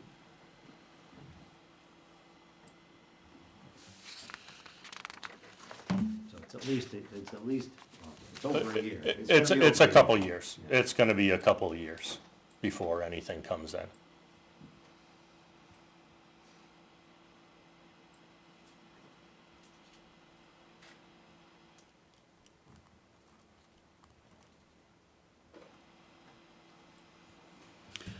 Anything else? Nope. Okay. Thank you very much. Thank you, guys. I appreciate your time. If you have any more questions, honestly, stop by the firehouse, come check stuff out, come take a look at what we're talking about. I'll be more than happy to show you guys. Thank you for your time. Appreciate you. Did have a question for Beth, if you don't mind. Somebody asked before this meeting, you'd be here. When was the last time we got quotes for liability insurance? For what insurance? For liability? Never. Yeah, I know I'm putting you on the spot, so. Nope, never in the last 10 years. I don't know how long we've been with Primex, probably 20 years? Yeah, oh, Okay. That may be worth investigating then, given how much that costs. just property liability? That, yeah. So I'm Property liability. trying to think on my feet. It's not happening right now. Including like, if anything happened with the ambulance services or anything like that? I suppose so. That was more, What was that related to? Generic comment, yeah. making sure It's we're just, it's just shopping the for- Primex bill is extremely high, and yeah, when was the last time they'd been shopped around? Right. Well, we should probably put that on the list of things to talk about in the new year. Yep. Can you put that on our insurance for sometime next year, So, Q1?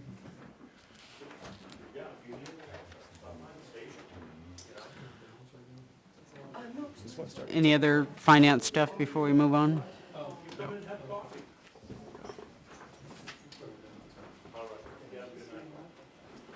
Sorry? I thought so too. What was that? ARPA? Yes, really fast. I mean, you guys are used to seeing it anyway, so it's just updated a little bit. thank you. To recap real quick, we received $951,733 from the federal government for ARPA. Thank you. We have a cruiser warrant article, $30,000. Work at the safety complex, the compressor, the radio tower, infrastructure. So the $768,000 for the radio infrastructure is our final number. So that left a balance of $132,801.28. In the column of the allowances is what has been allowed to be purchased. So it leaves us with a balance of 13. Stop there. Yep. The radio tower infrastructure final bill, Final numbers, not all bills have been paid. right, but the Yep. final bill will be 768,008.74. Correct. He just went over it again today. I spoke with both Two-Way and Motorola. Okay. Finally got some hard numbers. You spoke with them, got the numbers? I've been included on the emails. So yeah, two-way sent the matrix, Okay. I and we heard interrupted back you. from Motorola finally. Yeah, keep going. So, today, there's, after the $119,510 of allowance projects, the balance will be $13,291.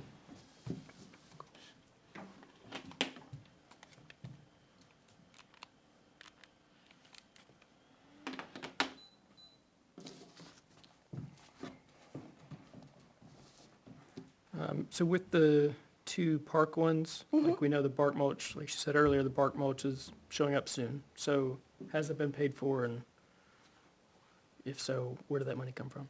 No, it hasn't been paid for. She reached out to me right before the last meeting and asked what was approved with ARPA funds, and right now it was the picnic tables only. So she says, okay, we'll talk at the meeting regarding taking it from their fund. I haven't read the minutes, so I don't know if they discussed that or not. I'm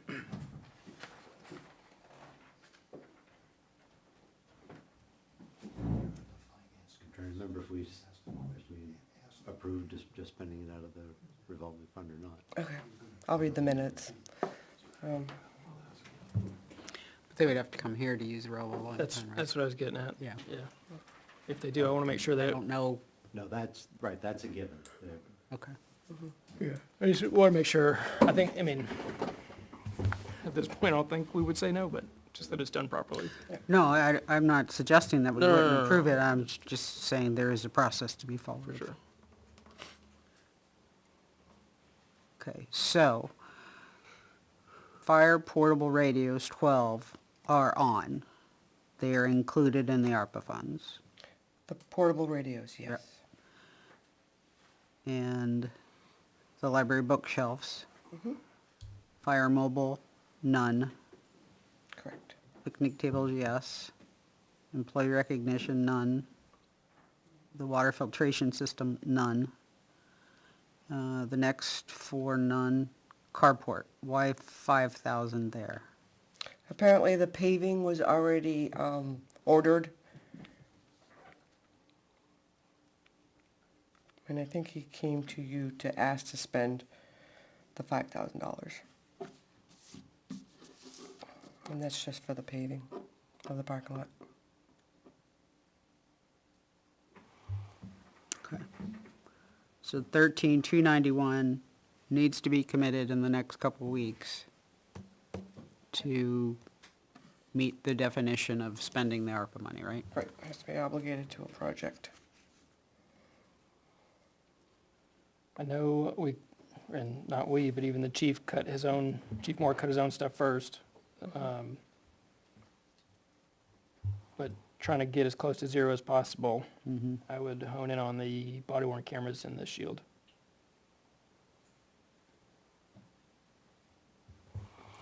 I think body worn cameras are one of the best values for a police department.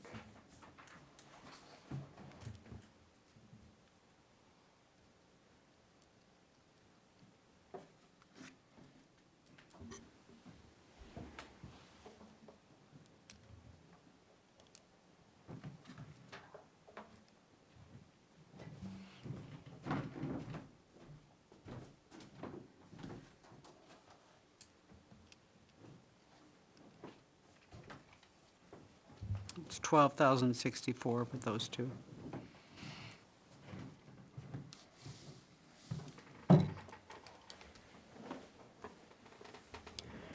Was it accurate that we cannot spend partially towards something, or that it was just It's cleaner if you do. recommended not to? Yeah. But if we wanted to go to zero, for instance, if we knew we were spending town money on bark mulch regardless, we could zero out ARPA and the remainder from revolving fund. That would be a good one because it has a source that's other than taxation.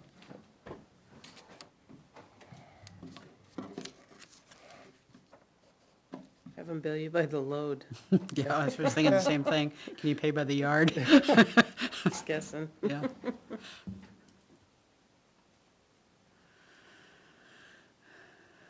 Well, the Police tasers get you $360 closer, $330 closer to zero.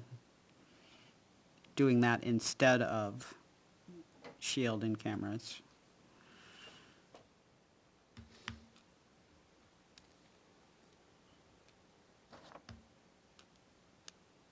I think the body cameras are Just way more used trying than to the tasers. balance the numbers. Yeah, that's no, all. I know what you're trying to do.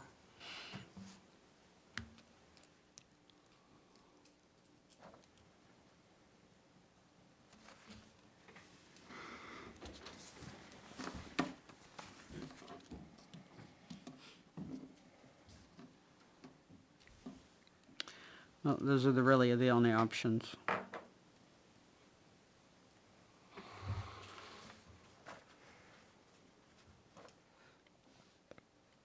Pick one of those two combinations, shield and body worn cameras or tasers. Everything else is too much or has another funding source.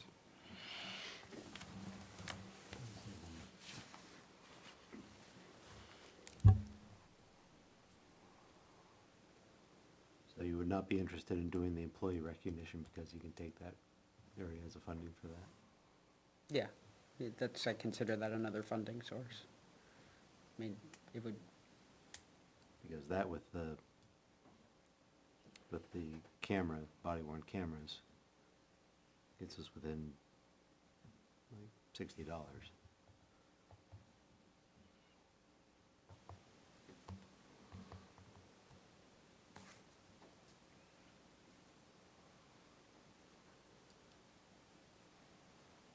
yeah, I guess that is an option too.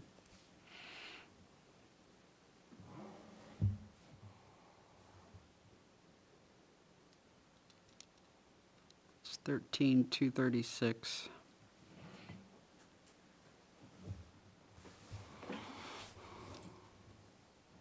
$55 to spare. I wish it was like under a certain amount, we could just keep it. Offset taxes? Yeah. Yeah. Unfortunately, no. Yeah.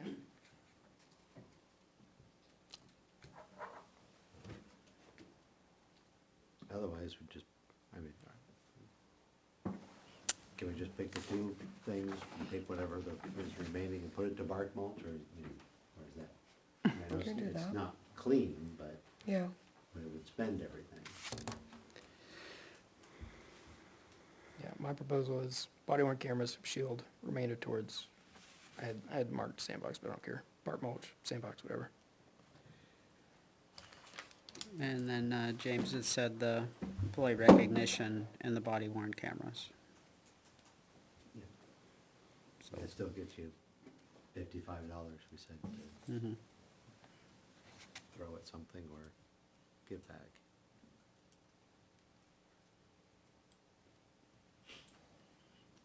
Okay, so I guess whoever gets a motion out there first. I make a motion that we spend $3,328 of ARPA fund, well, shoot. No, okay, I'm sorry. Allow me to reword this.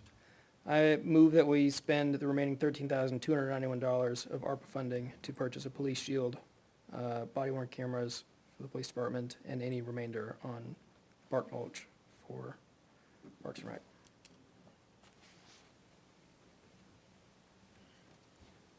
Okay.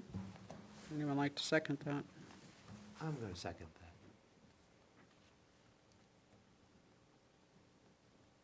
Any discussion? Is that precise enough of a motion, Beth? Okay. Thank you. I think I like that disbursement a little better. It Okay. takes care of everything and takes two things off the list. Yeah, and I like the wording of the remaining in case like Jason's lean-to comes in right at 10,000, will not, you know, it'll be under it, but he'll never be there right at 10. Okay. All right, all in favor say yes or yay? Yes. Yes? Yes. Yes. Anyone opposed? Anyone abstain? I believe I heard 5 yeses. Yeah. Okay. Motion passes. All right.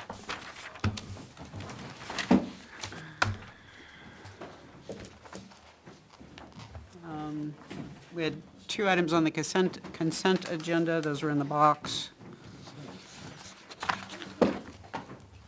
Tax map 411033 on Dustern Tavern Road for solar exemption, and tax map 412186 on Rolling Hill Drive for solar exemption.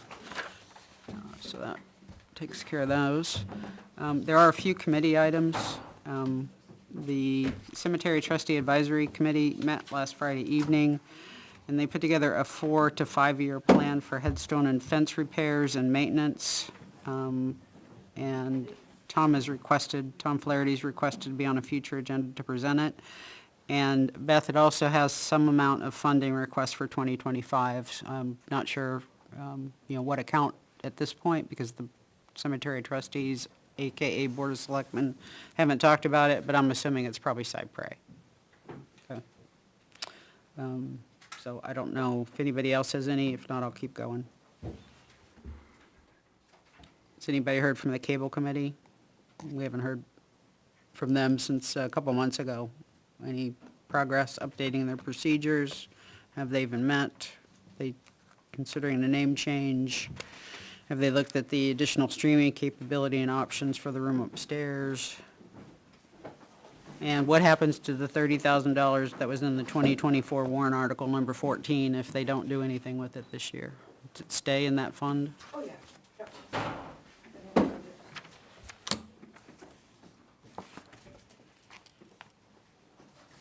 Okay. And we heard from Eileen Meany on the Ethics Committee.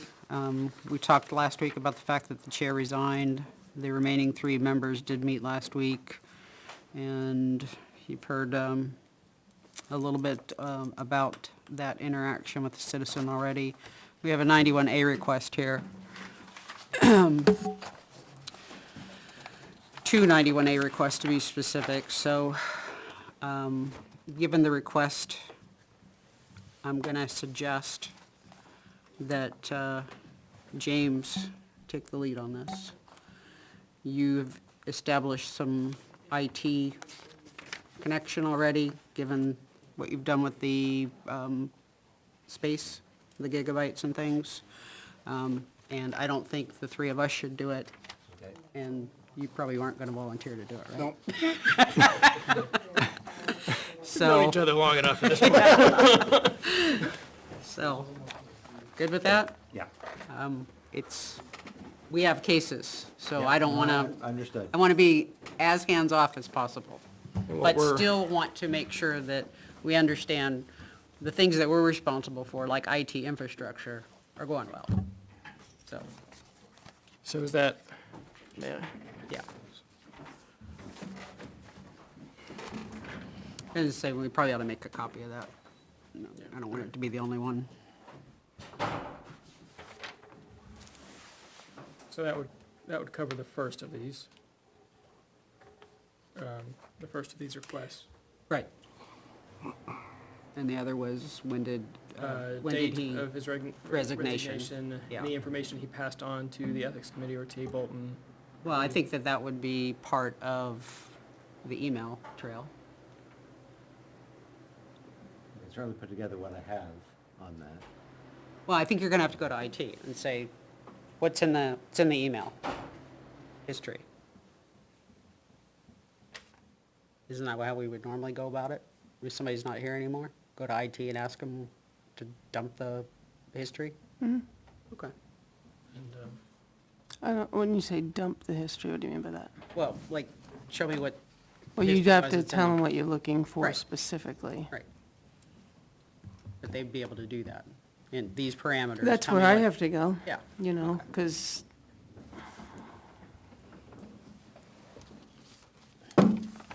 So the only thing that IT wouldn't be able to tell you is the date that he resigned.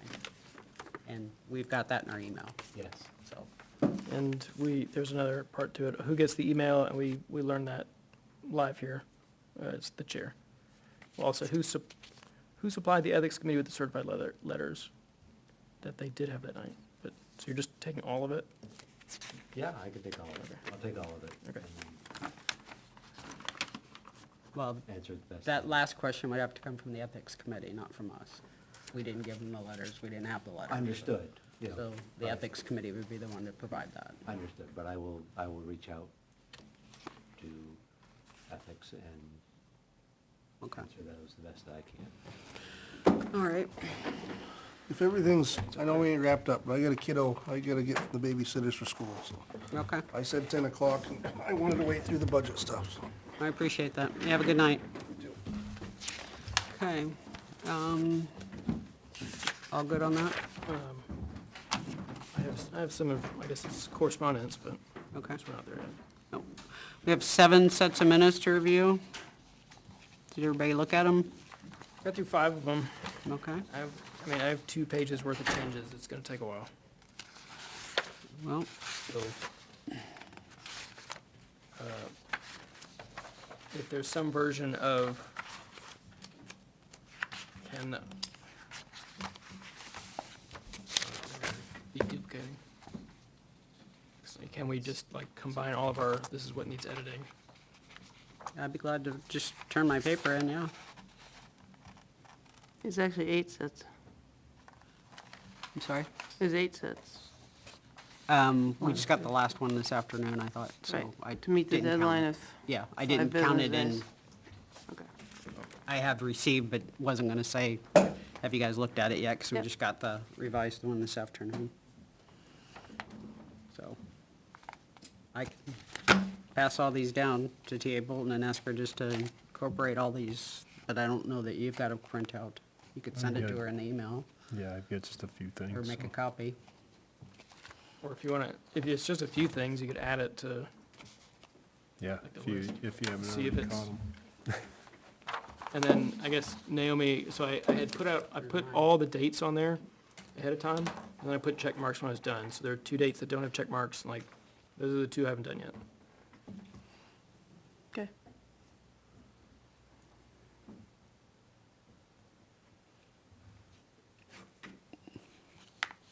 Okay. You have anything to add to the list? No. While he's doing that, do you want to start on the administrator's report, or do I skipped over the manifest, sorry.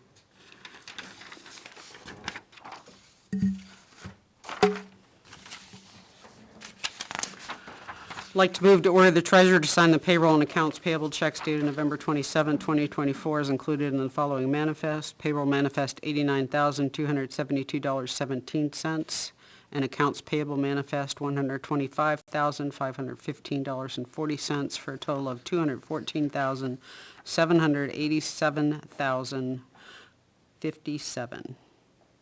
That would did sound right. $214,787.57. I stuck in an extra thousand there. Would anyone like to second that? Second. Any discussion? All in favor say yes or yay? Yes? Anyone opposed? Anyone abstain? Motion passes 4-0-0. Thank you. Okay, administrator's report. I stepped out of the room, I guess, when you did the John Connor one, if you did do it. Yeah, he had, I can catch it on the video. yeah, he had basically 2 parts to the thing. He's done the drainage, a plan for that. It'll be done next year, spring, Okay. summer. Still working on the rest of it. Okay. That's the very, very, very abridged version. Okay. We obviously did the final update, cemetery tree work you talked about. I forwarded you an email regarding a donation of a property. If you look at the tax map, it's a small, tiny little piece. .47 or something, right? It's this piece right here. It's a little nub of the road that never got finished. That's what he wants He to. passed that down? Yep, that's what he wants to, this purchase and sales here. There's his deed there. I did not respond back to her. Is this the one you? This, right here? No, no, that dark piece between Bogue and Road. Oh, That that's little- highlighted. Yeah, it's highlighted. Okay. That's the piece I asked before, because I've always never been, I just don't think when someone wants to give you something, there's usually a catch 90% of the time. So I don't know if it's worth sending it over. She sent a purchase and sales, she's expecting somebody to sign.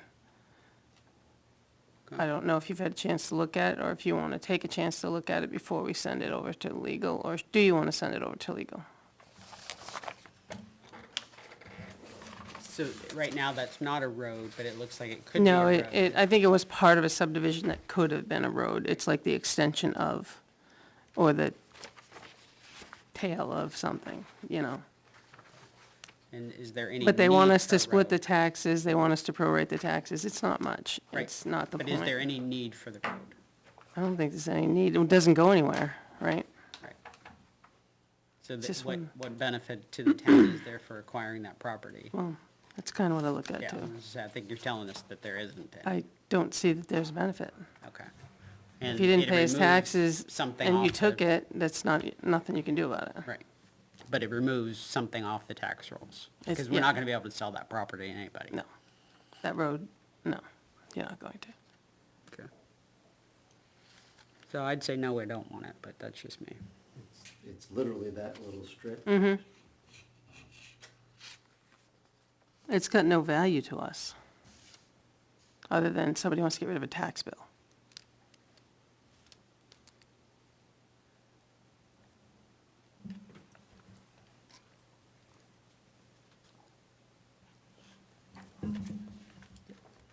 I agree. It seems like there's something missing here.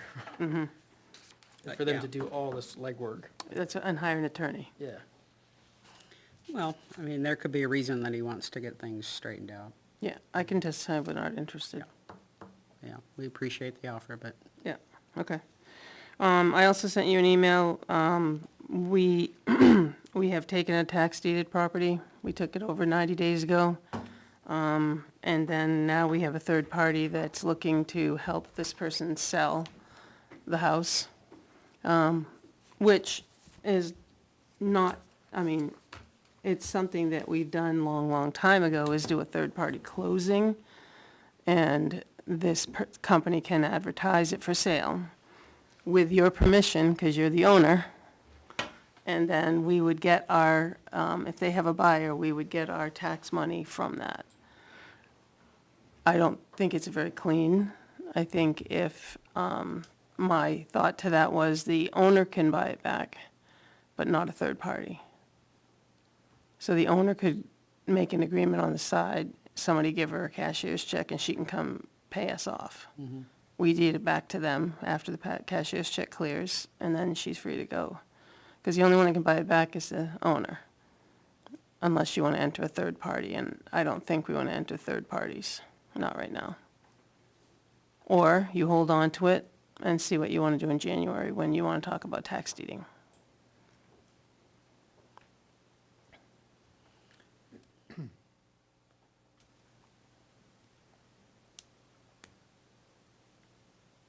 Sorry, I was just clearing my throat. I thought you were ready, we're waiting. Sorry. No, I think, I like that idea that if, you know, to make it as clean as possible, if somebody wants to, if she can, you know, pay the taxes, right?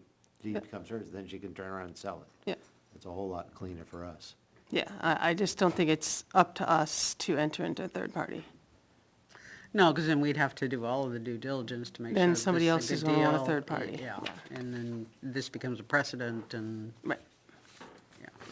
So that's an easy no. I did look ahead, there is 5 Mondays in December. And if you had any mind to look at the schedule, the 23rd, Beth and I talked about it. So the second, next week you're looking at library and balance of them with Beth. Then we thought about possibly finalizing on the 9th, if not the 9th, the 16th. That would give you the 23rd off. You would have to meet the 30th, because if you have to make any year-end purchases, they have to be done by the end of the year. So we talked about last week, maybe taking one Monday off. That's the Monday before Christmas. Just a thought. And then in January, what's the schedule like requirement for early January? So January is when you have to have your public hearing, Right, but that's the 9th or something, right? and that's the 20th. 20th, okay.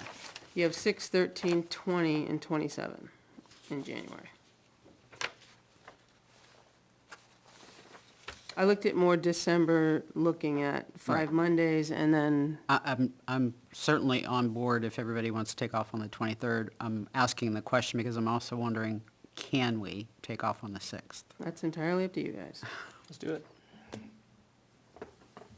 Because we don't have a presentation scheduled on the 6th. No, of January, no. Right. No, the thought is you're gonna have to do some warrant articles, but we could do those on the 30th. We could kind of put out a tentative skeleton warrant article as far as numbers, and you guys can get on board or X them off or whatever. We could at least do a skeleton.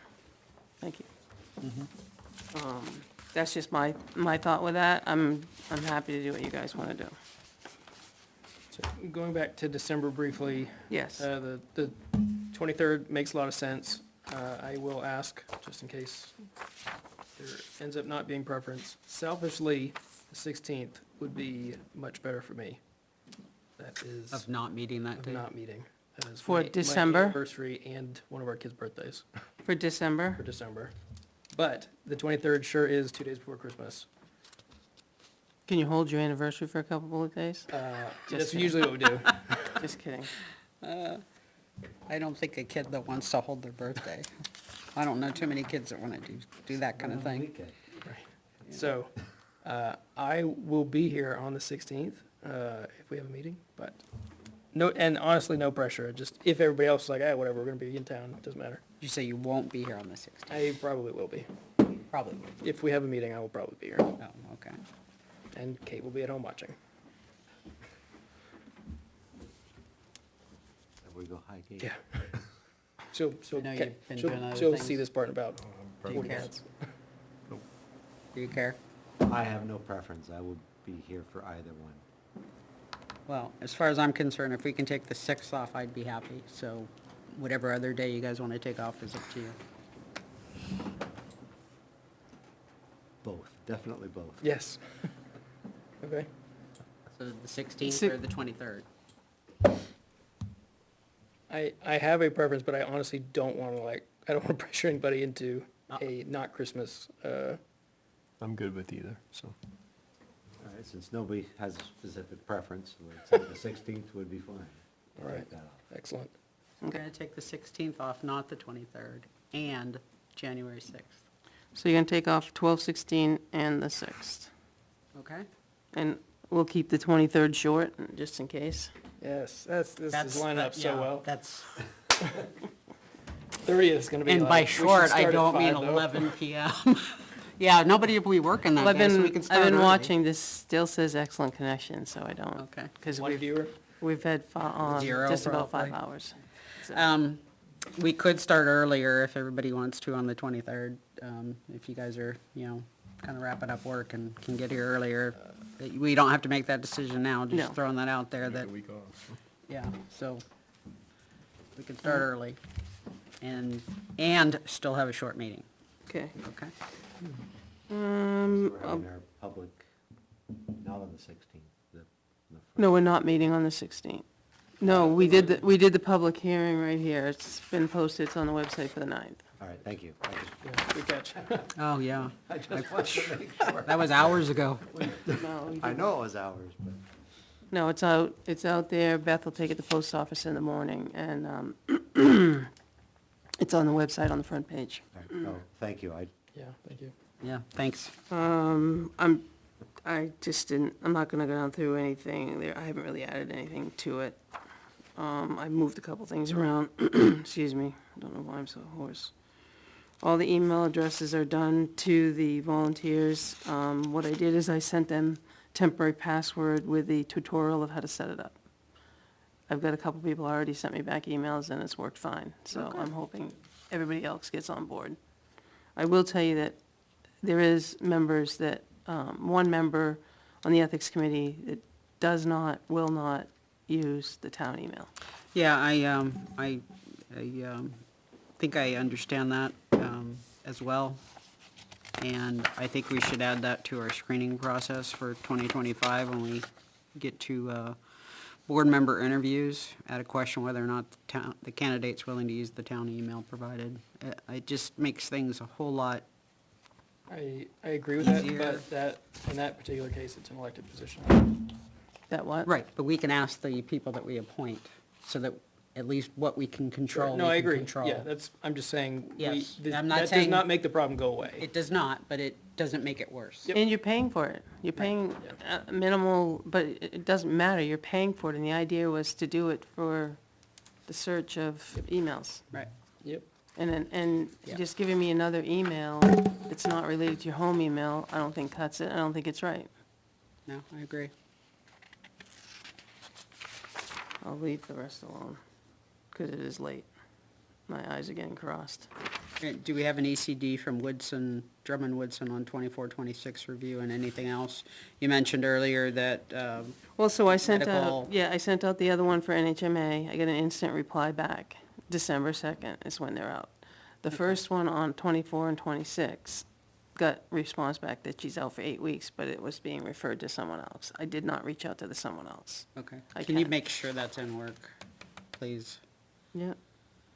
And Deedle, I'm adamant that the Board of Selectmen needs to have a legal brief on Yep. Grace prior that's to going to a be next zoning week. meeting on 12/30. That's gonna be next week.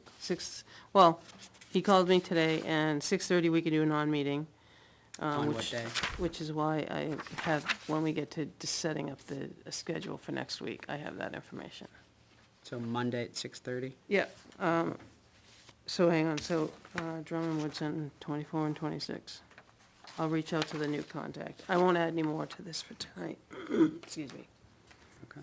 And I know you've probably got other correspondence, but if you want to jump to 12-2, the question is, he can be here in person. So we have a non-meeting at 6:30. When do you want to start public? You think a half an hour, 20 minutes, 15 minutes? You're going to have them lined up at the door, regardless of what time you want to start.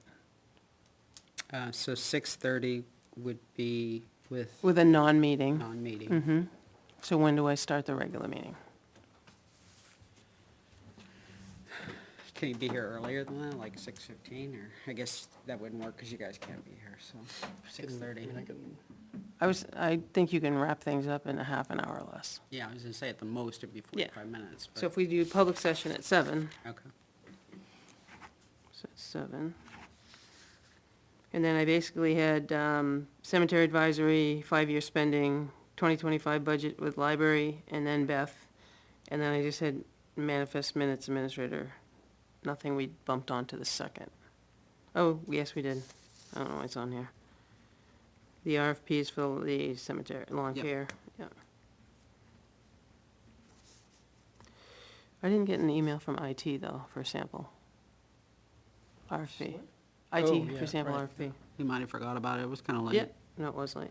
Also, I guess IT related, did he bump our, I don't know, I went in to try and follow the general guidelines that Selectman Drury gave us about how to check your thing, and I couldn't figure it out, but I didn't spend more than, I can click, I can- click, click, and like, I I don't can know. put, 14-page instructions together and send it over to you. 2 steps, it's 2 steps. No, why don't you check yours, and if yours is And I did updated, check- ours probably are I did too. check on the cleaning. Fire department does not want to be included in the cleaning services. The fire did, police did, and he sent me over his stuff. Okay, So we can have that. good. And James, you guys cleaned up, fixed up Park and Rec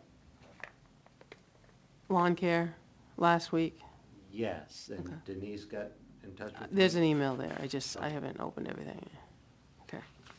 No, So we should be done. we should be done, but obviously if there's any additional questions, Yes. let us know. Okay. But I tried to clean up the verbiage and say, what is it that you really want done? Yeah. And maybe not. And have- evidently, the perimeter or the radius, and all you guys wanted is what's done now? Did I get that out of that? Right now, there's mowing a certain around the Yes, so basically just go around the fence and make sure that the weeds don't go through the fence and into the mulch over at So it's not a Bolton. new thing you're adding, you just want it to continue to be done? I think that at Bolton, it is new because, that up until this point, it's been just volunteers going in and bush hogging the outside of the playground area. Okay. And we'd like to actually add that in and have that done on a regular Okay. basis. That one wasn't, I think it was more of who owned the property, like the tennis courts and things like that. And and then the other one was the skate park. And then it's like, okay, we'll just do, the fence. I think that's only one width wide or something. She said it's only one area around because the school owns the property. Yeah, so if we can do, Okay. one pass around the outside, again, just so that the weeds aren't growing up into the fence. Okay. So I have to add the lawn care, the RFPs for lawn care, so we can finalize those. Lawn care, IT, and cleaning. That's all I had for the second. But we're gonna start at 7. 6:30 with a non-meeting.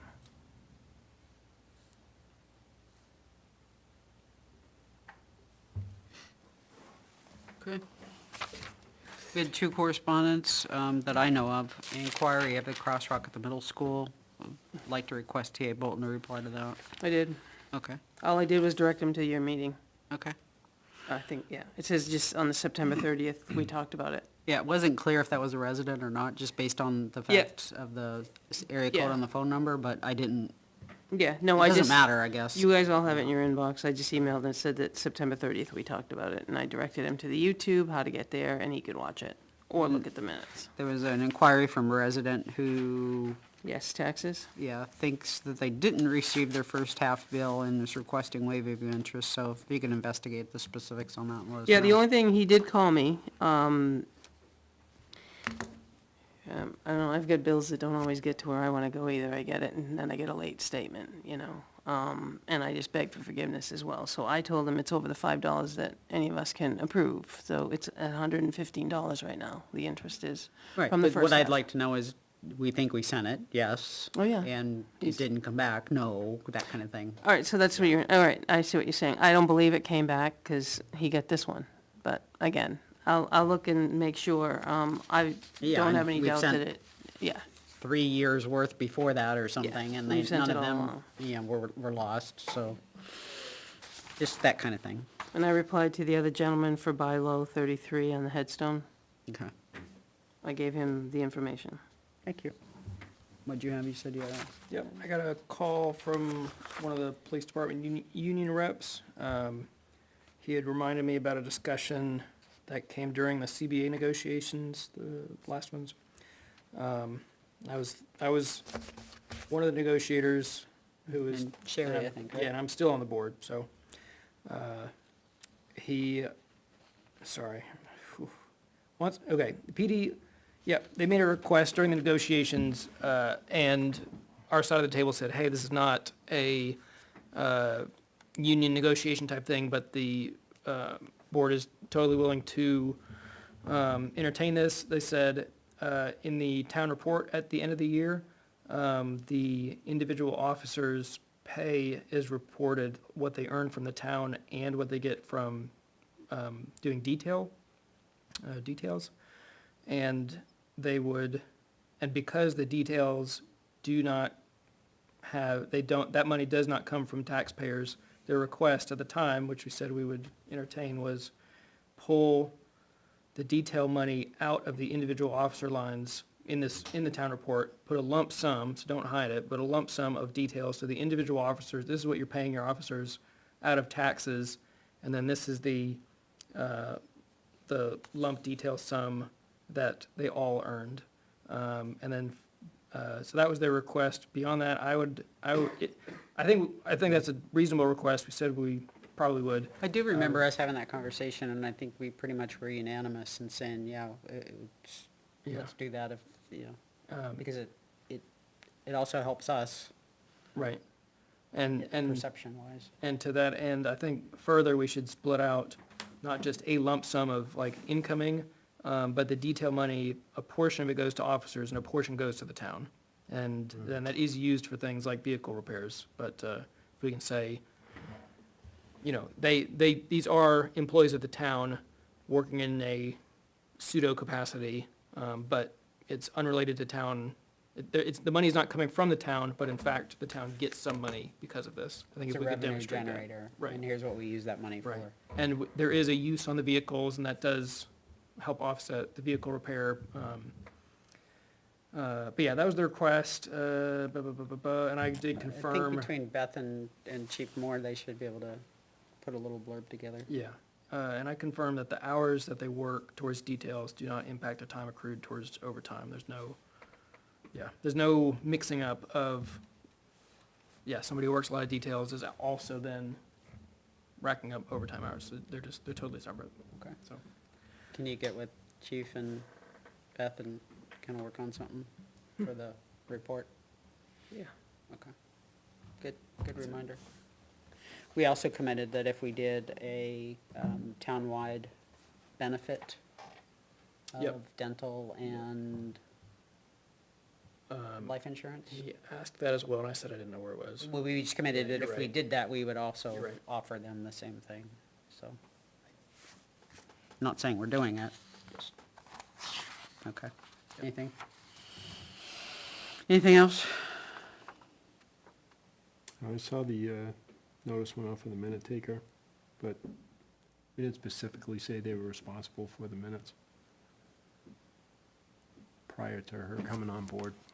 We just kind of Well, reiterate that. Your committee's caught up. It's the other ones that are not. Right, Yeah. yeah. Oh, But, Yeah, oh. you sent it out to the group, but Yeah, so I get a reply back about individually from a chair, and I just said that they had to get caught up. It didn't go out to the group because some groups are caught up, okay. some not.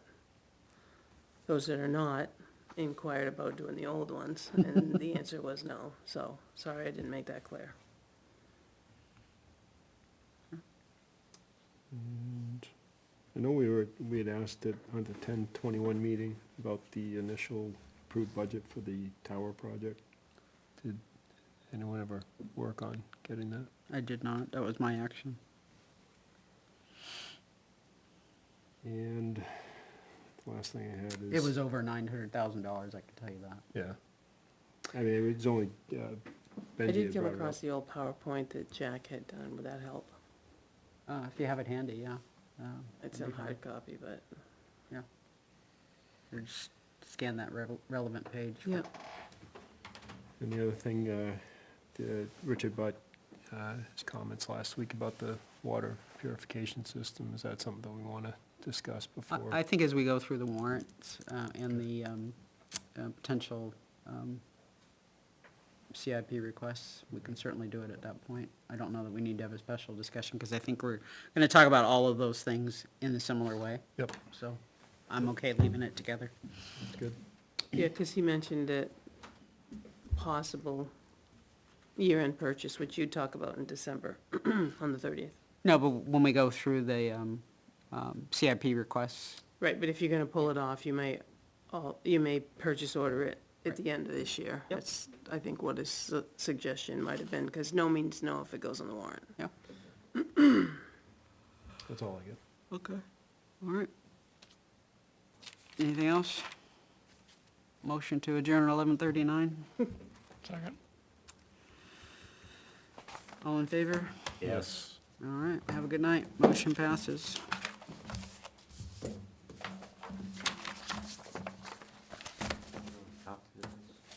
Yes, please.